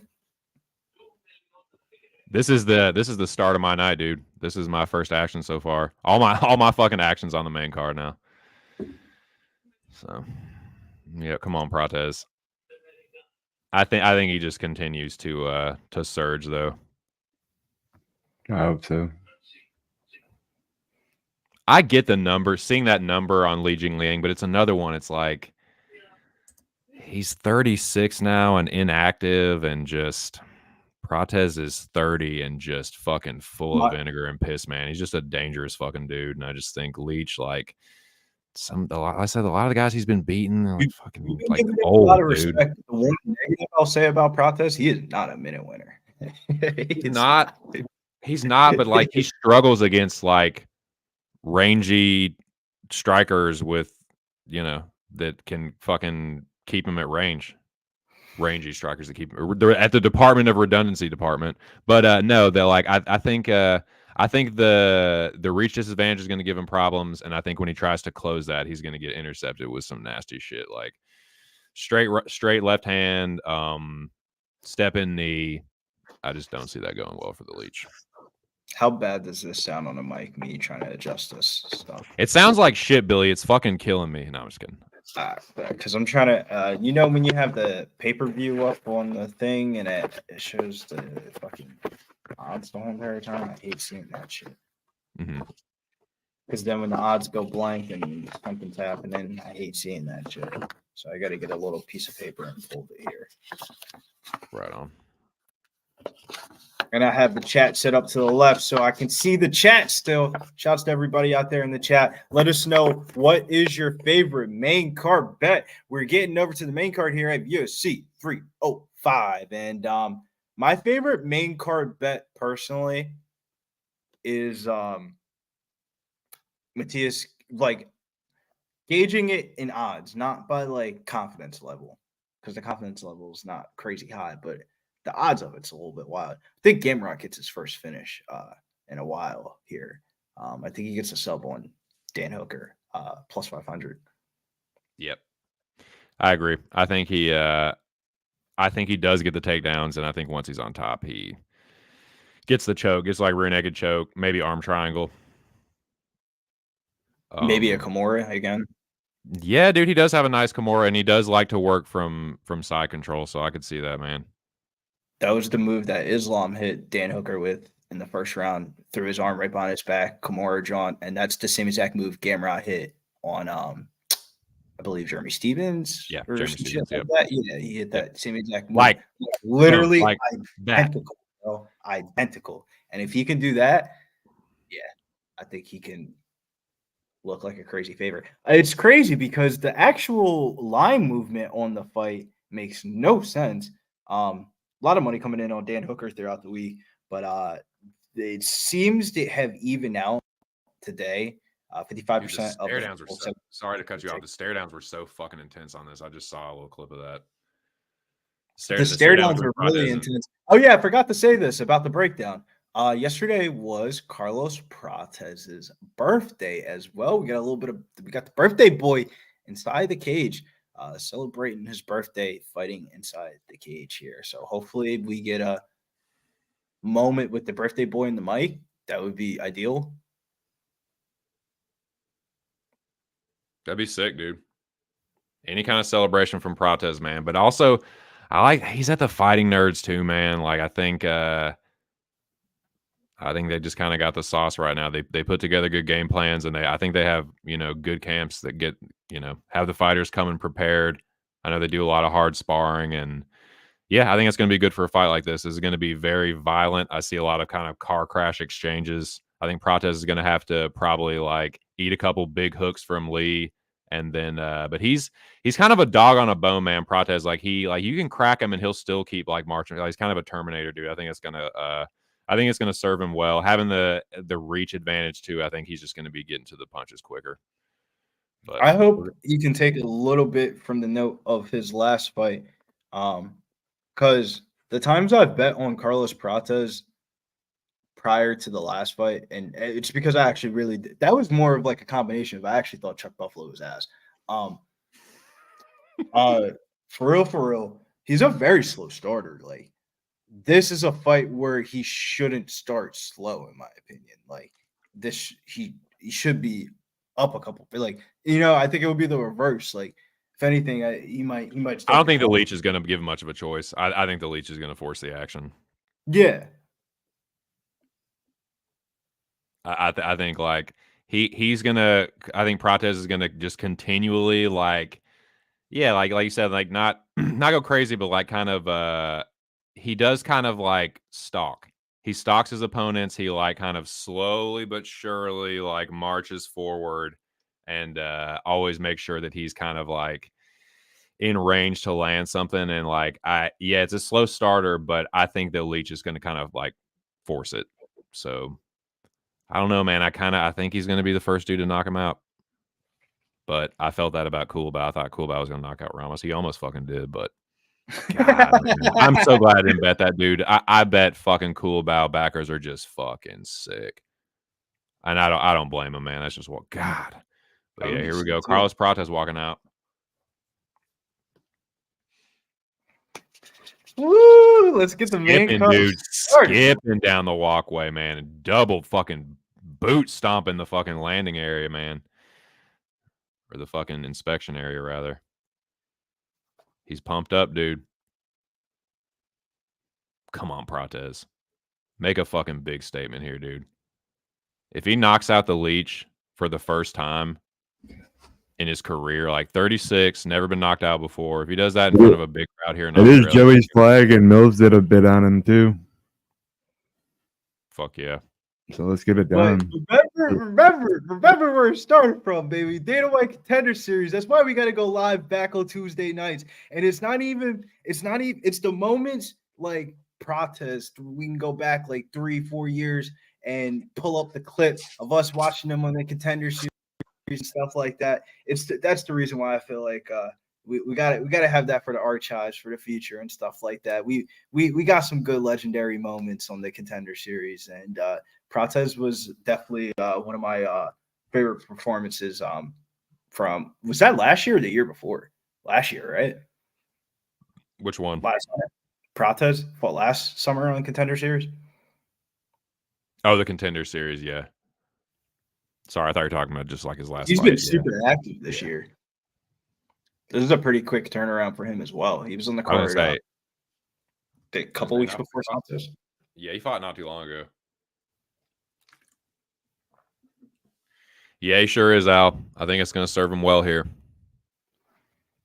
Yeah, nice little reach advantage for him. I'm a little bit nervous because, like, if you told me it's the old Lee Jingliang, I probably wouldn't have bet Prates, but I also don't. Eventually Father Time catches up to everybody, and like when you watch his film looks good, but like the injury, like reading into his injuries and stuff like that, but that shit's real. Like that shit's like serious.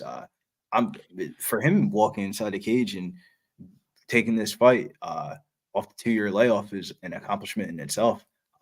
So he must be feeling good, but I don't know, man. I'm not a big back in somebody first fight off an injury like that, off of a bad layoff. Also, I think Prates might have the grappling advantage here too. I don't know that, but I think he might. He has the submission grappling advantage, but not the wrestling advantage. Like his submission game is fine. His wrestling is not good. But like, yeah, I think if Lee starts going for takedowns or something, I could see Prates snatching a front choke potentially. Moyes was talking about that in my stream earlier. I can see that. But yeah, I think Prates hurts him. Come on, Carlos. I feel like it would just be. I feel like this is just going to be a gritty decision,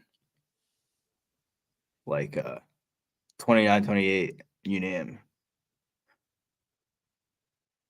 Wins the first, drops the second, picks up. No, he wins all three. He wins in every way possible. I'm just kidding. Just win.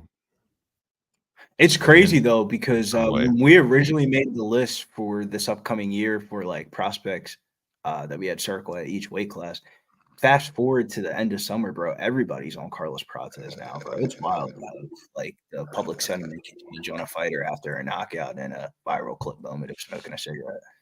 Use a trendsetter, Billy. Yeah, but look how the trendsetter got the Santos brothers earlier tonight. I think Prates is a little more legit than her, but I'm just saying, like, you could post anything with Luana sorry, Santos. stop it. I'm sorry. I'm sorry. I just can't. I try to sit back, but wait, what did you just use the words trendsetter with Luana Santos, and look at what happened to her. You think that that's the same thing as Carlos? She's not a trendsetter. I mean by like social media presence. Because I'm sorry, I don't let shit fly like that. Like we social do a media podcast. presence. Social media All these presence. people got it. Social media Everybody presence. knows who Luana Santos is. Everybody knows who Carlos Prates is. Don't nobody know who Carlos Prates is off social media presence. Don't nobody know about him. This shit ain't going up. Nigga ain't got over 1 million followers. You know what I mean? The reason why they know about Carlos Prates is because the way that he acts after he wins a fight, smoking Newports with his man, leather coats, leather jackets, ordering big steaks with his man. Everybody needs a bad guy in MMA. Want to know who's the bad guy in the MMA? That's Carlos Prates, the bad guy in MMA. So that's what they need right there, okay? And I'm sorry, you should have picked up that bit when I gave it to you on the podcast. Since you didn't, I got to drop it for him. I don't get what the bit was, though. You never do. That's what I'm saying. You never do. I throw you lobs and shit. It was a bad guy clip for you to talk up about Carlos Prates, and you didn't. You got on the mic and said 2 sentences, and that was it. You know what I mean? I don't think he's a bad guy. I've heard some really good stories about how he's giving back to his family and stuff like that off of some of his performance. Never mind, bro. He's a good guy. He goes to church. He loves his mama. No, he's a good guy. He smokes cigarettes and he'll fucking bitch if you leave it. Helps his landlady carry out her garbage. We need this motherfucker to come in clutch for us, man. And I'm with 2 Cent, man. Jingliang ain't never been finished, but that don't mean shit. He ain't fought in a long time, so this can be it. You know what I mean? Go ahead And now. Go get finished. Go on now. First time for everything. Go ahead. Get your ass finished, Lee. Got that little clip ready too if he goes in and gets this win for us on the bad guy vision sense. You know what I mean? Guy shows up like 4 fights too late and putting out demands for clips and shit. Jesus Christ. 4 fights too late? Well, when was what I miss? What did I miss? I don't know. What'd you miss? You missed 4 fights? Yeah, nothing. Aguilar, fucking what I miss?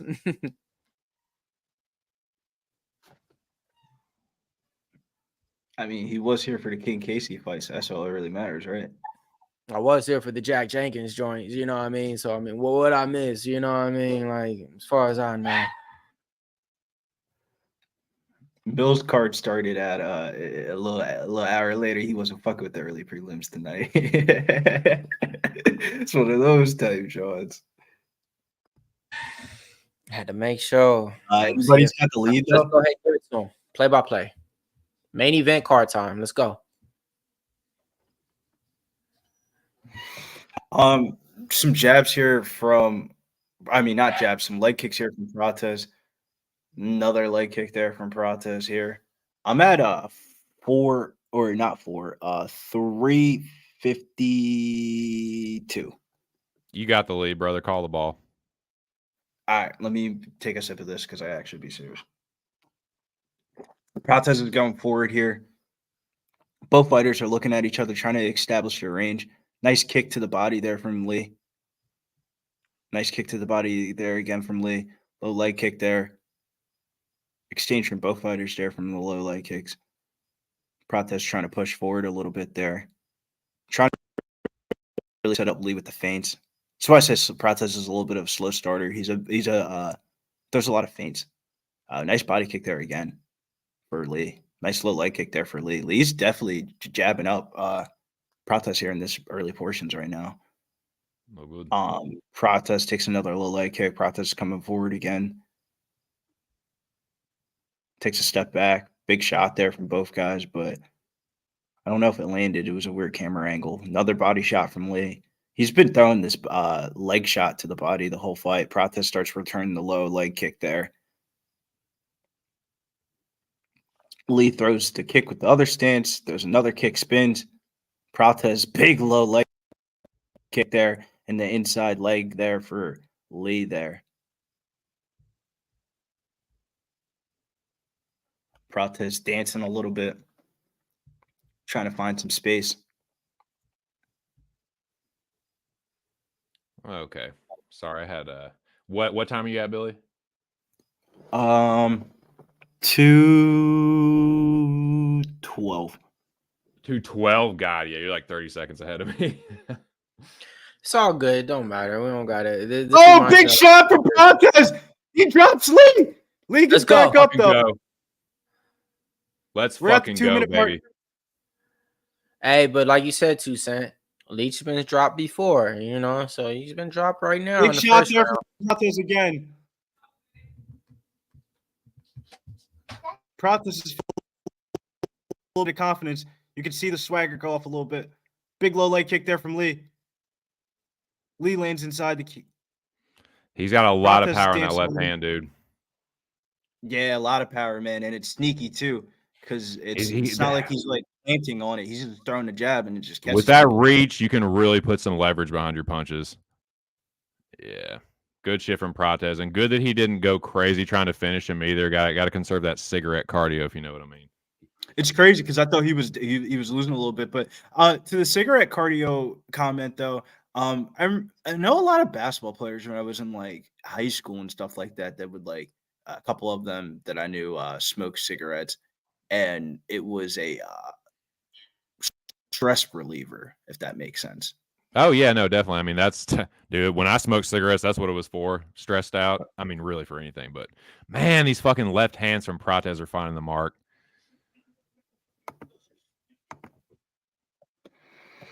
Yeah, Prates looking good here. What's the live line? Can we get some live line information? I mean, all the live lines are locked up, and this just On the screen, Billy.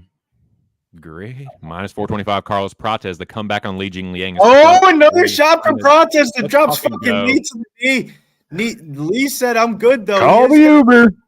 Going, oh, and it's another shot. Prates, Call the Uber. Come on, finish him. Uber. Why are they doing this to me? This Come on, is if you get terrible. dropped 3 times in 1 round, it should be fucking done, bro. Yeah, hell yeah. That's what I like.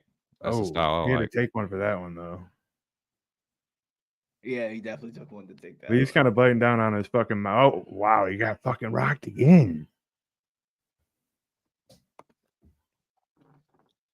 Ruh-roh, Raggy. God. Well, to be honest with you, bro, and I don't want to sound biased or anything like that, but I'm about to sound biased. You can make an argument that was a damn near a done 8, bro. You didn't smoke them like 3 different times on that. It's a 10. So how many times It's did a he get 10-9. dropped? I think 3 times, He right? dropped him 3 times. Yeah, he sat him to a knee 3 times. I mean, that in boxing, that's any Yeah, part. that gotta be a that's 10-8. knockdown. I gotta be. I don't want to seem biased though. I Mills, mean, even 'cause, if they count 2 of them, getting dropped twice in 1 round is still kind of like, you know. 10-8-able. In a round that But- he didn't even really. Did he have anything going? He was not winning the minutes of that round at all, and then just clipped up like 3 different times that were just like vicious left hand down the middle shots. They were like jabs too. It wasn't even like he was playing on them. Is the round over right now? Yeah. Yeah. the fuck Loopy is wrong? says, why is one of these fighters a cig smoker? Yeah, Prates smokes if I'm from the video that went viral, and He be out there being smoking Newports with leather coats on. it's not Newports. I think they're Marlboro Reds. Reds? Yeah, I think Cowboy they're- killers. Red Yeah, apples. that's the reason why. God That's bless the reason that is- why it caught my attention because wild. I'm a cigarette smoker, and I saw the Marlboro Reds, and I was like, "Damn, dude, that and Newports is probably the 2 ones I don't want to see you smoke." They're the 2 harshest. Like of just By far. normal cigarettes that just like standards like commercial cigarettes that people buy. Those are the 2 harshest, man. by far.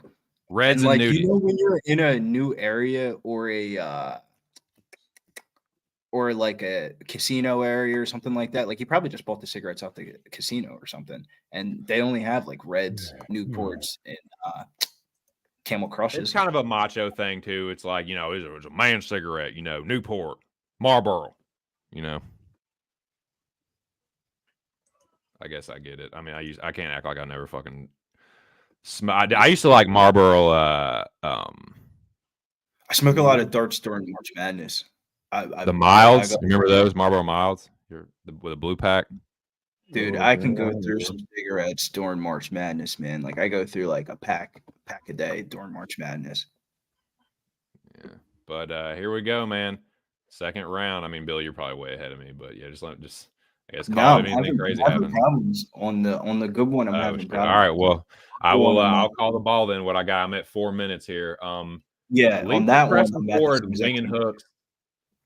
Leach pressing forward, but Carlos Prates doing a good job of staying defensively sound and countering. But yeah, Leach jabs to the thigh. Interesting. Left hand No, from this Prates, is- Leach winging hooks, but just missing. Carlos Prates doing a good job of checking these fucking leg kicks. Lands a good left hand, but not a ton on it. I'm glad he started checking the body kick. The body kick was fucking him up in the beginning of the first round. That's what was scaring me a little bit. Yeah. He ended up getting a good beat on the kicks. Yeah. Oh, another left hand from Carlos Prates that kind of stuns Leach and a 2-piece behind it. And just steady. Prates, he never really goes away. Another left hand that makes Leach do the stanky a little bit. Oh, hard right hand from Li Jingliang. He said, I can play at this game, Buster. They on the monster can right now. Good jab from Carlos Prates. Right hand jab. That is. Oh, and a step-in knee to the chest. Right to the chest. So Li Jingliang says, I don't fucking think so. Pushes Carlos Prates to the fence. Will we see some Muay Thai work from Prates here in the clinch? I hope so. And easily gets off the fence. Right back in front of Li. Oh, Superman left-hand punch from Prates that lands clean. Lee is kind of a punching bag for this left hand, man. He just ate another two-piece. Come on, Prates. Ooh, another left hand stumbles Li Jingliang. Left kick, he rolled back from that one. Rock back, rather.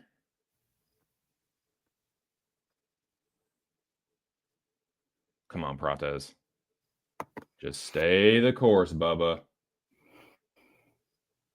Could be up 2 rounds here. I think he is right now. Or I should say should be up 2 rounds here. I'm glad he's rolled with some of the shots that he's took. I'm glad that he's showing good defense, especially with the leg kick. Carlos Flyweight Prates drop, knocked get out. straight on his ass. That was a hard two-piece from Carlos Prates. He's out.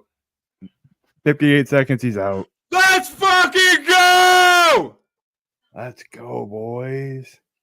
There's a first time for everything, gentlemen, and Carlos Prates clears the first leg for the boys. That's right, the Locker Room Talk podcast, the first leg of the core, clears. Let's go. Just because you ain't never been knocked out before, don't mean you ain't going to get your ass knocked out. You just got fake. Sometimes there's the bad guy in town, and Carlos Prates is the bad guy in town. 14 KOs, smoking Newports after he fights, ordering big steaks with this big man, celebrating with his team. He's a guy, man of the people. Goes back, visit his mom. Man, he's on what? A consecutive win streak out here? Let's talk about it. 9 wins, and a lot of those are finishes. What you think he gonna do in this one? Jingliang ain't never been finished, but the bad guy, when the bad guy shows up, he finishes everybody. He's the guy that you root for in the movie, the guy that you hate, love to see win. That's Carlos Prates in this one. I think he's the bad guy of the week, and he's my bad guy bet. I got 2 of them out the window at -260. Why? Because I'm a bad motherfucker when it comes to it. Shout out to Billy for another list win, too. And boys. The first leg in the parlay. Congratulations, we did it again. Let's come on, Gamrot. Let's finish out this core. Yes, indeed. I was over there eating pizza and shit, and I see y'all. I hear y'all celebrating. I'm like, hold up, I gotta run on over here. Gotta put the pizza down. Boys, while that clip, shit. sorry to cut anybody out, but while that clip was playing, Lee just woke up while Mills' clip was playing, so he was out. Yeah, it's gonna hurt tomorrow. They're just like every time that was such a big stress reliever, man. That cashed some Dana White Contender Series tickets I had. Hey, Matthew Green with the big one, plus 500, round 2 KO. Man, that's the way to that's the way to attack a spot right there. Like you win a prop like that, like it don't matter. You could lose like 2 bets and still be good off a prop like that. So hell yeah, man. Nice one right there. 2 Cent was on it, man. You know, he had practice to win inside the distance, you know, for the prediction and shit. So let's go. Good shit, man. Let's go. Like I said, I played him straight, man. -250. I didn't know anything about anything when this card came out, and I had him and Gamrot, and I was just like, all right, let me lay the chalk to talk. Let's go ahead and get it, man. So let's go, man. Let's fucking go, General. Fuck yeah. Good shit, Alex. And there we go, baby. We get the night started up. I'm coming up. Doom, doom. We need Gamrot to finish my pizza, man. And I'll be right back. Do you guys want to get into the next bout here? Because this is one where TC's got some action here. main card action, and this is really where he heats up here. Tai Tuivasa versus Jairzinho, Rozenstruik. The heavy boys are throwing heavies, and Bill likes fight to start round 2 at -110. Other than that, I don't have anything to say about this fight. I'll let 2 cents take it away. Yeah. I mean, this is my spot, man. I don't know if you can play that clip, but I think that I could say it can't better. because it's got his song on it, remember? Well, God damn it. I'm just now remembering that. But no, I can go ahead and tell you what the rundown is basically. I like Biggie Boy a lot in the spot.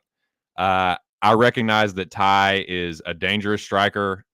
I do think that like he's live in the first round, but I don't like his cardio. And I just don't really like where he's at in his career. The guy's only 31, but he just kind of seems like he's 1 foot out the door.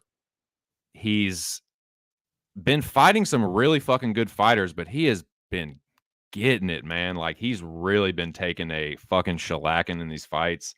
And then when he's not just getting the shit beat out of him by Cyril Gahn, like he fucking got smoked by Tybura. Like, I don't know, man. I just think that there's a lot of things going against him. And one thing, the biggest reason I'm picking Biggie Boy is just the way that Tai likes to fight. He likes to fucking get in the phone booth and trade. And I think Jairzinho strikes well off the back foot. And I think Tai's going to be all fired up here in Sydney. And I think he's going to fucking just lunge forward and get fucking put out by a fucking Rozenstruik counter strike. So yeah, give me Rozenstruik by knockout here. Like I get Ty's live. Like I get one to play that fucking number. Like I understand he's live to win by knockout. Biggie Boy's been knocked out before, but I think he's more durable than Ty. And like Rozenstruik fucking cracks, dude. Like if we're gonna compare like power, like I mean, Jesus Christ, like Ty went to decision with Arlovsky, like Rozenstruik death touched that motherfucker. And like, I don't know, dude. Like, I just give me Rozenstruik here. He's my leg of the parlay. I'm fucking nervous, of course, because like Ty fucking cracks and like he's a big dude, man. Like they like Ty's, they're pretty much the same size to Ty not being just a little bit bigger. But yeah, I think Biggie Boy is just a better kickboxer, and I just think that Ty's like gonna get fucking knocked out here. So give me Biggie Boy by knockout, and he will hopefully clear my second leg of my parlay. What do y'all like here, though, boys? Is Ty live? Y'all think Ty gets a knockout here? He's fucking plus 185. But yeah, I don't know. I think it's a first or second round knockout for Biggie Boy. I've seen some people say that like the decision is live. I guess I could see that. Like if they're tentative, like No, I don't know. I think this hits the second or third round. I think Jairzinho starts putting it on him. Like he's not like a like yeah, he could walk forward across the cage and knock you out. I mean, look how big he is, but he's more of like a like former kickboxer minute winner. Like he can win minutes in this fight, and that's the reason why he's such a big favorite. The only way I see Ty really winning is weathering a storm and then hitting him with some shit. Shouts to my boy Joey Tadero. He's back in the win column with his play of the week. Carlos Prates is a bad man fighting nerds down there at the casino, and Joey hit that inside the distance prop Prates as well. Shouts to our boy Joey Tadaro down there in Atlantic City. If you're down there in Atlantic City, go visit our boy Joey. It'd be easy to find with the cowboy hat. Hell fuck yeah, Bo. Cash it, pard. Shit yes. Let's go, man. Yeah. So this is my fights with the parlays are lined up as 1, 2, 3 in a row. If we can go fucking if we can go Prates, Biggie Boy, Gamrot, that'll be my night. That'll give your boy a slight win, regardless of the outcome of the main event. But yeah, man, give it. Let's just 1, 2, 3, tic tac toe. But yeah, put your best bet in the chats, boys. The chats in the chats, boys. Enough, 2 cents. I thought I was gonna have a lot more money on or a bet on the Steve Erceg fight. Really weird fight. Dude, I could not be happier to pass there. I think Kai Car-France is super live. I'm picking Erceg. I think he wins, but like, yeah, I don't know. I almost bet Kai Car-France earlier this week. This Same, fucking and I close. walked it back, and I was like, maybe it's just a little bit of recency bias. Because I mean, the Pantoja one, he fought competitively. I know a lot of people like to fade people coming off the title shot, but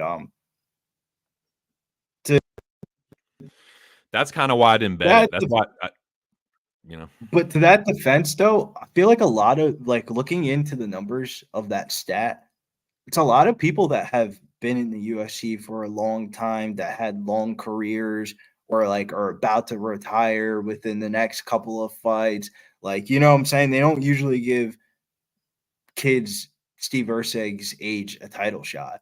So once I got past that narrative, I was kind of like, yeah, Steve Erceg should probably win this fight.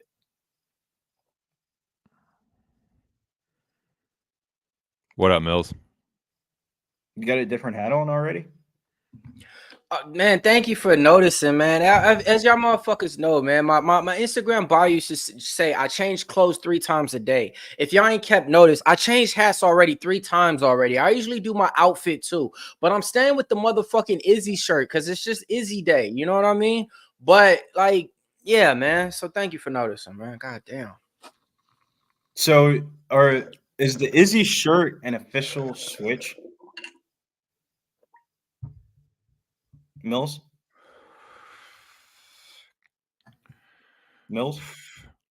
Right. Man, my Wi-Fi just went out right when you spoke, so I didn't hear anything you said. I said, is the Izzy t-shirt an official switch? Is the official what? Switch of a pick? No, hell no, man. It's just it's just, you know, it's just this, you know, it's this. It's Izzy, man. Like I told the Big Show earlier, man. Like I ain't even mad if I lose my bet on DDP, man. Like, you know, so it is what it is, man. But I like both these fighters, but I bet on DDP in this spot. I think he's gonna win. But if Izzy wins, it is what it is, man. I'm not mad at it, you know. Should be a pick 'em. I think it's a damn good fight, and just I'm excited for it. I bet Dricus, but like it was because he was the underdog. If Izzy was the underdog, I probably would have bet Izzy. I just think it's a really fucking good fight. I'm fucking psyched for it. That's exactly how I'm lining it up, you know, exactly. Like exactly.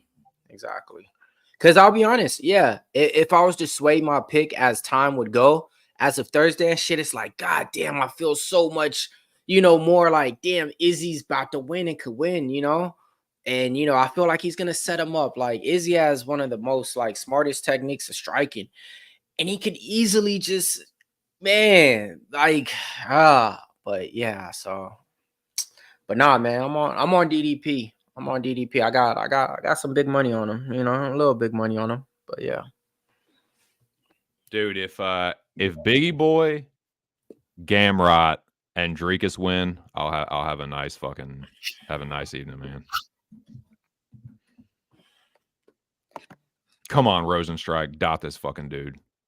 Oh, yeah, somebody said in the chat, I don't think Tai is as serious about his career right now as Rozenstruik. That might not matter. It's heavyweight, like one punch, cut lamb, bro. But like for real, it's like that at heavyweight. But yeah, I just think Rozenstruik. And another thing I don't like about Tai is his cardio too. If he's not serious, if he's been out there drinking and shit and like smoking weed and shit, like I don't know, dude. I think Biggie Boy is more dialed in than that, and I think he's gonna fucking starch him. Man, all day, man. All day.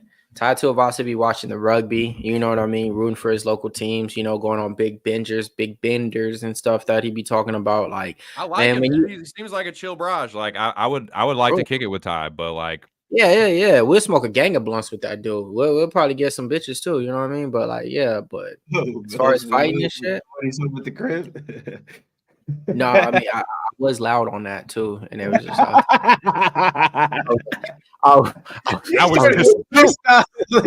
started freestyle. The drink got him coming. The drink started hitting. I forget, you know, like. I ain't gonna lie to you though, bro, and I'm glad. You know, Mills is a real character here at Pub Sports Radio, a loyal man. Because if I was him, I would have been at Curtis's bar watching this. Yeah,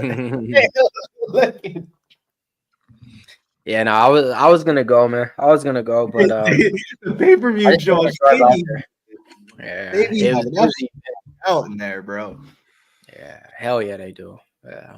That's what I be trying to tell y'all, man. Yeah, motherfuckers, man, we got to get out, man. Everybody got to get out in life, man. Like, I noticed this, and I just, never mind. When I said this last time on the internet, a lot of people hate me. So I'll just keep it quiet. Hey, Man, I don't know. I ain't the internet type guy, man. I got onto the internet from Boston Nick, was like, hey, man, you want to come on and do some UFC podcasts with us, this and that. I'm the type of dude, I'm everywhere, you never there. It's all about going out Friday night, Saturday night, just doing something, man. Going out with your life and doing something. So, like, me to sit down and be on a computer for like 4-5 hours doing some shit like this. yeah, I don't want to get How tragic. real people in my circle, man, they look at me, man, yeah, right. What you doing, man? Like, you know, so yeah, man, like, just get out and do some stuff. But throughout all this shit, it's crazy. The people that I met on the internet is in my inner circle nowadays compared to the people I grew up with and used to chill with. You know what I mean? I send everybody my clips, my this and that. They don't give a fuck. The niggas I met on this internet shit in the last 3 years is closer than anybody I got in my own Rolodex phone book now. You know what I mean? It's crazy, bro, of how life works out like that. Because I feel the same exact way. Hate to get tragic. One of my friends passed away when I was in college, died in a car accident. Ever since then, I haven't been a big we outside. Like you remember, I used to be outside, like fresh off the stream, boom. Oh, so you was with him a lot going out and doing stuff then. Yeah, no, not Vinny, other homie. Shouts to Bob J, R.I.P., real one. Left the bar one night, came out the joint, spilled out. Cop was about to pull him over. Nigga tried to do a highway speed chase and crashed that shit. R.I.P. So ever since then, haven't really been a we outside everywhere type of guy. Like, been on my chill vibes. Let's stack up, get serious. Life isn't Dude, forever. I have calmed down considerably, man. Like I used to definitely go out and party and like hit bars and shit, and it's been a while. And but honestly, like Mills, what you were saying, like like the dudes I talk to online, like the online homies, I talk to them more than like the dude like my best friends in real life. You know what I'm saying? Like outside of fucking the internet. And friends can be friends, but Razor Sharp says, I'm on the other side. Pie time. He said, it's shoey time. Shot time. Razor Sharp picks in the chat. And Razor I don't even hate it. Is a UFC sharp. Let me tell you, don't let him fool you. He might not always place some bets inside the octagon, but when he does, he's usually cashing. So nice to see everybody on different sides here. A little bit disintegration. And hopefully we get a good fight here. I kind of want to see how this fight plays out if somebody doesn't get knocked out immediately. Yeah, I've been saying it all week. I think Ty's live by knockout. I think first round, tie by KO. I think all that's live for sure. Well, I'm excited for this fight though, man. Like obviously I have action on Jairzinho, but like I think it's a pretty decent, like on paper, like exciting fucking heavyweight fight. I hope it lives up to the hype that I've built up in my fucking mind. But shout out to the 138 in the building, man. Best of luck, everybody. Best of luck to you, Razor. Nah, this is what we need. You know, it's an exciting fight. You know, when it's all said and done, it's never been a Tai Tuivasa fight, not exciting. Never been a Rozenstruik fight, not exciting. So, you know. I'm glad Prates got the night started up here. Like we've been getting real degen here on the Locker Room Podcast, really trying to put in the extra hours and giving y'all some prelim bangers. I mean, like the prelim bangers that we have given you guys throughout the last 3 months. I mean, my boy 2 Cents hit you with Puja 2 more, plus whatever that crazy shit was. We'll give an example. Mills tonight with King Casey, the bet of the year. If that wasn't your biggest bet of the UFC card, what the fuck are you doing? And then Denise last week, you know. Denise last week. I mean, like we've been the Puja 2 more one was wild though. I always go back to that one because I feel like I got away with one there, so I will take the money and run with Puja. But yeah, I hit Cornholio earlier. Yeah, but I think Big Show gave out that big dog on that Hyder on that parlay. Yeah, you know yeah. Highest one like number wise. I think she was like 375, like straight. That shit was crazy, man. I like Oh, Bruce's is that jacket supposed tonight, man. I like that checkered jacket of his. To go, Biggie Snazzy. boy. Man, and we need Biggie Boy big time over here, man. I played him straight minus 190, man. So yeah, that's why when Toussaint gave that flag out, I'm like, there you go. There you go. I know when I was speaking on the podcast, you're like, wait, don't. And I was like, nah, I got you. He planted that flag. I was like, hell yeah, let's go. Come on, Jairzinho. Champion. So far, the Aussies, I don't really know the record so far, but I mean, I don't know. Like the big ones that needed it showed up. Casey O'Neill, she's a big one that they push out there. This is not an Aussie that they push out there. So this is, This is an Aussie that's disposable. Right. And he's not nobody that where it's like, oh no, we're going out there because they got tied. We want to go see him lose his 5th fight. Like, The live stream I is will saying this was the crowd favorite for the whole weekend is the Tai I was gonna Tuivasa say, side.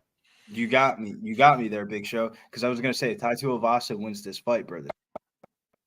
It's gonna go nuts, and the crowd's been highly disappointed tonight. No shoey for you. Even the Jack Jenkins finish wasn't like that impressive. Like Herbert Burns didn't even want to fight. Like he even like give him a good highlight reel, John. It was literally like a quit finish. Like, no, I'm not getting back. Right. The only one that looked good so far was like Casey O'Neill, where it's like, okay, cool, you went out there and like won, like dominantly or whatever. Like, but Tom Nolan looked like shit. Stuart Nickwood that got submitted. Junior Tafa that got his ass Man, beat. Josh Kulabov then folded. There's a lot. Yeah, they need something. Like UFC Canada. Yeah, fuck that, man. Biggie boy pumping the jab, doesn't land anything. Tai throws the front kick with Give me a not time much conviction. I'm at 435, 34, 33. Okay. We right there. We good. Jairzinho lands inside a low kick. I'll just say Biggie boy and Tai. Be easier. I like how you say thought. Tai Tuivasa. Nice inside low kick for Biggie boy. Tai's going I don't for want the to see front Tai kick there. kickbox Biggie Boy, man. That ain't gonna work, B. Nice 2-piece from Biggie boy. Tai does land the outside low kick again. Ooh, cross to the body for Biggie boy. Let's go, bro. Can y'all hear my heart beating out of my fucking chest? Because it is. Feels like it anyway. All right, here we go. Biggie boy pressing.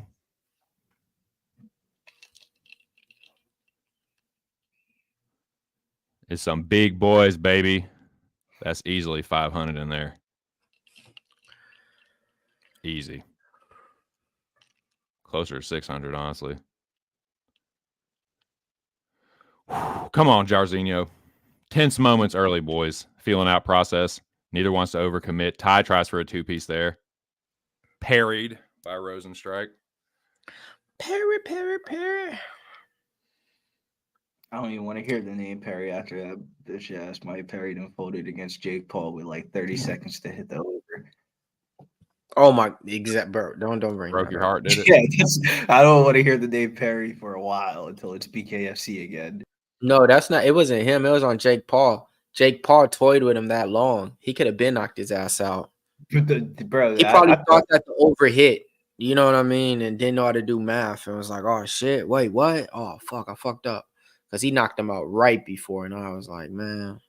So left hook. It was simultaneously. It was wild. It's like That's all good. Fuck that shit. Let's call this fight. Fuck that shit. Tai ate a pretty good left hook right hand from Biggie boy. Took it well. Block low kick there. Tai's going for that low kick, but Biggie boy stepping just out of range. Holding the center of the octagon. Lands a nice jab there. Double jab there from Biggie. Lands a nice inside low kick there off the jab. Starting to feint with the hips there. Tai plodding forward, pumping the jab himself.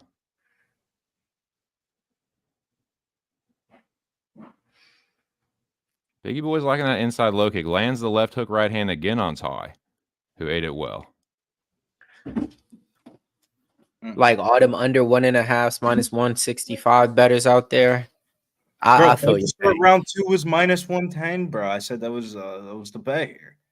I mean, it could be 3 rounds of this, but I mean, we won't know. No, somebody's going to press on the gas eventually. Nobody wants to gas out first and get countered struck. That's what I'm thinking, Billy. Couldn't have said it better myself. Because I personally, regardless of what you say about either of these guys, if you're standing across from them, you ain't really trying to get hit too many times by them. Facts. Yeah, man. Let's go. And if you're Jairzinho, I would feel comfortable. Yeah, as a big guy, it's like I've always had the mindset like if I hit you 5 times and you're still up, we're probably gonna have a good fight. Like it's probably gonna be I might even fucking lose this motherfucker. If I give you my 5 good ones that I think are good, like, and you're still standing, like fuck. Yeah, you probably got me. You got me. Oh, good. Try to end it like a hockey scrap. Like, all right, we're good, right? Yeah. Let's go get a beer. Woo! Biggie boy, if that right hook would have connected, Lord have mercy. Ty's won a couple big left hooks himself. Ty likes that front kick. Ty pumps the jab, nothing doing. Biggie boy does the same thing. The live line is right there still. 250 for Rozenstruik. Like, I guess I understand. Not a ton happened. Right. I would. Rozenstruik used to always fight like this when he would come out, when he first came out, and then would finish his opponent like late rounds. I remember this shit too. But yeah, that's the exact way I see this fight. Like, he's starting to get more comfortable. He's definitely starting to get more comfortable here at the end of the round. Yeah, I'd give it to Rozenstruik just doing a little bit more, landing the cleaner punches, I would say. Ty didn't land too many punches, if any. He landed some leg kicks, though. So, yeah, I give Biggie Boy the first round, but you never know with these judges, man. That's why I want him to knock Ty right the fuck out. Okay. There we go. Minus 520. But see, this is the thing, though. I think that the crowd's going to, like, if they stand like this in the second round with these guys in there, they going to start booing. And these guys ain't used to that. So that means one of them's going to be like, hey, you know what? I'm going to step a little bit closer and try to, try my luck. So that's what I think. What normally happens, like you saw this kind of in the Cyril Gane fight, when Ty, he'll start chucking, but he'll start throwing wide. So if he doesn't get the knockout, he's going to leave himself open to be countered. And Ty looks off balance to me. I don't know what it is. It's even during the break right there, he looked off balance walking around and shit. He is coming off an ACL injury, I believe. Yeah. ACL? MCL? I think it's ACL. Oh. One of them CLs. That's what I know. That's what I heard. All right, here we go. Second round. Tai Tuivasa and Jairzinho Rozenstruik. If you're just joining us, definitely smash the like button. I got Biggie Boy winning the first round, but I also have money on him, so I could be a little biased. Just want to make that known off the rip. Here we go. Biggie Boy in the center, liking that inside low kick with the lead leg. Tai pumps the jab. The front kick.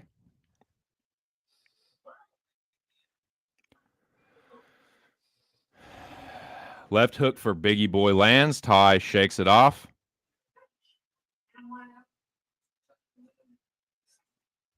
Nice jab to the body there, Biggie Boy.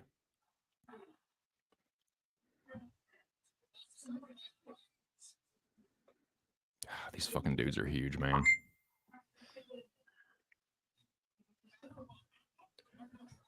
Ty's definitely looking for that left hook. Biggie Boy's got to be careful just pulling back like that.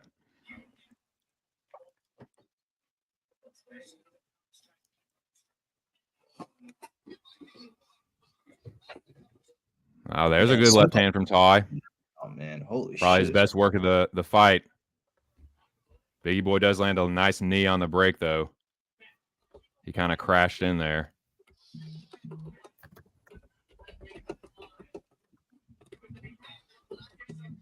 Yeah, that's what I'm thinking. Ty's going to get sick of this.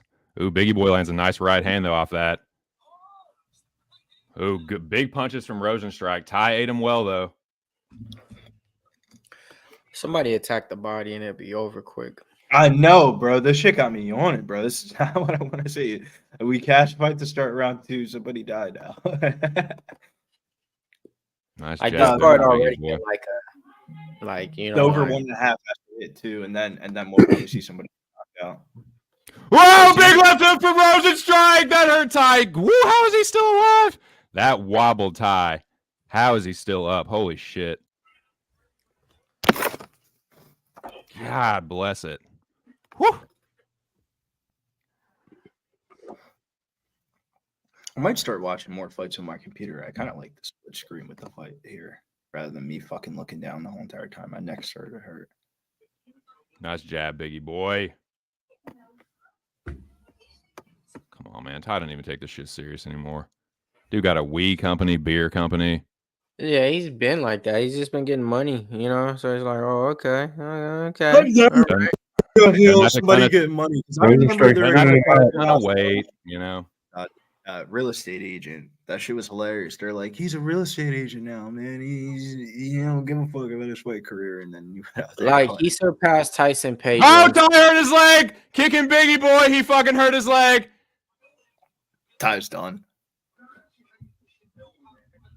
Uppercut from Rozenstruik. This is not good for Tai Tuivasa. Wow. I recovered. He looks like a zombie, but he recovered. Yeah. Ty's seeing blackness because he's just thrown for. Yeah, I mean, that's how he does, man. Biggie boy still got to be careful. Minus 600. Ty's dangerous. Bro, I'm telling you, man, the way Ty's throwing, he's not even throwing a jab. He's just trying to knock the dude out right now. Well, I mean, he doesn't. He's kind of got to. No, but like he's not even like fighting. Like it's like Yeah. Like, I don't know how to describe it. He know he ain't got no shot. He just. It's like, to be honest with you, there's no other way. It's like he look like, nigga, I'm gonna hit you. And he's just throwing. Like, there's no technique. Nice right hand, Biggie boy. I mean, look at these numbers. Jesus Christ. Man, I need him to win inside the Good distance. left hook, Biggie man. boy. Come on, bro. That made me feel a lot better. I got inside the distance parlays with this shit, so it'd be nice. Biggie boy by decision plus 700 ain't looking too bad. Nice right hand, Jairzinho. And the good thing about this is not a pace that will just like gas Biggie boy out too bad. Yeah, dude's limping on that leg. So it's probably that same shit that he had surgery on. Rozenstruik, you're a fucking kickboxer. Can you kick his fucking leg and knock him out? Like, all right, if I can see it, I'm pretty sure your cornerman can see it. Right. And if you've been in there for 10 minutes already, can't you see this shit? Like, kick his fucking leg, bro. Come on, man. In fairness, he's kicking the lead leg. It's the rear leg, I think, that's fucked up. Oh, okay. Yeah, Ty's limping bad on that. Right. Because I'm like, man, bruh, give me this inside the distance, please. Like, and this is the Rozenstruik that I hate. The sit back and don't strike. And then all of a sudden he wins by knockout. This is how he started off his career. And you're just like, what the fuck? But he was winning.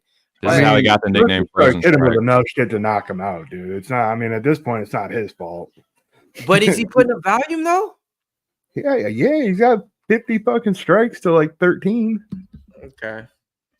I mean, I think he's done enough to knock him out. He just hasn't went out yet. Got it. Okay. Maybe I'm just mad because he ain't win inside the distance yet. I got the inside the distance prop too. So nah, Mills, bro, he did kind of knock him out on the edge of the cage, and Ty just came back to life. Remember? Right. It was like a flash knockdown. Yeah, Yeah. That's just that Tai Tuivasa shit, I guess, right? You know. Yeah, that's the Tai Tuivasa shit when he's on his good day. Cyril Gandon knocked the lights out of him, and by the time he didn't hit, man, he was giving it to Cyril Gane in that one though, bro. That shit was a good fight. That one actually, I gave Tai Tuivasa. That's his best fights that I watched of like him and like enjoyed. That wasn't like him just squashing. Yeah, he was putting it on. I was like, all right, nigga kept pulling up his pants striking. Yeah, when you pull up the pants and start striking, bro, that tells you things. You about to fuck somebody up. Or good jab, Biggie. What the fuck you doing? yeah, Good inside low kick, Biggie. Kind of soft for me. Come on, Biggie.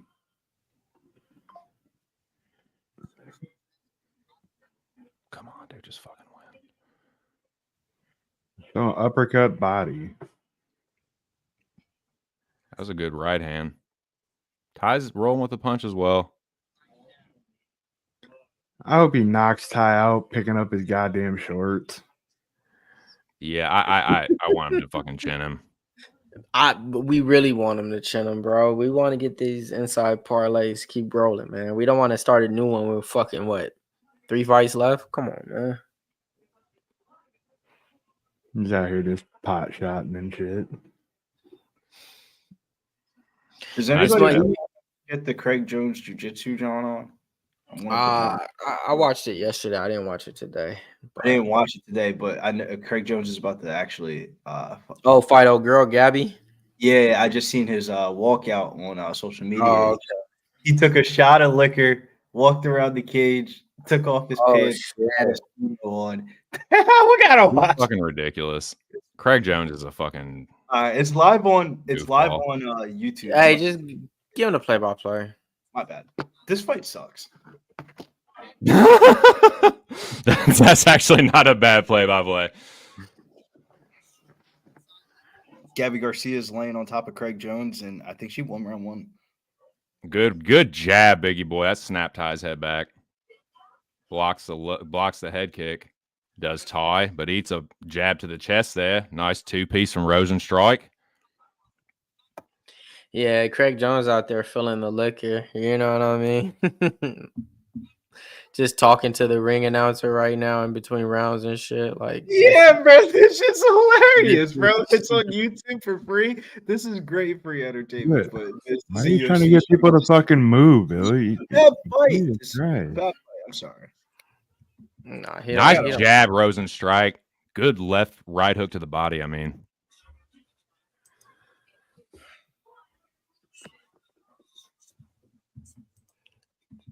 Do you think MMA will ever adopt open live scoring?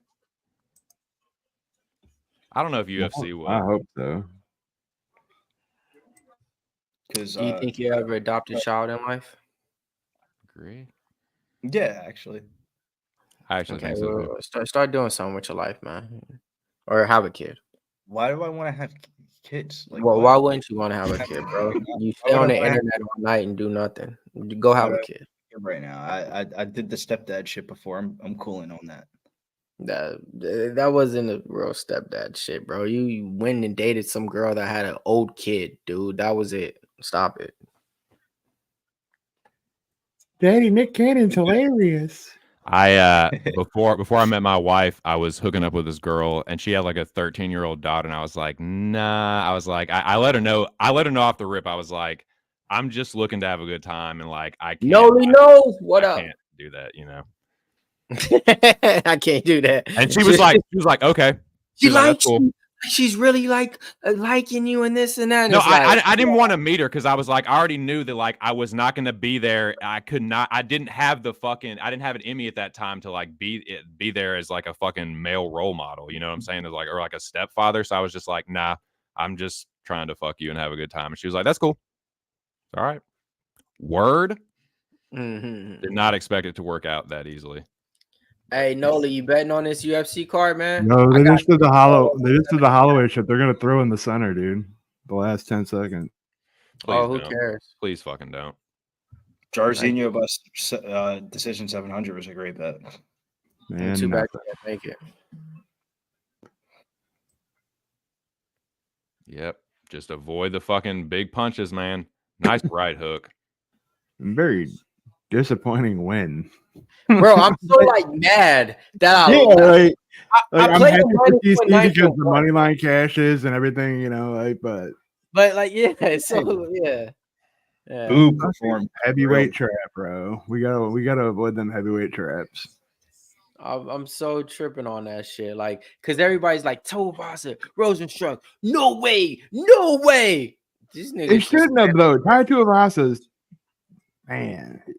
Somebody was telling me that I forget who it was, but somebody was telling me they had some parlay with this going not the 700. And I said to him immediately, like, I would not play that. I think Jairzinho could easily win a decision. Like that was a 30-27. Like I don't think Ty won 8 round. Yep. I'm pretty sure that's a Rozenstruik win, and I do feel good about that leg. And I'm glad that he didn't get clipped. I was worried about that, but like he looks good, man. Like he just looked like the more focused fighter, a little more dialed in, like a little sharper, and yeah, just did more. All the Out optics fucking- don't look like he's beat the fuck up. He's not Yep. limping. Right, exactly. Even if it's a old injury or whatever it was, he's not limping. Right. Yeah, man. That fight right there just kind of just like this is on the main card, 305, and like that shit just made me. I'm about to go smoke. I'm gonna be honest, man. Fuck the pin. I'm about to smoke some weed. So I'll be back, man, because I just want to bet minus 190. And I don't even feel like happy, I guess, because it's probably on another bookie site, but whatever, man. Hey, 2 Cent, tell them about the flag cash and planted and the parlay legs and all that good type of shit. Cause man, we cashing this shit. We're getting the decision right now.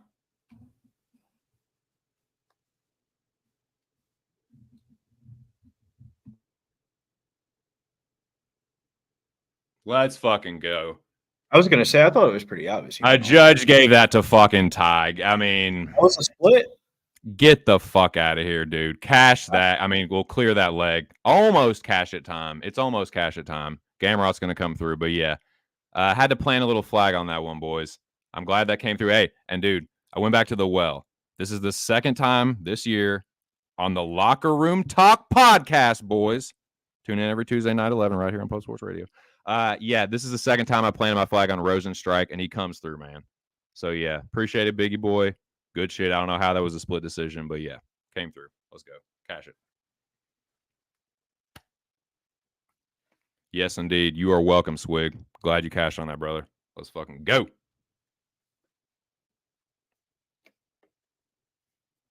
Crazy. And Craig Jones becomes the first intergender BJJ champion, and he ends up submitting Gabby Jones. Or not Gabby Jones. I forget her name. I'm sorry. It's a little bit ignorant. I'm not a jiu-jitsu guy. But I do like watching Craig Jones do jiu-jitsu. That shit's very entertaining to watch, dude. When he did that shit on Karate Combat earlier this year against Renat Fakhreddinov, he submitted him and made him. Eldorado, what up, buddy? We rolling into the next one, though? Let's, yeah. Keep rolling. Mateusz Gamrot versus Daniel the Hangman Hooker. Will Gamrot finally get the prize possession of getting inside the actual challenger conversation? Will he get past the Hangman Hooker? The Hangman Hooker coming back, fighting in his home country in Australia. A lot of the public has liked the Hangman, but the line has gone the other way. We'll see how this one goes. But me, D-Gen style, I think Gamrot's been waiting for this fight and this opportunity. A fight like this on this type of caliber and this opportunity for a very long time. I think he's going to take advantage of it. I got Gamrot by sub plus 500. Yeah, let's fucking go, Gamrot. If Gamrot wins this fight, he will cash the Locker Room Talk podcast parlay core for the 7th week in a row. So we need Gamrot in a big way here, boys. No fucking pressure, Gamrot. I think Gamrot is going to get the takedowns, and I think he is going to sub Dan Hooker. I could also see Gamrot winning by decision. I guess I could maybe see a Gamrot attritional G&P TKO. The only I could see Hooker winning a robbery decision, I guess, but the most likely path for Dan Hooker to me seems like a knockout. I don't even think it's that crazy, really, because Gamrot does get dropped like every fucking fight, but he does have really good recoverability, and Dan Hooker's grappling is kind of shit against good grapplers, and I think if Gamrot gets on top of him, he's going to get fucking smoked. So let's go, Gamrot. Scam it, chin rod it, whatever you have to do, man. Fill in the blank, fucking disparaging, like, ad lib for Gamrot. Just fucking get it done, dude. Please. take care of Dan Hooker. You've beaten as good or better fighters before. Like, come on, dude. I like Gamrot by sub here. If you guys want to get a little bit greasy on it, Gamrot by sub plus 500 is wild, bro. I really think like what I'm a big fan of Gamrot and watching his interviews and stuff like that. He knows the pressure is on Gamrot. He's fighting in enemy territories, and he needs not to win this fight, but to win it in spectacular fashion. With this is just my greasy theory.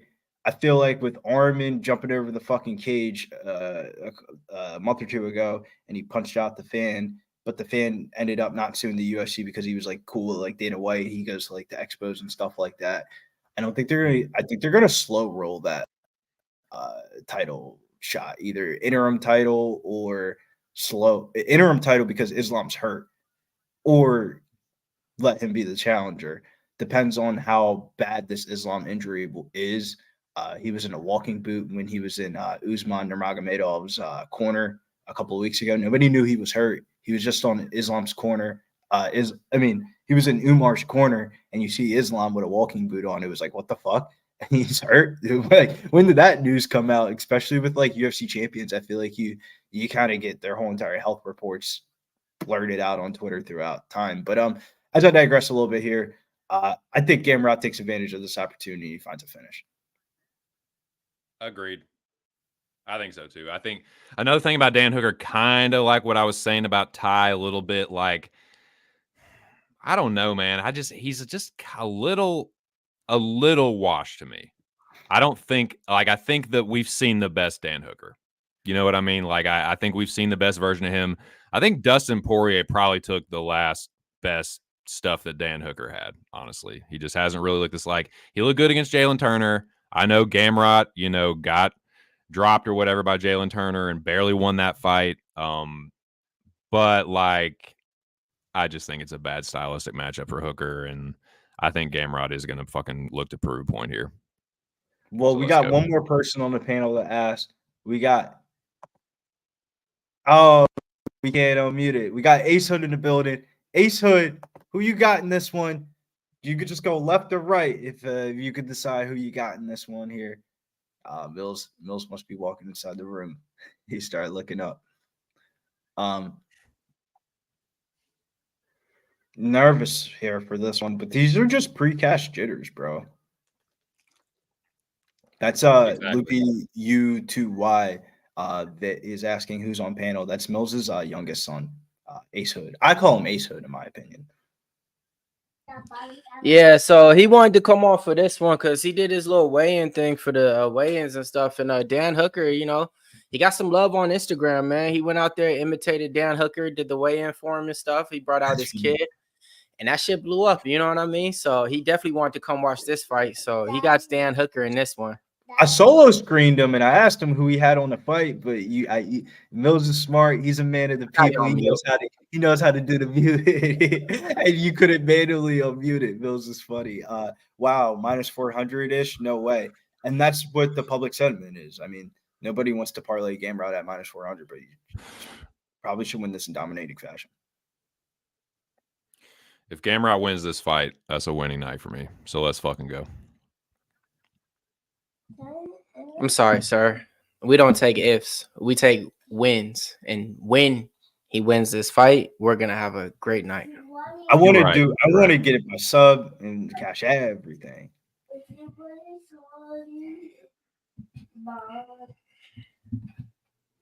Like Dan Hooker, he done put on some Hey, hold on. Son, chill out. He done put on some physique, some muscle and everything like that. Looks improved and everything like that in this camp. But you want to know one thing you can't improve? That takedown defense, man. Unless you got like 4 new wrestlers, grapplers in your camp that's going for that and training you, and you're doing that every single day, you just ain't going to be able to improve that over months and stuff. And so Gamrot's relentless with this, man. Relentless. I think he's going to win inside the distance plus 300, so I'm taking a stab on that. And like I said, I played him straight at minus 220, so that's how I feel on Gamrot, if anything needs to be said. Let me give Dan Hooker some props, though. I had Dan Hooker versus Dustin Poirier. That's how high I was on him at the time, because at that time he was winning. He looked good in that fight too, and stood out 4th or 5th round and stuff. I'm glad you put that fight up. That was one of my favorite fights of all time. Right. And he was winning before that. You know what I mean? And then my boy Michael Chandler did what he did. I had him to bounce back against Naz Happaras, I want to say too. And then I think I had him against Polaris or some shit. I don't know, but I'm not really a guy who bets Dan Hooker as of late. I bet him earlier on around that COVID time. And I don't think that he improved too much from then to now. And I don't think he shortened up those weaknesses, man. So let's go ahead. Gamrot inside the distance. I like it by sub plus 500. I was looking at some film because it's not a lot of film of Dan Hooker grappling. It's very short and brief. Like, you could watch. He's not like a fish out of water, but like if Gamrot's on top of him and he's in the dominant positions, I don't think it's going to go well for Hooker. I think Gamrot can get a Kimura submission in round 1. Like that would be my actual like tape prediction. Dude, that'd be fucking sick. Like how Islam got the sub in round 1, I could see Gamrot getting the identical submission, dude. I could even see it a little bit more too, like just off this, like he wants to make a statement on a fight. Everybody knows the story with Gamrot. Did he win that fight against this guy? Oh, went to decision. So like he's seeing these dudes out there subbing people and being like, hey, he's good. Emotions running high. There's no bad emotions in this fight either. At the weigh-ins, they both were pumped. So Gamrot, man, he's coming out here feeling like, yeah, hell yeah, I'm a minus 450 favorite. I think he's gonna go in there and try to prove it. I don't think he's gonna do no lay and pray and just be like, all right, let me win a dominant, he doesn't do no ground and pound. So when he's on top, he gotta be going for those submissions or something, right, Billy? Yeah, no, I mean, I think he's gonna go for a Kimura, bro. He's gonna grab his arm, put it behind his back. The ref's gonna have to stop it. I was saying the 2 cents.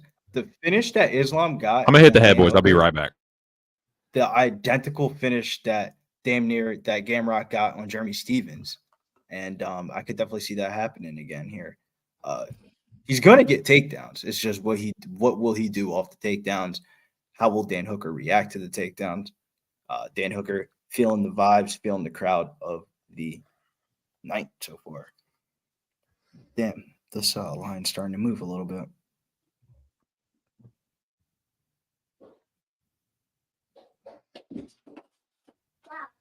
I gotta watch the fighters. Yeah, we're gonna watch the fighters. You got Dan Hooker, right? Heat it up. Okay, yeah.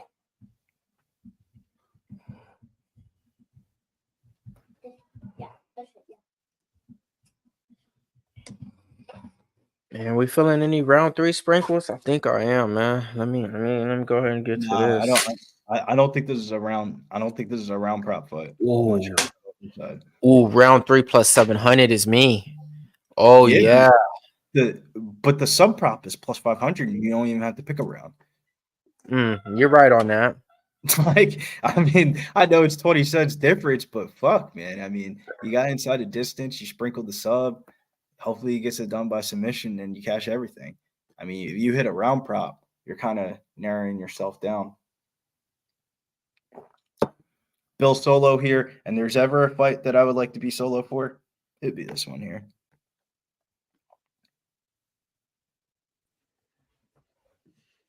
Come on, Gamrot.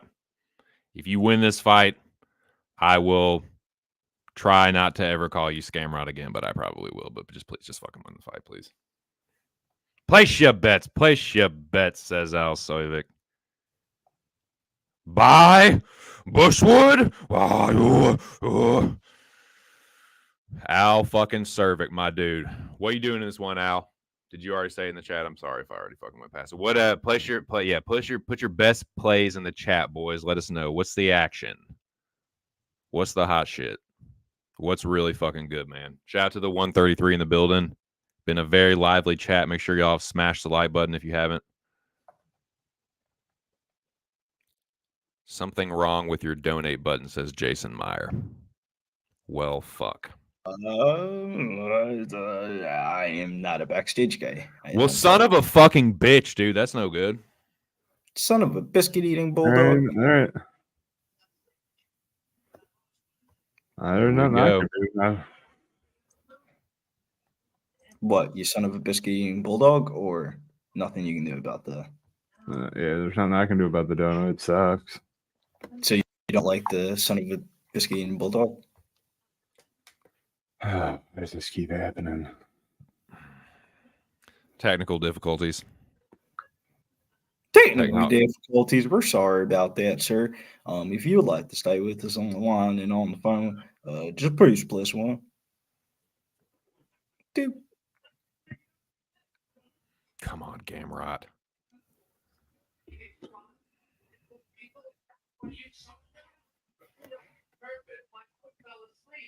You should be able to get dog money on both if you wait in play, says Loopy.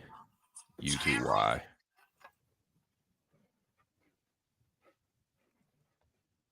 Right on. I'm going to screenshot that. Both of these two teams are in a back-to-back tomorrow. Las Vegas Aces, Sparks over. Well, God damn it, donate button. Why don't you fucking work?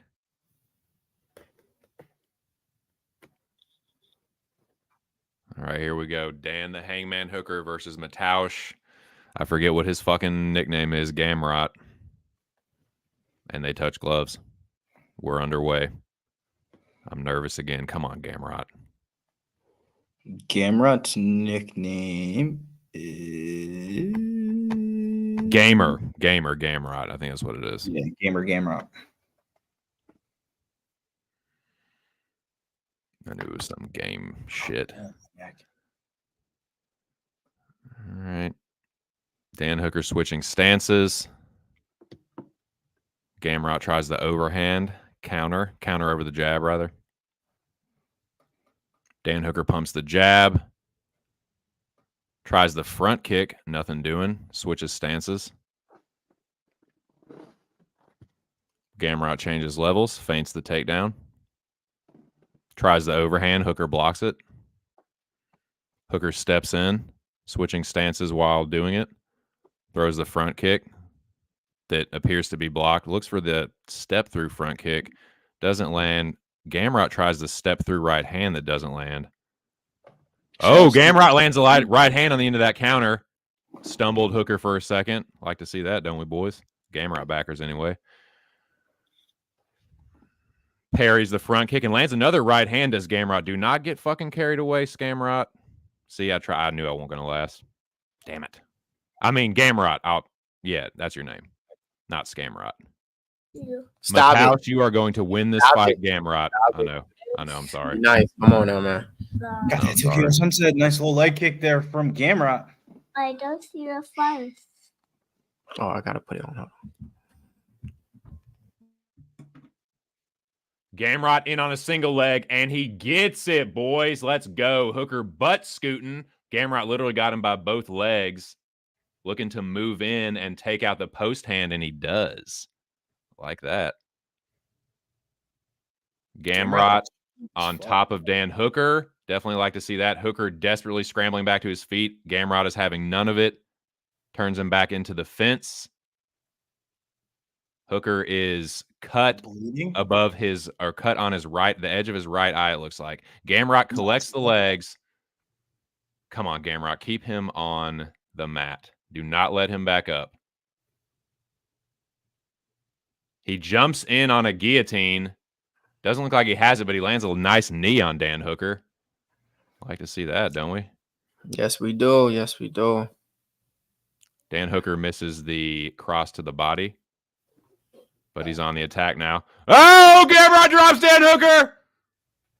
He jumps in on a fucking power guillotine. Gamrot Go get the fan for the phone. is now on top of Dan Hooker in his guard, smashing him with ground and pound. He is beating the shit out of Dan Hooker. Whoa, this is heavy ground and pound. This is heavy ground and pound for Mateusz Gamrot. He cannot continue to take that. Hooker's smart. He grabbed the back of his fucking neck. I mean, that is smart. You got, this is heavy ground and pound for Mateusz Gamrot. He's going to give up his back. There it is. Yeah, he tried to. Dude, no human can take that many punches. I don't give a fuck how many tattoos you got.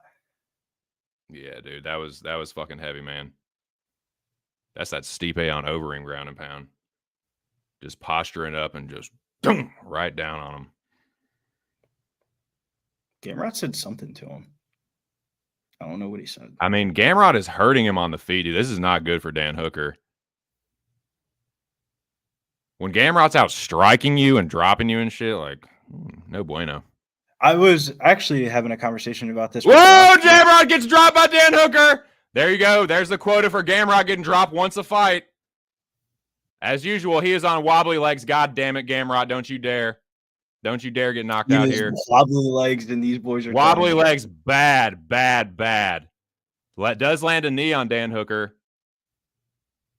He's back somewhat if he threw it. He's got good recovery, man. He does. Oh, God damn it. Gamrot literally ankle diving, and he gets the fucking ankle. And he's in on a leg, in on an awkward single here. Literally picks Dan Hooker up over his back. Dan Hooker's back to his feet, though. This is a wild first round, boys. What? Well, you always got to worry about backing Gamrot is him getting. I mean, he gets dropped once a fight. I'm glad it was a round where it was splitty, because even though he got dropped, he did win a lot of the minutes of that round. But I don't know how to judge it, though. I don't know how to judge it. Yep. So, yeah, the line came down considerably. Mateusz Gamrot's still a favorite, but that's a split 'em, pick 'em type of round. I mean, looking at the first round, not a knockdown for either fighter, shockingly. And 33 total strikes for Gamrot, 26 for Hooker, 29 to the head for Gamrot, 9 for Hooker. And dude, Hooker's face is busted up, man. He was taking some serious that ground and pound from Gamrot. That's why I said, like, I think Gamrot still won that round, bro, because like he was taking some big. Gamrot dropped Hooker too, man. He dropped him clean with that right hand, but Hooker got him with that left hook. I don't see how that didn't count as a knockdown for Hooker. I don't see it should be it should count. It should be a knockdown apiece for both. I think it's a knockdown apiece in my opinion. I don't make no fucking sense, dude. I think right, I think the stats are wrong. I think it's a knockdown apiece, and they just have it 0. It should be. They both got clean knockdowns. I don't know. All right, second round. Mateusz diving again on a fucking. Dan Hooker's obviously going to grow in confidence after that fucking knockdown. But I'll tell you what, man, the fact that Gamrot was hurting him like that, like Hooker can't just fucking get reckless. He could get knocked out too. Dan Hooker's been fucking put out. And there's a power double by Mateusz Gamrot. Let's fucking go. In the middle of the cage with a lot of time. Come on, Gamrot. Make the most of this, dude. Make the fucking most of this, man.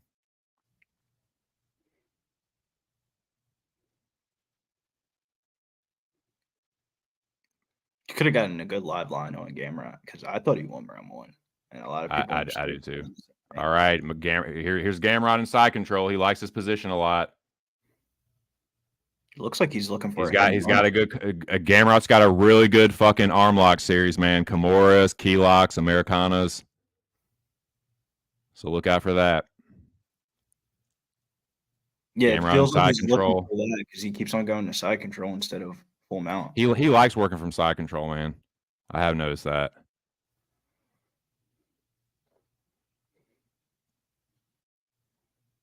DJ said he hammered Gamrot -115. Yeah, if I didn't have so much money on the parlays and stuff like that, I would have hammered it. But like, to be honest with you, the live line on this fight is not gonna. Dude, Hooker's face is fucking jacked up, man. His eyes really fucking busted up on the cheek. Yeah, I just don't like the way Gamrot was taking those shots, though. He was I never like the way Gamrot takes shots. Why he's such a fucking sweat? All right, here, Gamrot looking for the arm triangle. Gamrot lays low. Ooh, Dan Hooker, you better defend yourself if you know what's good for you, Bo. And he does. Regards. Now Dan Hooker got butterfly hooks. Gamrot's got to watch out for that. He's aware of it, though. Sits down on it. Hooker is mashed up, man. His face is turned into hamburger meat. Right? Oh, he pushes back, but Gamrot pounces on him. Yeah, Dan Hooker is starting to get tired, man. It's easier to control Dan Hooker in side control than it is full mount. Yeah, I agree with that. Gamrot's talking shit to Hooker's corner, I think. Hooker's back to his feet, but Gamrot's got the body lock. He's right in front of his corner, so he should be able to defend the takedown, and he does. And he breaks free. We're out to space. Nice shovel hook by Gamrot. This is what makes you nervous, though. This is the shit that fucking makes you nervous. Gamrot's like running. He is, man. Come on, Gamrot. Nice right hand. Nice I like the spots that he's choosing to go forward. Like when he's going forward, he is landing, but the rest of the stuff is a little bit concerning. Yeah. He's landed some good shots himself. I mean, he has, dude. He's busted Hooker up, man. He dropped him like, oh, nice right hook from Gamrot as Hooker charges in. Hooker's defense is dog shit, dude. It's non-existent, man. He literally leans his head forward. I think Hooker's Gamrot in on another takedown, and he gets it. Easily takes Hooker down. Hooker trying for a submission that Gamrot has to defend, but he easily gets back in on the single. Hooker sprawls. Gamrot is going to relentlessly pursue this, though. If I know him like I seem to. If I know anything about Gamrot, he is doggedly on them single legs. Is he trying to push him up to the cage to try to get this single leg? These are close to the back of the head, these fucking elbows. Yeah, he's trying to get in on the single. And Hooker's throwing some big fucking he's throwing some big elbows. Dan Hooker threatening with the guillotine, but Gamrot says, fuck no.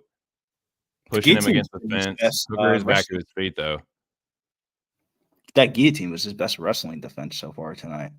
I mean, this is a big old. This is for sure a Gamrot round. So if he won the first one, people are saying Hooker 2-0, Gamrot underdog. Get the fuck out of here. Y'all are drunk as fuck, dude. Y'all are drunker than them Australian fans. He did not win that second round. Please. Wow. Pick 'em live. Wow. Wow. What did Dan Hooker do to win that second round? Tell me. Tell me what Hooker did in the chat to win that second round. Hooker's the minus 144 favorite, plus 114 on Gamrot. That was not him drop. That was Gamrot dropping to a fucking takedown. He does that all the time, man. Y'all are fucking crazy. It's I don't know. It could be 2-0 Gamrot. It could be 1-1. Bro, I don't know. From what I'm seeing and what I'm seeing here is telling me two different stories. The live line's telling me that Hooker's up in the fight. But in my brain, what I watch is Gamrot's up 2-0. Yeah, I mean, maybe it's 1-1. I don't know, dude. Look at that motherfucker. Some people are saying Hooker 2-0. Man, come on, dude. Ain't no fucking Hooker 2-0, please. The fight's gone for 10 minutes, and he's been controlled for 5 of them. I agree with that, Al. I agree with that. There's a point where you have to grade control time. The fight's happened for 10 minutes, and he's been controlled on the ground for 5 of them. Look at his face, dude. His eyes closing up. Get out of here, man. I like me some Israel Adesanya, Ramos. Gamrot's 250 plus 250 right now. Wow, I'm gonna have to put something up for the live odds because I don't agree with this, bro. I don't know what the fuck I'm watching. Yeah, I don't agree with that either. I don't like how he's getting struck though. Dirty, right?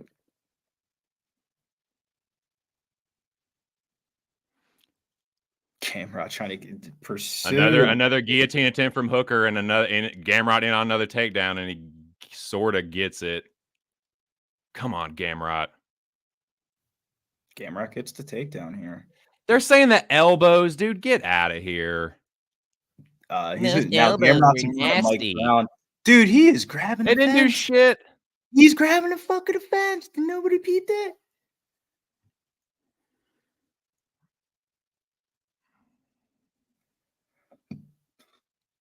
I guess you could make a damage case for Hooker, but man, his face is fucked up. So not with that motherfucker's face, dude. Yeah, and him getting dropped. It's people that bet Hooker, and of course I bet Gamrot, so whatever. But I mean, Nice Hooker's two-piece from Gamrot. so he must be winning the fight some way. I just All don't right, know. nice right hand from Gamrot.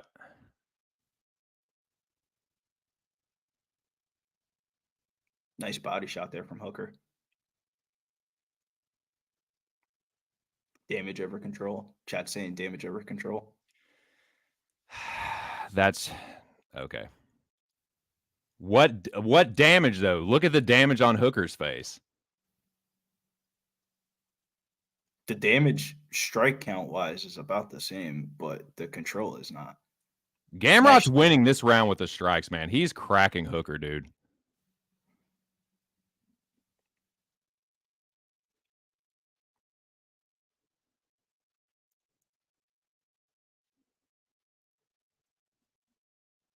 Round 3 here in Nice right hook by Gamrot as Hooker plods forward. I think Gamrot's winning this round too, bro. Gamrot is winning this round. Hooker's getting tuned. Said he's good. You guys are about to weep, laughing my ass off. Hooker is up big. Gamrot was stomping on his face in the first. Come on, Gamrot. Yeah, I don't know, bro. What I'm seeing on the live line is way different than I guess. I got betting goggles on, so I guess I'm viewing it differently. I mean, yeah, the betting odds got Dan Hooker to favor, man. And, it's up to minus 450, more 425 live. These takedowns ain't doing nothing, man. You need to do something with these takedowns. He ain't doing no damage. Look at his fucking face. That's what he did with it. That face was from earlier in the first round. That wasn't from the takedown, sir. Not all of that. He did not look like that in the first round, dude. I'm sorry. He looks worse. Hooker looks way worse than he did in the first round. Get out of here, dude. Nah, Hooker's landing some good shots though in this round. I mean, he is. It's closer now. Gamrot was winning the first half of it. Hooker's starting to come back here. Hooker's landing some just good hooks. No pun intended.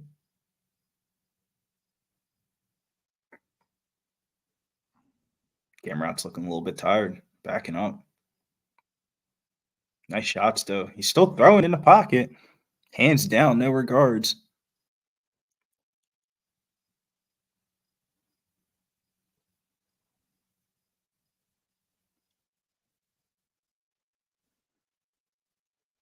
Gamrot's up in this round with the strikes. God, that live line's crazy, though. Gamrot might have lost this one, boys. We'll see. We'll fucking see. Nice shots from both guys.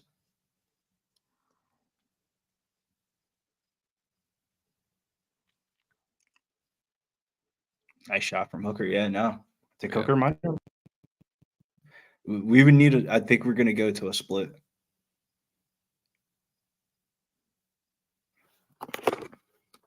It's going to be splitty. Hooker winning by a mile. 2 cents, don't be silly. 30-27. 30-27. Hooker might be winning, but he's not. 3-0. Come on, man. The line is saying that, though, so who knows? I mean, yeah, like I don't know, man.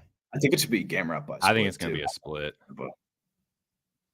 Hooker by split, 1,600 for Old E. Great odds. That's awesome, dude. If you hit that, I'll be so happy for you. I'll be pissed about losing the Gamrot bet, but I'll be happy if you hit that plus 1,600. Yeah, I lost the Gamrot sub bet. It was there a couple of times, but let's look at the numbers for this one because this is going to come down to the numbers. 81 of 125 total strikes for Gamrot, 83 out of 170 for Hooker, 66 out of 109 to the head for Gamrot, 60 out of 147 for Hooker. The fight's dead even. The only thing that's different is the control time and the takedowns, and that's the reason why I think Gamrot wins by split. But this is gonna come down to if you see damage or control. So it's always I don't know. I think it has something to do with the crowd, man. Like you guys are taking out. Definitely not rooting for him either. Like so the crowd's probably been going crazy this whole time. Hooker's been doing anything, man. Like Gamrot, that type of style right there. All right, I look at it like this. I don't know, man. Like it's like that Kulabov shit, bro. Like the last you let like Gamrot let this happen in a sense. Like, bro, like, come on.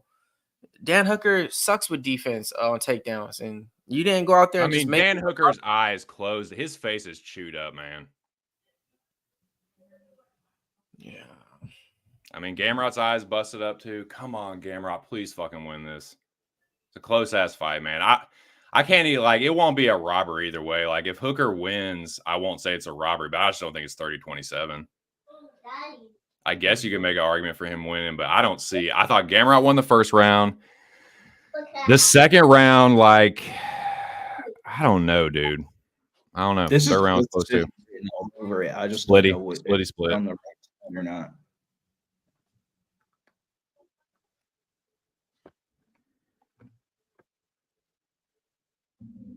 All right, they got the decision.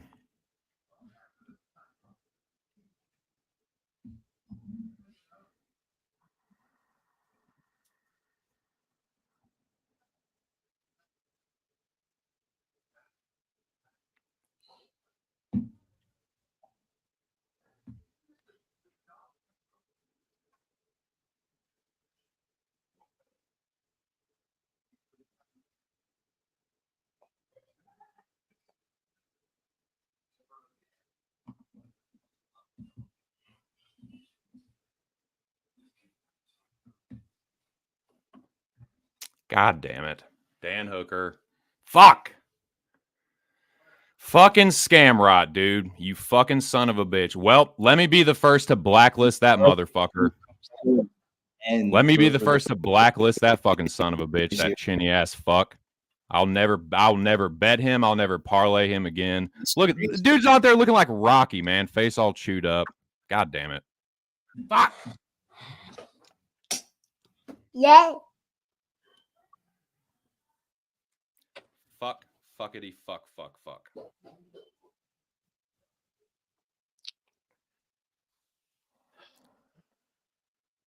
Congrats, Dan Hooker. Because that's wild. I had a 29-28 Gamrot, but it was just about being on the right side or not. So where does Dan Hooker go in the rankings? I mean, Gamrot's number fucking 5.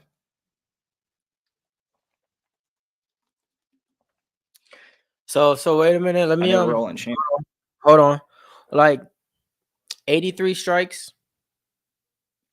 I'm sorry. Now they fixed it. 88 strikes, Gamrot, to 82 strikes for Dan Hooker. 5 takedowns with 5 minutes in time control. And he lost the fight.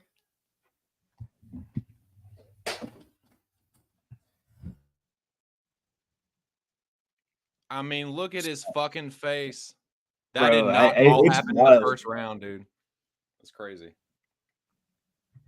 Should have known better, though, with fucking Gamrot being a wrestler fighting in enemy territories. I mean, his eyes closed, dude. He outstruck Dan Hooker. He had 5 takedowns. He outstruck him. He out-grappled him. He in the third round, he outstruck him, too. It wasn't just the first round. He outstruck him in the third. Like, so if Dan Hooker outstruck him by 30 strikes, okay, I'll give you that. Maybe, like, all right. But, like, you Gamrot's not a striker. Dan Hooker's a striker, right, 2 Cent? But yeah, Right. but yeah. And Gamrot outstruck him.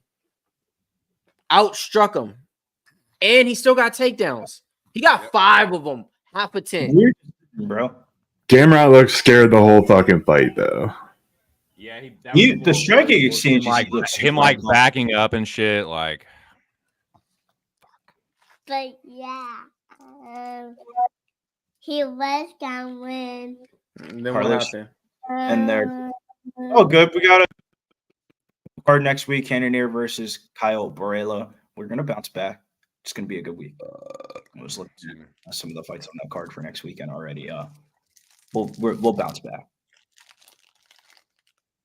At least we didn't.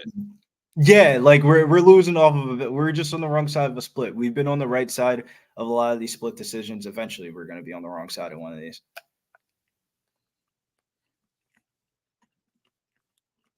If Gamrot got smoked, then Hooker's face wouldn't look like that, Kevin.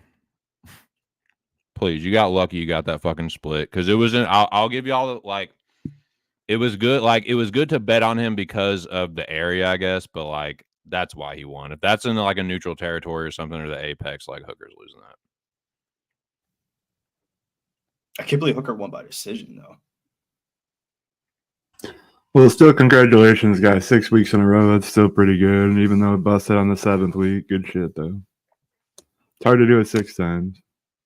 What are we doing here for Steve Erceg, Qatar, France?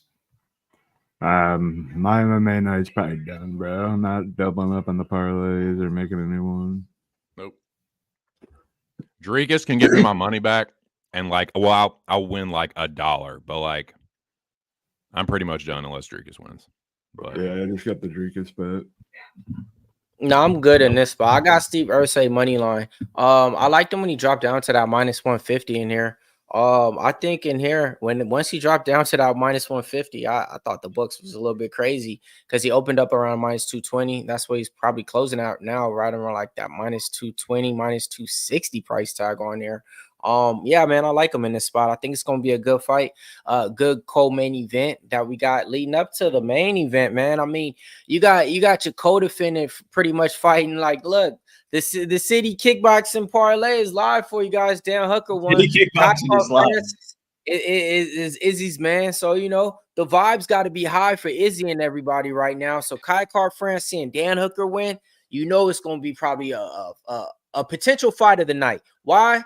Because we ain't seen nothing I think that was worthy of potential fight of the night yet. You know what I mean? On this card. That was fight of the night. I think that was fight of the night right there. I think we just saw it. I thought that was fight of the night. Split decision. You thought the Gamrot fight was fight of the night?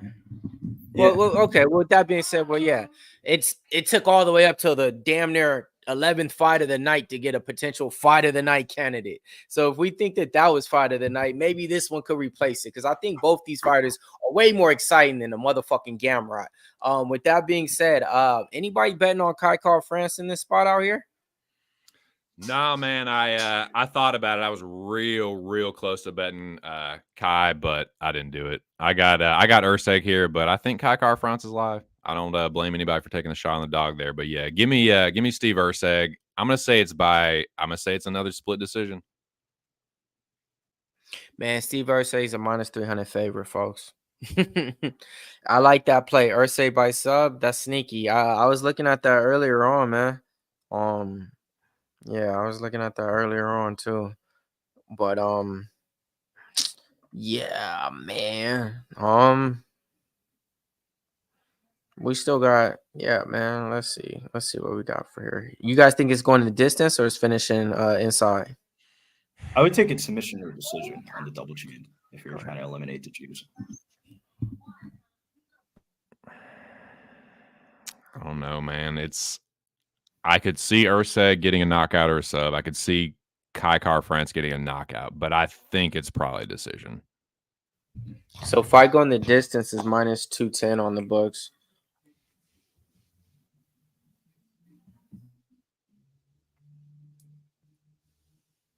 I like submission or decision here for Steve Erceg. I'm about to take it at minus 160.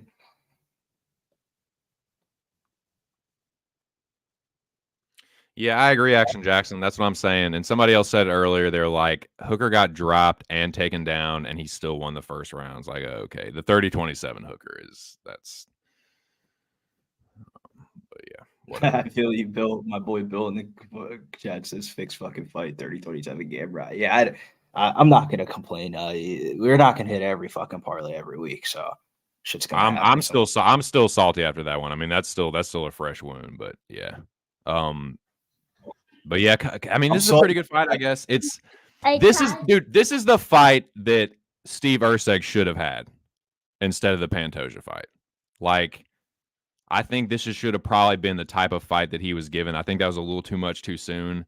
He looked good in that fight, but do we see like the title shot failure letdown spot here? It's in Perth. He's in front of his home crowd. I don't Does he think feel so. the pressure. I don't know. I'm picking Steve Erceg. I think he gets it done, but I think it's a close fight, and Kai has his moments. But yeah, give me Steve Erceg by split. I don't feel too strongly. I don't feel strongly enough to bet it.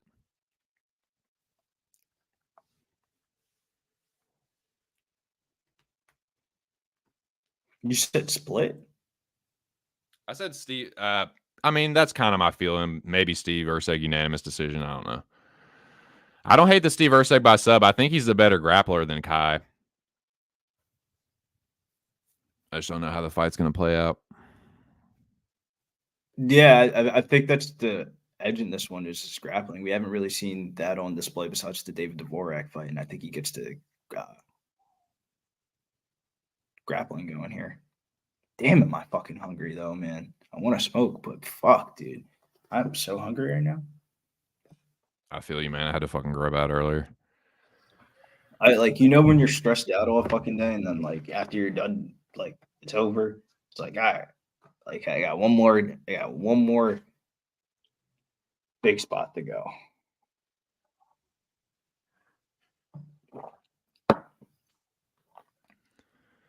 See, I tell you guys, you know, some people say, oh, you know, closing line value. Man, that motherfucker don't mean shit. Got that motherfucker minus 220. Lost straight. Took that on the chin. It don't matter what the fuck. A loss is a fucking loss. That's not a you got it at lost. You get at a better price, but motherfucker, that shit hurts, bro. Like, fuck all It hurts, that. but at least you lost off. At least you lost something off of, like, it's easier to stomach something when you lose it off a split decision rather than he got knocked. Parlays didn't hurt me. Ain't gonna hurt me. That's bounce back shit. I prefer the knockout though, Billy. Go out on your shield. Yeah, I hate losing a split. Especially when you're on the wrong side of it. Like in a questionable fight too, you know, to where it's like, and you kind of think that your guy won too, you know, and it's like the stats and everything kind of say it too a little bit, you know. Dude, on everything I love, Hooker does not win that fight outside of Oceania. He just doesn't. If that's in Vegas, bro, that's a 29-28 split decision an hour away. Yeah. We're in Oceania. All their fighters have been losing tonight, and they needed somebody. They needed a fucking dog to come through. Right. Like, can you imagine he made it a closer fight. I will give it that. He wasn't a minus 350 favorite the way he looked. I will give it that. But when it's all said and done, like the fight, he won the fight though. You know, the opinion like who I thought won or lost the fight. I thought Gamrot won, right? But it's like the damage versus control time argument. But damn, man, how much of the combination of the two do you need to have to be successful? Because I mean, it is an MMA fight, and Dan Hooker had this just as his strikes were more effective.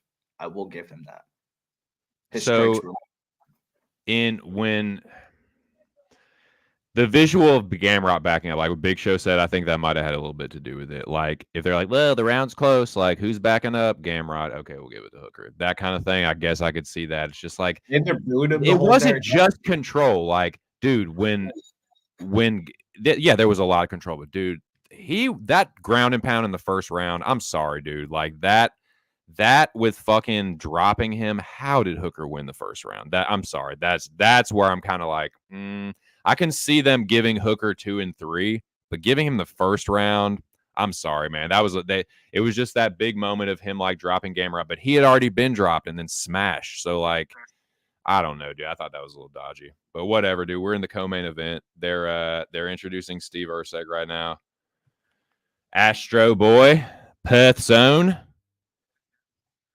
Yep, not only the native Australian, but the native Perth fighter.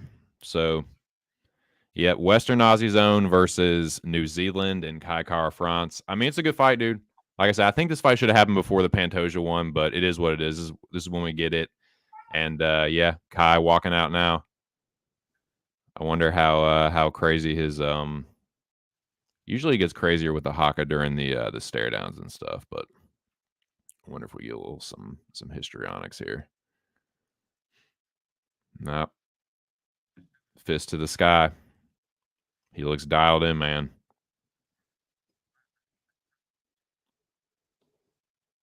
Carlos Prates in his post-fight interview, he says, quote unquote, anybody I can bump a cigarette off of.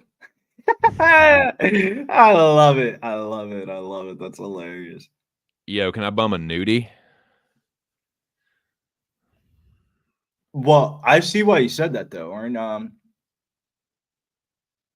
smoking is just way more expensive in Australia. Like Dan was telling me, the slate bets. He's from Australia, and he was telling me that they basically pay double everything that we pay for. So like an eighth of weed here costs $30 max or something like that, 30, 40. An eighth of weed out there costs 50, $60. A pack of cigarettes costs $12 max here. Out there it costs like 25, $27. That's how much the shit used to cost before it before like went legal and rec and all that shit. Medicinal. I think it costs like that because of the transportation of it.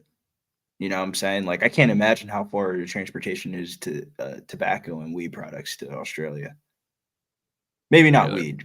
I mean, they're gonna. I mean, they probably grow some, but they're still going to tax you because it's not as they don't get as much production. I'm sure. Yeah, Kai is in the octagon. I'm not like a huge tribal tattoo dude, but that's kind of a cool looking. Was it like a stingray or something? Pretty cool looking. Man, Kai is mean mugging Erceg. I think he's live here, dude. I didn't have the fucking stones to bet it, but yeah. Yeah, it's not like Erceg looked good. He'd proved me wrong in every spot up until the Pantoja fight, but I'm a Pantoja stan too, so that was an easy like Pantoja. I planted my flag that week on Pantoja. It was just an easy spot for me. And in fairness, like he fought a really fucking good fight. He was close, man. He was probably around from winning it, but I don't know.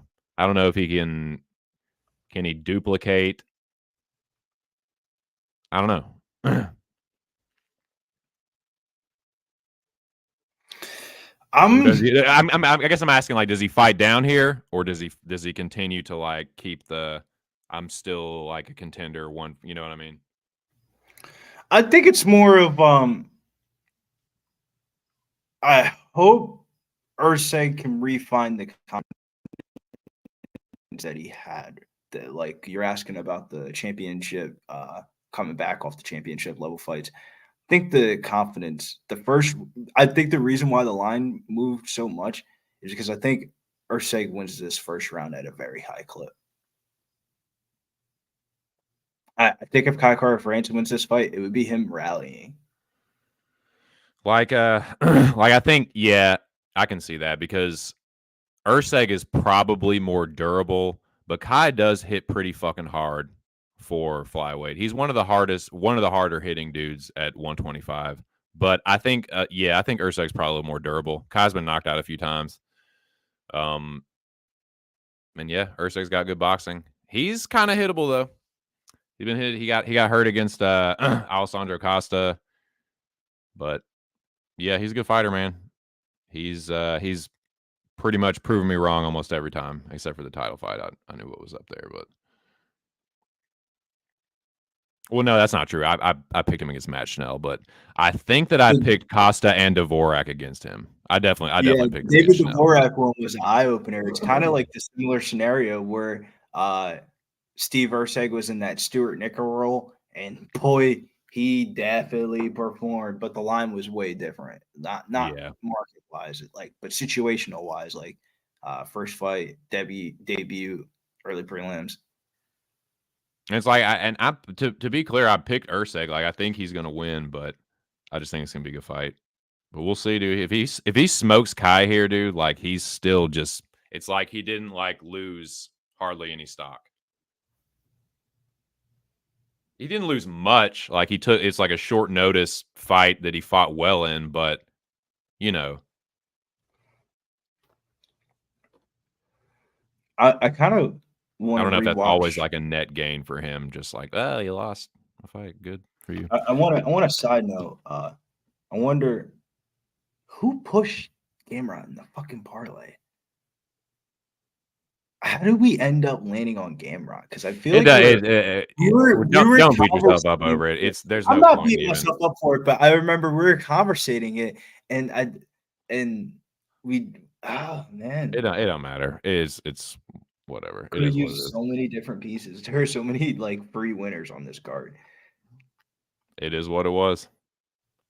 But Kai Kara France lands a right hand. Erceg shakes it off. Shakes it off pretty well, or rolled with it well. Erceg pressing forward though.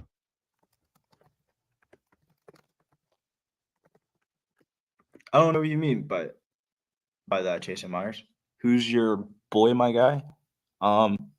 In this fight, I like Erceg, but I mean, what can you really do? He's minus 270 now live. Cheers, Al.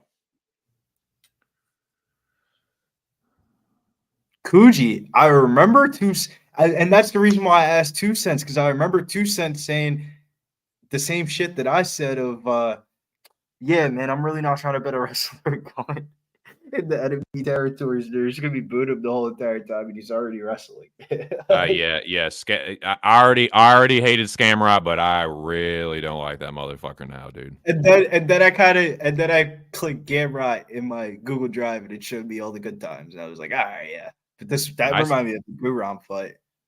Yeah, nice right hand from Steve Erceg. Kai pushes forward, lands a nice right hand himself, gets countered with a right hand from Erceg. Kai blitzing forward these combos, but he keeps getting countered. Erceg just fading back and landing the right hand counter. Erceg pumps the jab, lands it on the second.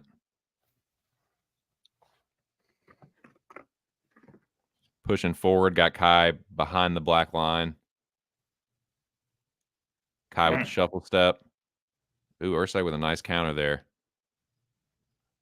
Erceg might be a little bit quicker. Nice shovel hook from Erceg there as he steps in. Erceg's got really clean boxing, man.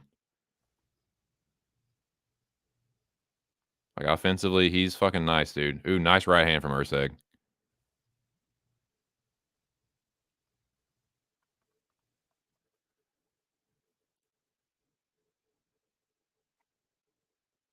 Right hand and the left hook. Partially blocked. Kai looking for the jab, nothing doing. High technique battle here. Yeah, it's a chess match right now. Mostly just boxing. Whoa! Erceg gets dropped. He gets flattened by Kai Kara France. He's back up to his feet, but he got hurt really fucking bad. Holy shit! And the fight's over. It's over. Kai Kara France by knockout. Holy shit! Wow. That's why I didn't bet it. Wow. That's why I didn't the fucking bet it. line movement on that one. The line movement on that one was absurd. Kai Kara France gets the finish. Kevin Ponachera, cash it. Plus And the 260. second Old leg E, of the cash city it. kickboxing parlay is down. For the people that play the city kickboxing Holy fuck. The city Glad I didn't double down, boys. The old title fight failure letdown spot is for real. Nah, dead Holy ass. shit. Erceg feeling the pressure in front of his home crowd. I thought he looked a little nervous at the stare downs. Kai Kara France must have shook him with that haka, dude. Shook him deep within his soul with that old Maori war culture. Holy shit. He just fucked Steve Erceg up, man. Dude cracks. He hits really fucking hard for a 125er, man. Erceg, good boxing. Offensively. Defensively, just right hand over the top to finish it off. Dammer. Kai Kara France backers take a fucking victory lap, man. Holy shit. The Maori warrior gets it done, man. Holy shit. Wild. I'm upstairs and all I hear is you guys screaming and screaming and screaming. By the time I get down there, I hear Kai Kara France, and I'm like, oh, goddamn. Daddy, why his, And then I see it right now. Daddy, why his face Wow. is red? That was in the first round? Daddy, why his face is red? His face is red because he just got knocked out, son. Oh. Yeah. Remember the guy? Look. Remember the guy you went like this? He just won. Here, go like that. Go celebrate. How did he win? Go do him. You gotta do it on the camera so they can see. Go. Show him. Do the Kai Car France. How does he do it? Wow. Yeah, straight over the neck, bro. That's crazy, man. Oh man, they can't get no worse. They can't get no worse. Like, Wow. it can't get no worse to follow up with that. Like, that's crazy. Yeah, hey, he said, "How? There's no way Adesanya don't win." Think about that. Hooker won. You really wasn't supposed to win. You're a big underdog. Carcal France won. You really wasn't supposed to win. You're an underdog. Bro, Same, Al. I'm happy for Kai, man. I'm kicking myself for not betting that. I'm not. I just lost. I'm happy for that dude, though, That was man. a result that I did not think was gonna happen. God bless America. I didn't get to see the fight though, so I just now seen the replay of the knockout. Like, what did they not even like begin the fight or anything, or what was the? He caught Erceg with his feet literally together, man. Okay. Holy smokes. I can't see the fire stuff. Hold on. So he caught him mid-step as he was moving back, man. Wow. And before that though, like, were they going? It was a clean, not so. Yeah, like it was kind of a feeling out process. Like Erceg had landed some. It was mostly just boxing though. But Kai was doing those blitzes, man. Like stepping in with like he was stepping in, switching stances, and throwing an overhand with the power hand each time, and caught him on the last one as Erceg was stepping back and like caught him and knocked his feet together so he couldn't keep himself up and just bop, went right over. Crazy. Damn, yeah. Kai Car France comes out explosive in the first rounds, man. He coming out there to put people's lights out. Damn. He needed that performance. I mean, yeah, to get his name right back up there, to be like, all right, man. Yeah, like he needed that one. That's damn. Hell of a performance. I didn't think he was gonna clip him like that. That was wild. Fraud check, says Rick the Ruler. Yeah, man, that was a fraud check moment. The old title fight fail letdown. Izzy is locked in. Can you imagine? You see two of your homies, they were both underdogs. He looking like, oh, these niggas is on this tight time tonight. I gotta come up with the same type energy. And that's the vibe, man. It's funny because I thought there was no way the City Kickboxing Parlay had any chance of cashing tonight. And this is the one, this fight and the last time Izzy fought were the two times I didn't place it. And I usually just blindly put the City Kickboxing Parlay in there. But there's no over on that joint tonight. It wasn't no like little free little gimme on the City Kickboxing Parlay, but that shit's really but the cash. Help me, Dricus Du Plessos. You're my only hope. You're my only fucking hope. My only chance to get my money back is if Dricus wins. And I'll win like $1, but it's pretty much I'll push. I'll break even if Dricus wins. Come on. And still, man. You're the younger fighter. You're the more powerful fighter. You're the better grappler. Come on now. Anybody have any props on this? Yeah, let us know, man. Let us know what y'all's best bet is. What's the action, boys? I was asking y'all. Oh, me? You're asking me about props? Come on now. You know better than that, Billy. What do you think? It's the biggest fight of the year. It's the biggest fight of the year. What do you think, Mills? Any props worth throwing on the dartboard? And it's the last fight of the night. Gotta give them something, right? So we about to open up the books. But as we open up the books, Israel Adesanya is back the favorite, minus 120 on the books. You know, that's usually how it goes though on the cards. You know, the favorites usually get bet up as the night goes. So that's juiced right there. I think fight ain't going the distance. You know what I mean? I like the under 4.5 at a minus 120 earlier on in the week.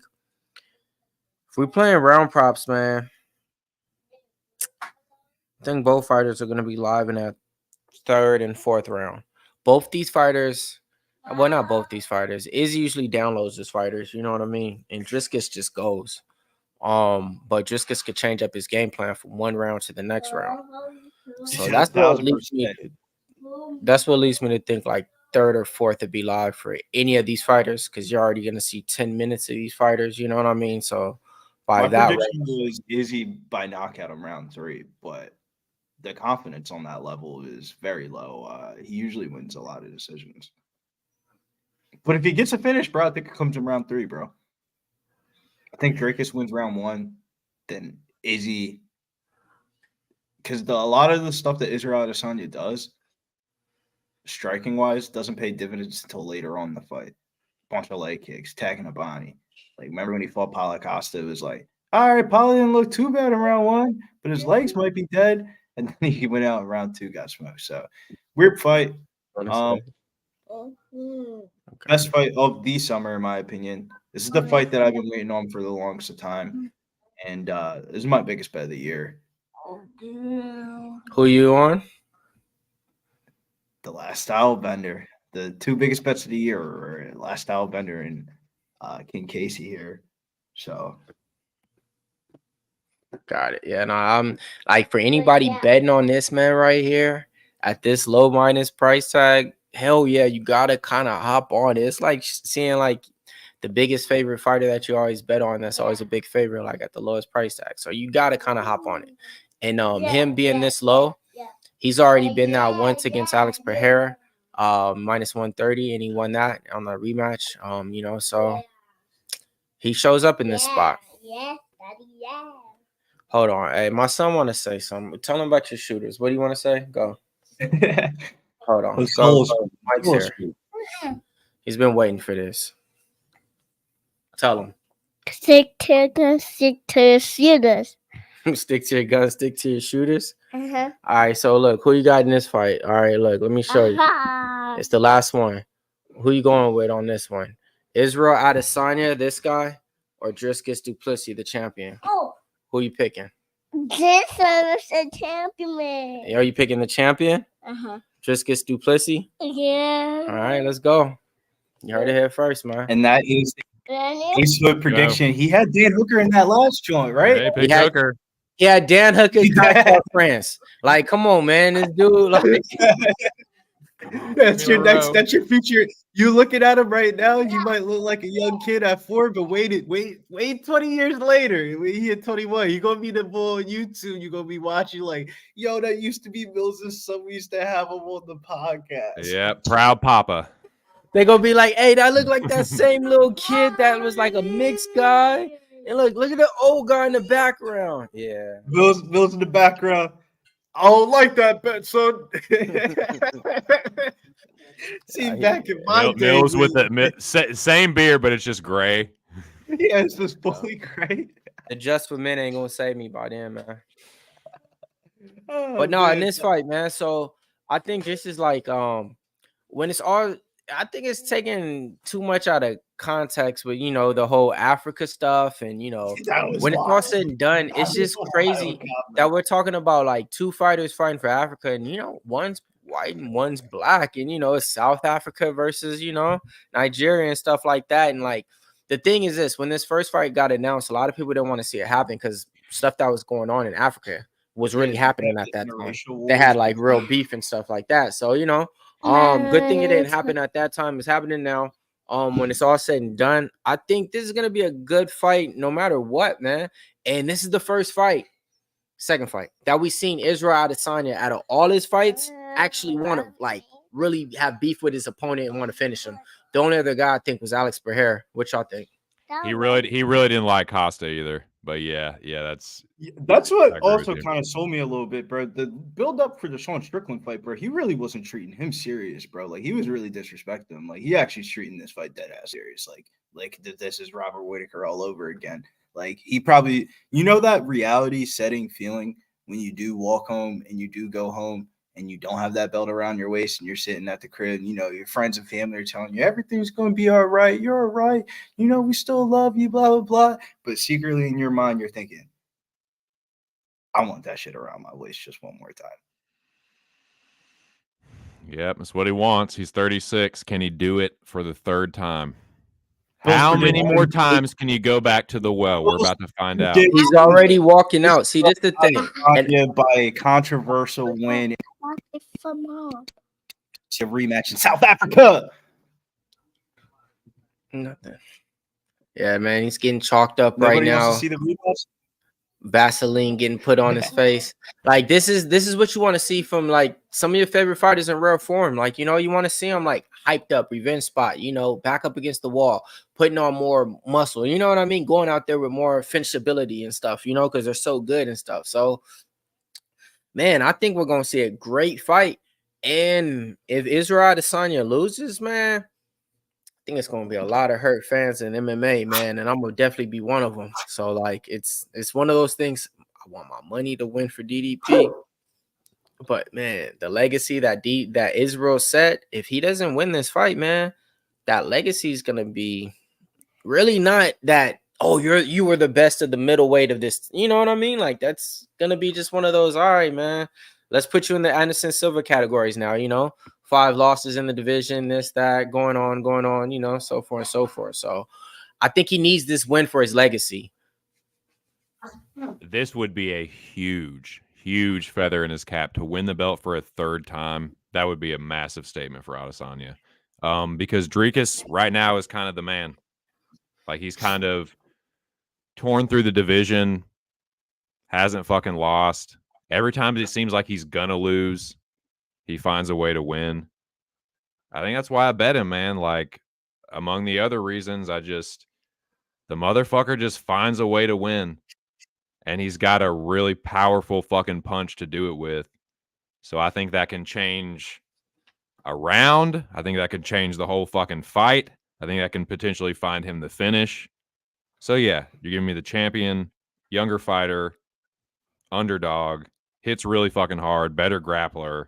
I think it's a pick 'em, man. You can make a strong case for Adesanya, but just I agree with you, Mills. I think it is going to be a great fight. But yeah, give me the slight underdog when I bet him anyway. I bet Drake is a plus 110. So let's go.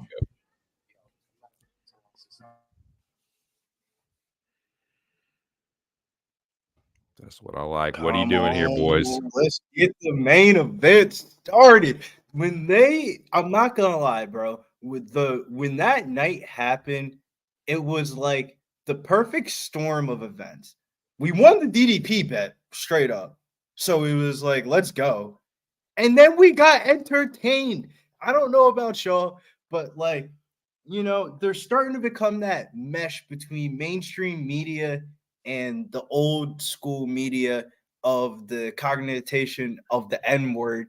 And we finally started to see that type of thing be said in an MMA cage that has never been said in a build-up. And it was probably it ironically happened. It was probably a couple drinks from Adesanya, but I think it's one of the most like more iconic build-ups of a fight that you'll ever see, because like you just don't hear people talking like that on national television and stuff like that. And I like the way Dana White handled everything. He said, these boys go fight. He basically said, these boys go fight. Like, they just go and talk shit. I'm not going to be the one to step in and start da-da-da-da. So I like it, man. I love the build up to this fight. I wish it was in South Africa and not Australia, but the way the cookie is crumbled, fuck it, man. The stadium. We're here now tonight. So hopefully we get some good rubs from it and try to end off the night all right after a disappointing parlay buster of 6-week streak that we had going on. But we did hit some spots tonight, though. It was not a bad night at all. Tell him 1777. He ain't losing, Bobo. Come on, Dricus. It's your time, man. I think this is going to be a great fight, though. I'm pretty fucking excited for this. Regardless of who wins, I mean, if Dricus wins, I get my money back. But like, even if he doesn't, man, I just want to see a good fight. I'll be like, if Adesanya can like, this dude has just looked like no matter what happens, he's just going to find a way to win the fight. If Adesanya can somehow just like figure him out or just like knock him out or something, I'll be very, very impressed. And I'll just, gotta tip my cap to him. He'll go down like Mills was saying, like it's a big legacy like moment for him if he's able to win this fight and especially finish it. But I really need Dricus to fucking show him what's up. Come on, Al, tell him, man. Same deal. I was just like, nah. Just feel like Dricus is gonna win. Feel like it's his time. Still got 116 in the chat, man. We've had triple digits pretty much the whole time. So shout out to you guys. I Y'all love the shit. these like big fights, man. Is like you can really just like sometimes you throw the fight tape away, you throw the market away, and you just ride with what you're feeling. And those are like some of my favorite fights to bet on, or either it's a market play or it's a the market doesn't matter. Like the market doesn't matter for this fight at all. Like there's bookies won mad money off the last two fights. Like there's regardless of who wins this fight, bro, the bookies aren't getting hurt. So the line movement means nothing. It's dead even right now. Pick them. Well, you see Adesanya. Never mind. You see Adesanya. I was just reading off the screen. My bad. Shout out to Swig Bets for hooking these live odds up and all the work he's done behind the scenes, as well as Big Show, of course. But shout out to them, man. Shout out to the whole fucking pub. Been a fun night, man. If Dricus can win.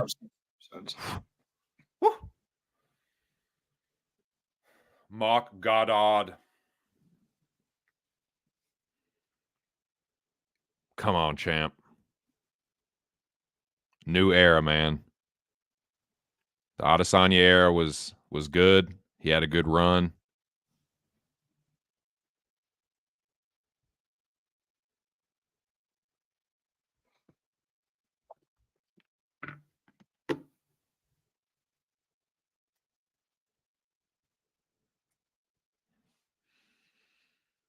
Talk to us, Bruce.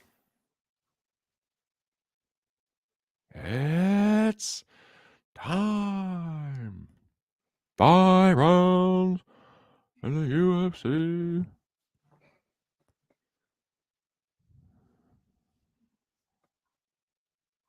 My dude says Adesanya era is back, motherfucker. Well, maybe it is. We'll just have to find out, won't we? I just want this to be a good fight, man. I think this is a good fight. It was a very contentious build-up. Get very racists. But we're here, man. I think both of these dudes are motivated. They're both elite fucking middleweights, and I think we get a good fight. Tell them truth. Let's go. Best of luck to everybody, man. No matter what side you're on. I took I can't even say Cryptocious. I took Adesanya here.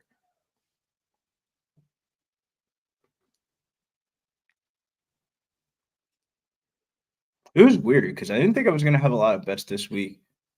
I had some like parlays that I placed early in the week. Those lines moved. Then we had the podcast, and I played those parlays this week. And then I thought I was going to be done. And then as the week is, as with a lot of these cards that are outside the United States, as the week goes on, you get more information, more nuggets. And then by fucking Saturday, I got way too many fucking bets on this card. And this is the last one of the night.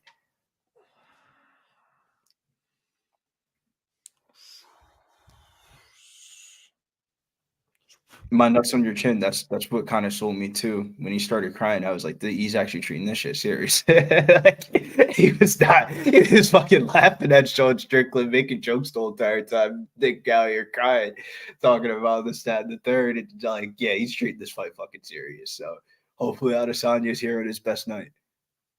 They get a brief, ever so brief glove touch. That was more like a boxing glove touch where they just like smack gloves. Let's go, baby. Man, a little bit of me is nervous, man. Come on, Dricus. Round 1, boys. UFC 305 main event of the evening. Champion Dricus Du Plessos. Du Plessis. The challenger, Israel Adesanya, looking to get his belt back for the 3rd time. Pressing forward, switching stances as he does. Dricus lands an outside low kick. Looks for another one. Adesanya scoots just out of range. Doing his classic hip feints. Pumping the jab, switches stances, lands a good jab. Counter with the inside low kick by Dricus Du Plessis. DDP. Diamond Dallas Plessis. I'm just kidding. Izzy Adesanya on the front foot, holding the fucking monster can. Dricus blitzes forward, nothing doing there, of course. Izzy on the front foot, pumping the jab from southpaw. Ooh, Dricus lands a good step in right hand, as he is one to do. Switching stances, punching from the power hand. Kind of what Kai Kara-France was doing in that last fight. Izzy pumps the jab. Dricus blocks.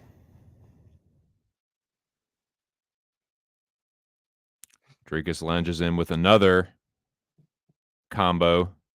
Izzy looks for the step-in head kick. Dricus tries to the body.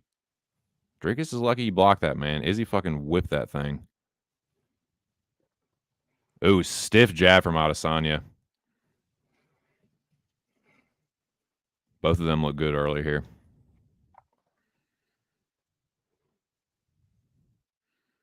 Dricus lunges forward. Misses the low kick as well. Misses the high kick. That wasn't even fucking close. Jab was closer, but it still missed. Adesanya being very patient, lands a hard outside low kick. Dricus misses with his pair kicks. Say what? Where you at, timestamp?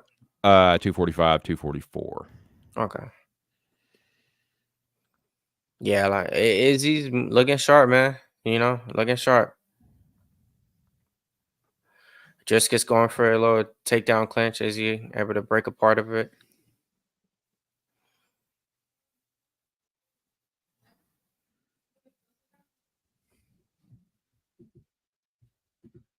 Such a high technique type of fight here. Yeah. Both guys, you can just see so aware of their surroundings. DDP goes in for his first takedown. Adesanya's Mills, you must be like 30 seconds ahead. Someone's cut already. Looks like Dricus. Y'all just keep going. Yeah, Dricus got the little cut over his eye. Looks like already. Adesanya looks good. Looks for the right hand. Looks for the left hand from southpaw. Excuse me. Close it off. Adesanya, the cleaner striker, as you might expect. Dricus has landed a couple power punches. That was a nice body kick from Adesanya, though. He's definitely the faster fighter, as you might expect. But that was a nice left hand from Dricus, and a right hand as Adesanya circles out. Nice outside low kick from Dricus. Adesanya pumps a jab. Dricus looks for the high kick, almost caught by Adesanya. Adesanya lands the jab and then almost landed a counter left hook. I couldn't tell if that landed or not. Dricus with a nice outside low kick. Look and see. Adesanya with the pendulum shuffle. Man, Adesanya shorts is hard as hell, bro. Ooh, nice right hand. Nice Like, step in right hand from Dricus. Adesanya's locked in, bro. Adesanya shook the other one off. They both look good. Not like this. Nice That was a shots nice there. right hand from Adesanya. Nice body kick, too, from Izzy. Easily whiffs the fucking high kick. That's high kick from Dricus is so fucking slow. He's just a powerful dude, man. Nice. They trade. Dricus gets the high kick blocked. Izzy checks the low kick. Nice right hand to the body from Adesanya. The footwork and the footwork is crucial. Izzy's looking to where it's like, look, I'm going to outsmart you even with the footwork to where the minute you even look like you're going to be able to get close and do anything and clinch, I'm already out. Like, you know, and I think that's going to be his game plan throughout this whole fight because he's usually good that on his feet work. So, and he's good first round, close first round. They both had their moments. Man, he hit the body too. Adesanya was fucking takedowns, bro. I would say Dricus probably landed the bigger punches. Adesanya did the cleaner work, probably. Good round though. Pretty competitive first round. Dricus sitting down, Adesanya standing up. So yeah, it looks like the bookies are giving Adesanya the first round. Yep, DDP plus 135. So yeah, they're saying they think Izzy won that. 1-1, oldie. He got you, Billy. I feel like I'm about to faint. God, don't do that. Fucking sugar or something, dude. I need like something. Curl your toes, brother. Bend your knees. Nah, it's weird. I think it's too much wax. Too much wax today. I didn't smoke any actual cannabis. Because that's why.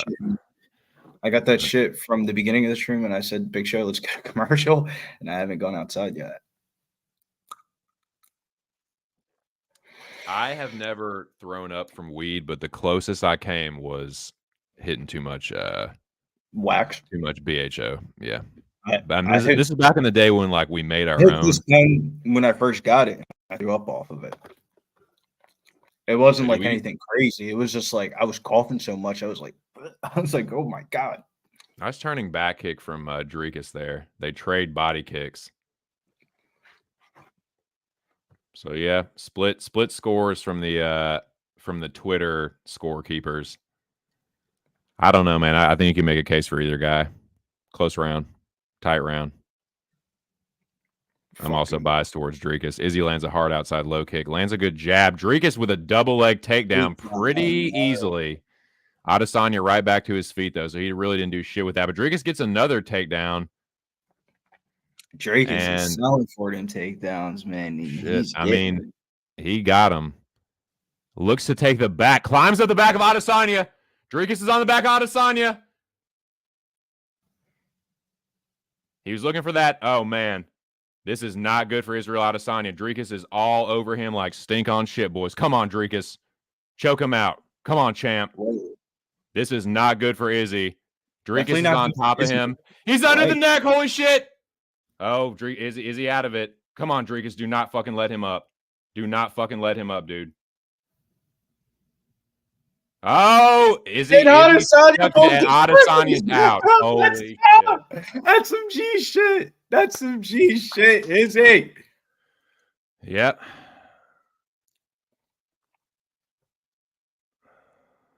Dricus, why didn't you take the time if you're still hurt from the nut shot? Come on, dude. That was not good fight IQ. Yeah, I guess so. I mean, that was the spot to slow Adesanya's momentum there from getting back up to his feet. I thought he had him done. I did too, man. I mean, he cracked him a couple times with that ground and pound. Nah, good uppercut right hand from Adesanya. Oh, Adesanya knocks DDP down. He drops him and then immediately gets taken down, his back taken. What a round. A round for the history books. Adesanya clearly grabbing the fence. Clearly has his hand in the fence. Mark Goddard didn't say shit or do shit. He hasn't said shit all night, though. Hands literally like interlocked in the fence. Ridiculous. Blatant fence grab, whatever. Adesanya landing some back punches. Dricus lands a punch of his own. Also tries to climb with the back of Adesanya again.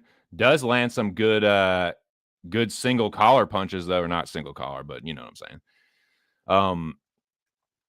Yeah, good punches in the clinch there from Dricus, who now has Adesanya pushed up against the fence, diving for a single leg, gets the or for a double leg, gets the single. This fight is fucking crazy, man. This is wild, dude. I'm fucking crazy. This is living up. This is wild. It feels like they've been fighting for 50 minutes, bro, and it's only been like 10. It's the longest fight I've ever watched in my life, bro. Dricus still going for this clinch. I keep on looking at the time, and I'm like, dude, we're only in round 2. What the fuck, man? Well, he's one of those guys where, like, if he starts punching you with the other hand, you can't exactly just, like, ignore it. Like, he does hit pretty hard, drags Izzy back down. Just mat returns him pretty much. Looking to fucking sink one of these hooks in. You're going to have to sink that fucking left leg in. You're going to have to put that left hook in, Dricus, if you want Izzy down. Dude, you're saying Slaughter. He is, man. Sloppy technique, just very powerful. I agree with you, Slaughter. I had a realization on like Thursday. Rodriguez, you should have done that when you had Adesanya on one knee. Come on, dude. Come on, Izzy. There we go. Ooh, nice uppercut, Dricus. So you can't just Fucking ignore, turn like, normally a person just, like, landing those, like, whatever. You got someone against the fence. With him, you got to kind of respect that shit. It was Izzy turns weird, into bro. him, He though, wasn't doing the right selling out on the wrestling in round 1, but he sold out all round 2 on the wrestling. I thought he was going to do that the whole fight. But I think you got to give Dricus the second round with the grappling, because it's not like he did nothing with it. Yeah, it's 1-1. He threatened with subs, like, got to be 1-1, right? Yeah, 1-1. I agree. And I mean the bookmakers do too, because Izzy was -160 at the end of round 1. Now Dricus is back to favorite at -120. They're saying so.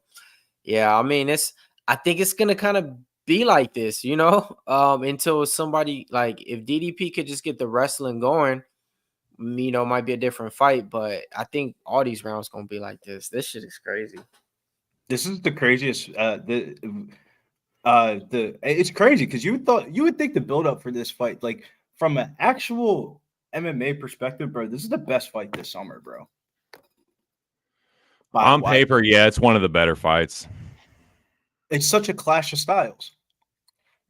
Agreed. Because Izzy's so poised and DDP's so unorthodox.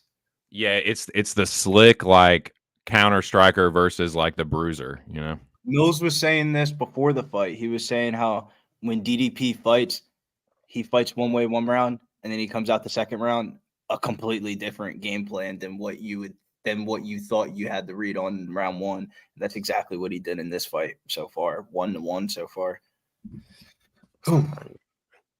Yeah, and then these rounds, I think he's gonna be okay.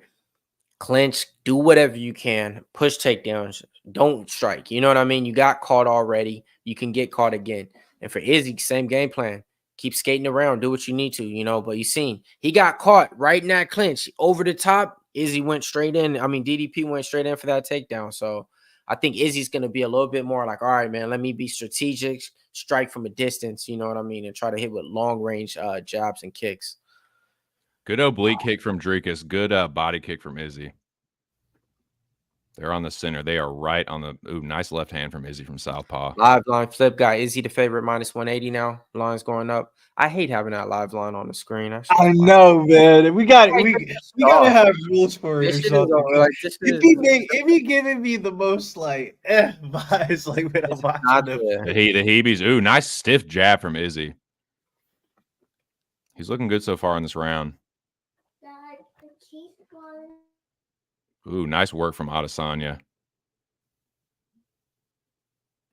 Nice jab from Izzy. Why is DDP shelling up like that? It was weird. Nice right hand from Dricus.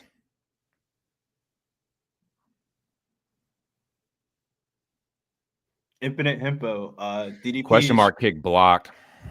So they all fight like very unorthodox. Cause to like the American Eye, like heavy leg kick from Dricus. His protege is Cameron Simon, and he fights exactly like DDP. And it's very unorthodox. It is very. It's like it's sloppy. It's unorthodox. Like he just kind of charges in. Izzy's target practicing him right now a little bit. You know what I mean? Like, all right, let me hit you with this. Let me hit you with that right now. Jab and go, jab and go. Yeah. Izzy's throwing that like right hook to the body. And Dricus, like, if you thought you're really going to be able to just, like, stand there and strike and do something like that and make that your game plan to come in, man, that ain't it. I thought it was going to be way more heavily wrestling and takedowns, like a lot more. Selling out. Right hand over the top for Dricus. This is what he's got to do. He's got to make it ugly. The striking range is not even. You're close. not going to win a clean kickboxing match with Adesanya. You're just not.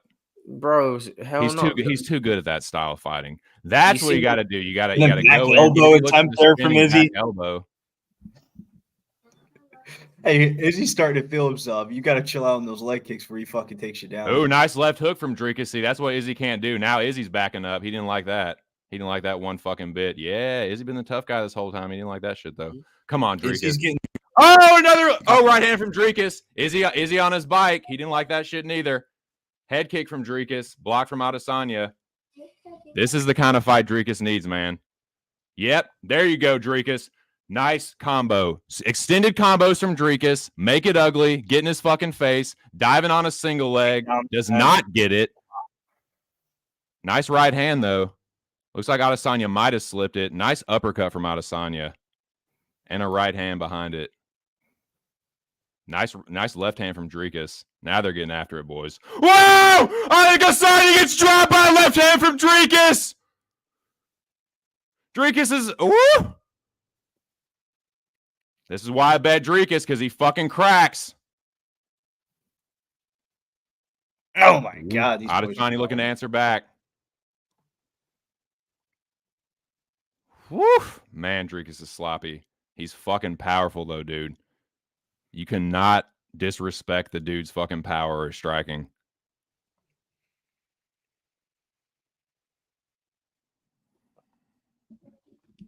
Yeah, man, this fight is crazy. It's wild, dude. I mean, every minute, every 45 seconds, it's another way. You know what I mean? The momentum changes. Yeah, it keeps. Yeah, it's literally like a basketball game to where it's like 1 point you got the lead, 1 point you got the lead. Like this shit is that ass. This does remind me of a basketball game. Man. You're 1 minute, you're like, oh hell yeah, minus 250. Yeah, we up by 8. Next minute, damn, we're down by 4. Like, what's going on, man?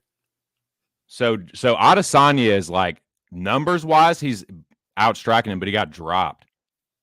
Like Dricus hurt him. Nah, he didn't hurt him. Zay said he stepped on his foot. That's not a knockout. Yeah, he didn't get. It wasn't even like a big knockout, to be honest. Like, yeah, it was really off a foot imbalance, so he didn't get hurt at all. I thought it was imbalanced, but the arm was coming across same time. I don't know. I want to see a replay on it. Because when I seen it, I was a little bit later than you, so I was like, "Oh shit!" I expecting, and I was about to say something like that was. I got money on Dricus. Oh shit! But I get it though. You know what I mean? Because it wasn't that big. I like the energy. The replay. Especially because, look, if it was that big, he wouldn't be a favorite, minus 190. You know what I mean? I do agree with that. Because they basically saying Adesanya won that round. Well, that round, I mean, that wasn't that kind of the live round or the live odds before? No, he was minus 260. Well, yeah, I think so. Yeah, because he got up to minus 260. No, DDP was a favorite in round 2 when he got the takedowns. Oh yeah, you're right. Yeah, trust me, I'm locked in. Like it's like minus 200. Favorite minus 160 after round 1. DDP was the favorite after round 2. Like, yeah, this shit is crazy, man. Oh, I thought round 4.5 was a good play, but goddamn, man, it looks like it's getting to round 4. Under, you said? Yeah, I thought under 4.5 was like good, minus 120. You know, I'm like, cool. Yeah, not looking that cool now. I feel you on that one. Not the over, but I didn't have the balls to do it. I was like, I'll be mad. I did that the one time in the Alex Pereira fight, and I bet it over, and I was like, the fuck am I betting it over in the Alex Pereira fight for? After this fight, they're gonna shake hands and show respect, bro. Because you want to know why?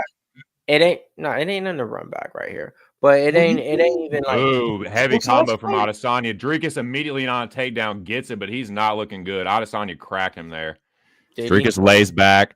Adesanya lets him back up to the feet. Goddard's telling him to get up. Ooh, heavy left hand on the break by Dricus. Or off the break, excuse me. But he got fucked up there. And because not good visuals from Dricus. He's backing up. Well, Adesanya and look at the damage. I mean, if you just look at the visuals, one guy looked like he got beat up. The other guy looked like he's doing the beating up. and that's Israel Adesanya. He looked like he's doing the beating up. Point blank period. The body language on Dricus Du Plessis, you could tell, huffing and puffing out here, herky jerking, taking his time to get up when he gets knocked down. I mean, it is what it is. I got money on him. Nice jab uppercut by Izzy Adesanya. Izzy Adesanya is looking like a walk in the park right now. Even though it's back and forth. This fight's been Dricus is going to need something big. Dricus is going to need something big to get the momentum back here. Oh, no, you need more of that. This is the worst I've ever seen DDP look. Offensively, he ain't even trying to fight his fight at all. I mean, he was looking pretty shitty against Giles and Maluko before he got the finishes there. So, I mean, he kind of looks rough in all his fights. Like, he was looking rough against Till and got the finish there. So, that's kind of what I'm hoping here. Like, he's going to get tuned up and then boom. So, come on, Dricus. Yeah, but the one thing I'll say negatively about Dricus that I had to back up on, where are his accolades, bro? He ain't no former K1 kickboxer, KSW champion. That was it. Bro, KSW, fuck out of it. Look at what happened. I'm saying that was the only thing he was a champion. Look at what happened to the KSW fucking double champ tonight. Fuck all that. Give him play. We don't give a fuck about KSW. I'm just saying, though. Dricus pressing forward with a double jab. Adesanya slips the big one, though. Big combos. Is he starting to feel himself starting to open up with the combos? Ooh. What do you guys think about the gold gloves, man? I like them. Indifferent. Yep, Adesanya tuning him here. Nice body work from Izzy. Jab and 2 hooks to the body.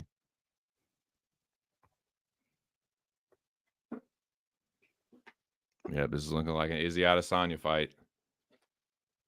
Dricus gonna have to make it ugly. The live lines are a pick 'em again. What? Back a little bit. This makes no sense. These odds make no fucking sense because it looks like Izzy is clearly winning this round. I would expect them if he was the favorite, minus 210 going into this round, that it would be like more than that. Oh! Dricus, that was a fucking knockdown.